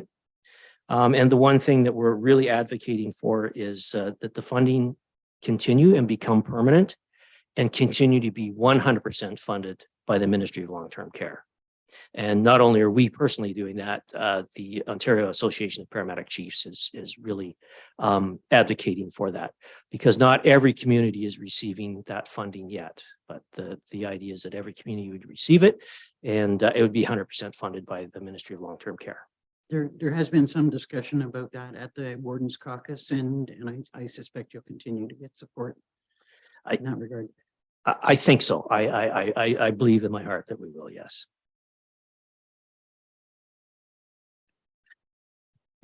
Yes. So emergency management, just one sort of on page 92, one increase of $2,500. That's just to help supplement. We've used a facilitator this year to provide our training and to provide the exercise, and each local municipality and the county have all done the same thing using the same facilitator. So we all receive the same training and we receive the same exercise in the hopes that everybody is doing the same thing, thinking the same way to eventually work towards a sort of a large exercise, which would be countywide. And that's all I have if there's questions. Questions or comments for Chief Wade? Councillors Carter, then Fury. Not strictly related to your budget, but so, and I don't totally understand the whole emergency services area, but if a call comes in, it comes to you to respond, and if for some reason you cannot respond or you're going to be delayed, then our fire trucks roll.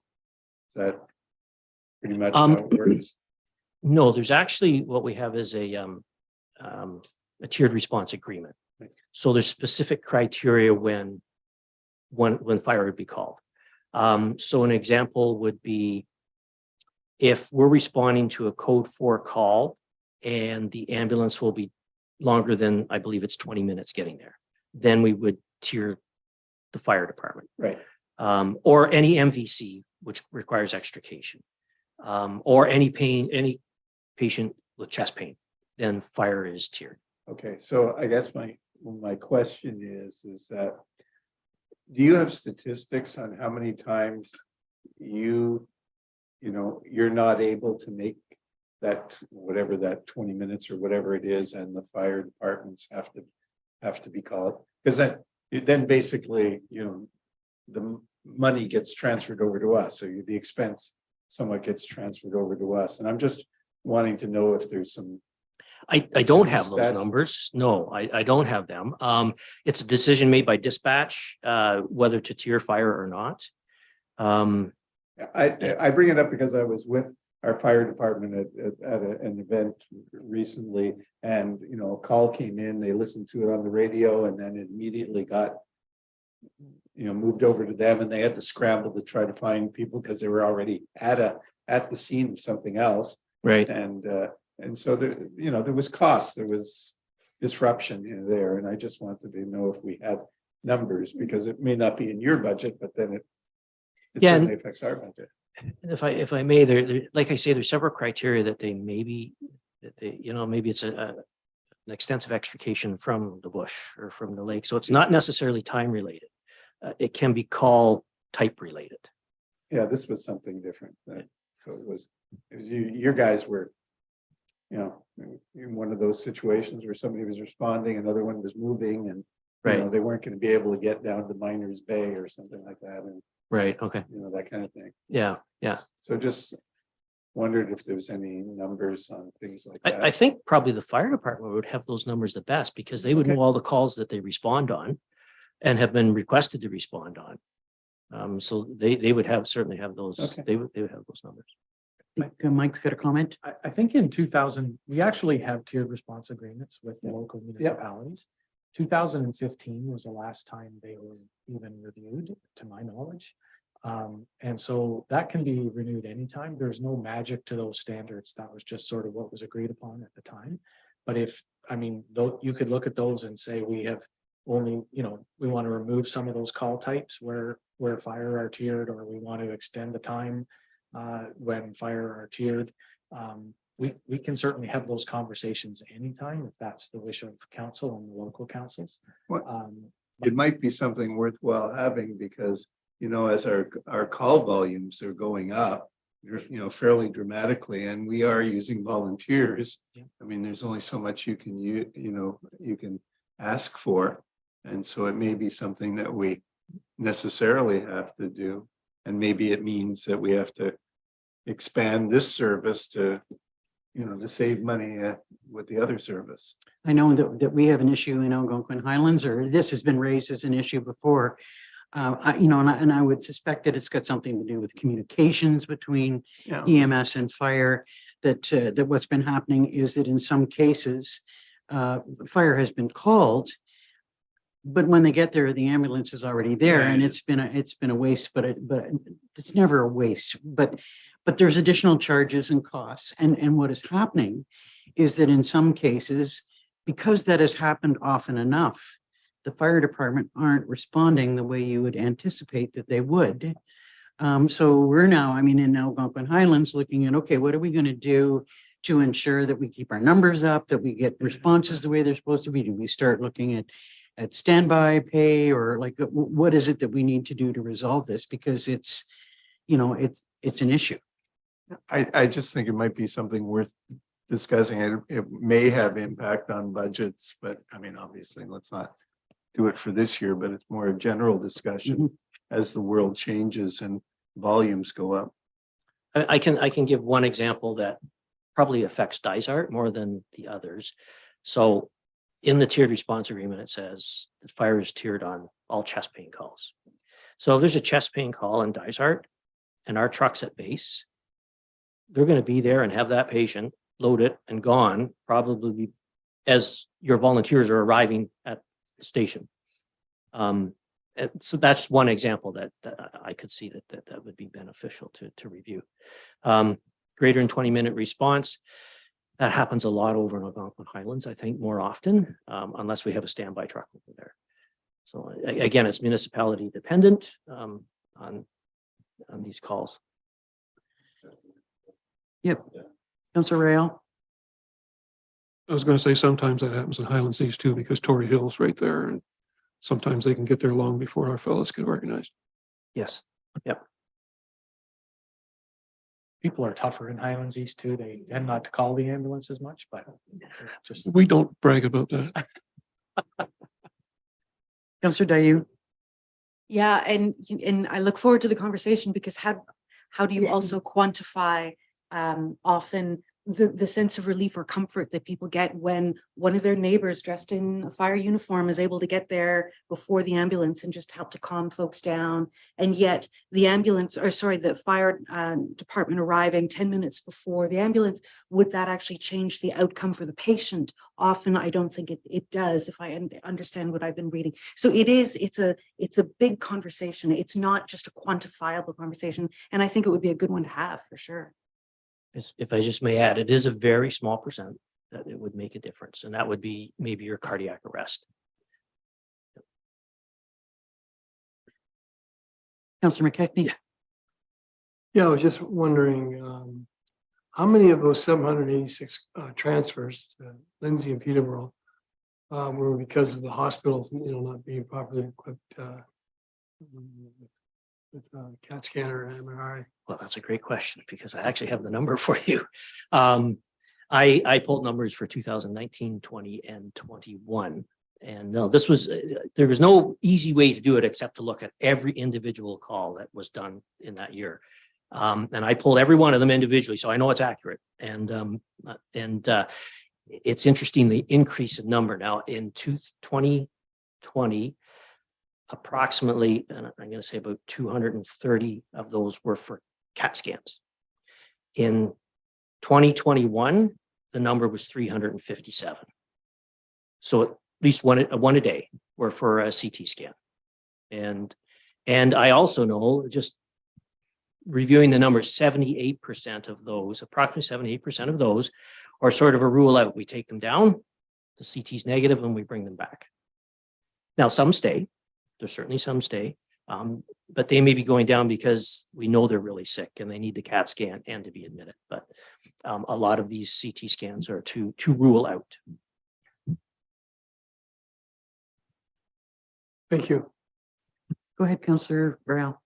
So just going through your awesome memory, if you were to take that number and figure out how many hours per call you're out of service with that unit, how does that fit us in terms of how many ambulances we need just to cover that? It's in excess of 2,000 hours. Yeah, it's in excess of 2,000 ambulance hours. So I figure the average CT scan takes about half a shift, so 6 hours. I was figuring when I say 2,000 hours, that's based on roughly 300, but 357 would be more than 2,000 hours. And I look at an ambulance hour as 2 paramedics in 1 ambulance. So it's in excess of 2,000 hours per year. Go ahead, Councillor Cook.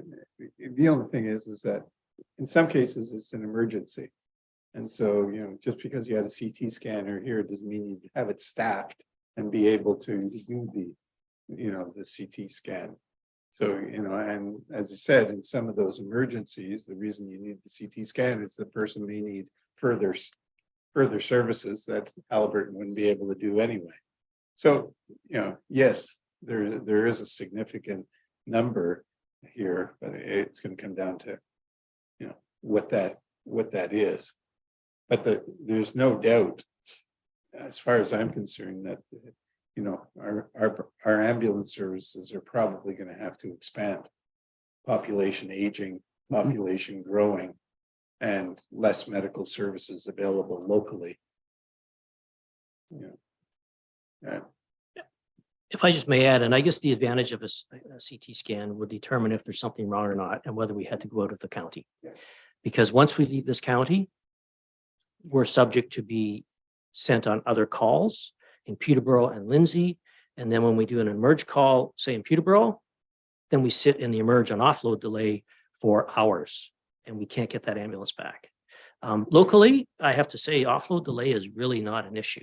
Our hospitals here have a big H out front. We bring them in and they take them in and they see them. It's when you get to the bigger facilities that you experience these long offload delays. Any other questions or comments for Chief Waite? Councillor McKechnie. Yeah, so I just want to clarify that the importance of those machines is really important, correct? Like it's a CT scan? Yeah, for our small community here. And you think of the number of times those ambulances are heading down the highway. And yeah, if I may say, like, I think it's a very important tool for here, for a couple of reasons. Number one, people in Halbert County can get the diagnostics locally without having to travel out of the county. Secondly, physicians now, as we get new physicians, and I think a lot of physicians are contracted in, a CT scan is just a routine part of their assessment. It's almost like getting regular blood work. So, you know, it's part of their training. And I'm not saying every patient gets a CAT scan, but a lot of, there's a, you know, certain criteria. If patient falls, they're on a blood thinner, automatic CT scan. So yeah, I think it is an important tool to not only keep our vehicles in the community, but also to help diagnose these people in the community quicker and determine the proper facility for them to go to. And it's an issue with recruitment as well, because when some physicians discover that we don't have CT scanning available, they don't want to come here. Thank you. Our Mike wanted to have. Yeah, I think that's a really critical point. I know in Campbellford, when they had one, the physician recruiter talked about how much easier it was to recruit physicians because the younger ones in particular, that is just a basic tool and they felt really isolated without it. And so, but the other thing is we're talking about sort of the emergency ones or ones that use the ambulance. But I know, you know, I have aging parents, they are in Haliburton County and they travel outside. I know my dad has gone at least 3 times to a CAT scan outside the community. And each time they go, they stop and shop and they do, you know, they fill up with gas, they do all that kind of stuff. And that's money the businesses in Haliburton County will never see ever again. If they were getting that service locally, that they would be less likely to do that. Then they would shop, fill up, do everything locally, and that money continues to circulate in Haliburton County. And those are like, there are hundreds of CAT scans done for residents of Haliburton County each year. So it is just there are many benefits outside even just the ambulance service. It's in physician recruitment, it's in economic development, it's in other things where it's just great and just ease for an aging population to have to drive a half hour to get that service or 15 minutes to get that service instead of 2 hours, you know, 3 hours, whatever it takes. So there's lots of benefits of having those machines here. Yeah, sorry, I'm still a driver for Triple HS. I drive lots of people down to, you know, Peterborough and Lindsay for CAT scans. So, Councillor Dayu. Well, in a way, I think Councillor Carter partially answered my question. I wondered if there was like a model project out there somewhere in rural Ontario where there's a tiered approach that it might not be Mayor Carter in his personal car driving the chauffeured service down to Peterborough for someone who isn't in immediate critical need. But is there like an in-between tier where someone requires patient transfer, they need to be lateral, but it isn't a full ambulance service that they require. It's someone with a bit of skill and training for those low risk scenarios that would just ease the pressure off our ambulance services a bit more. I mean, there are private transfer services, but most of them for this area require 24 hours notice. Most of the patients we are transferring down for a CAT scan are patients who we've probably picked up or have come into the emerge that day and needs fairly quick diagnostics rather than, you know, let's have a look 24 hours from now. Councillor McKechnie. One last thing. So, you know, today here we sat and we discussed a lot of money, like millions of dollars, whether it's getting a truck or fixing a bridge or whatever. Here we are talking about something that is a priority to a lot of people, especially when you get older, or even your kids. And I just, you know, I mean, to me, this is a priority. And we should be, as a council here, we discussed a lot of dollars today, and I'm not saying we're just going to write checks out tomorrow, but this is something that we should be taking hold of and trying to help get these machines in our hospitals. I mean, just makes so much sense. I mean, we're talking about healthcare. We can't recruit people, can't recruit doctors and nurses like Mike and Warden Danielson said. But I mean, to me, it's a high priority. That's just my opinion. Thank you. It depends on how we approach that high priority, whether it's through advocacy or pressuring or, to say that we're going to pay for it ourselves, given the other pressures that we're responsible for already. And the province is supposed to be responsible for healthcare, and how far do we get pushed?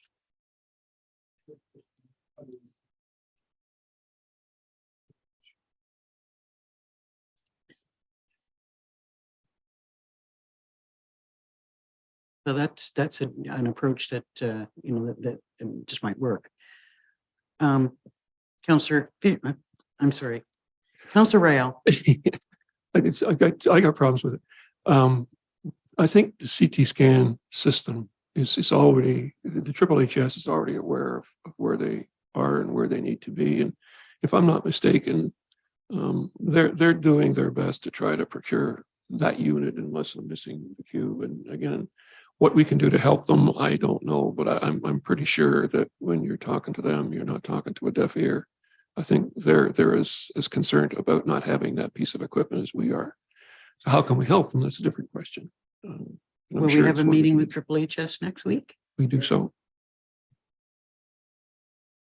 If I just may add too, there's two pieces to a CAT scan. First of all, the province has to approve it, because I believe the way it works, the community has to purchase it, and then the province has to fund the operation of it annually, ongoing. So there's the two pieces to it. I think there's lots of work going on in the background. I believe so, yes. Yeah, there is some work going on. Thank you, sir. I think that that's it for you for today.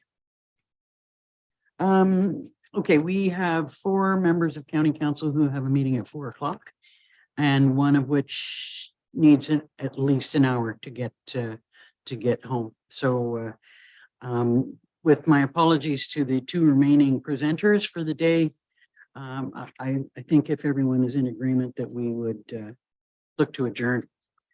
Do we need a resolution to receive these presentations or no? So having said that, then I would look for a resolution to adjourn. Councillors Fury and McKechnie. Moved by Councillor Ferry, seconded by Councillor McKechnie, be it resolved that the January 11th, 2023 meeting of Haliburton County Committee of the Whole now adjourned. All in favor? That's carried. And I should have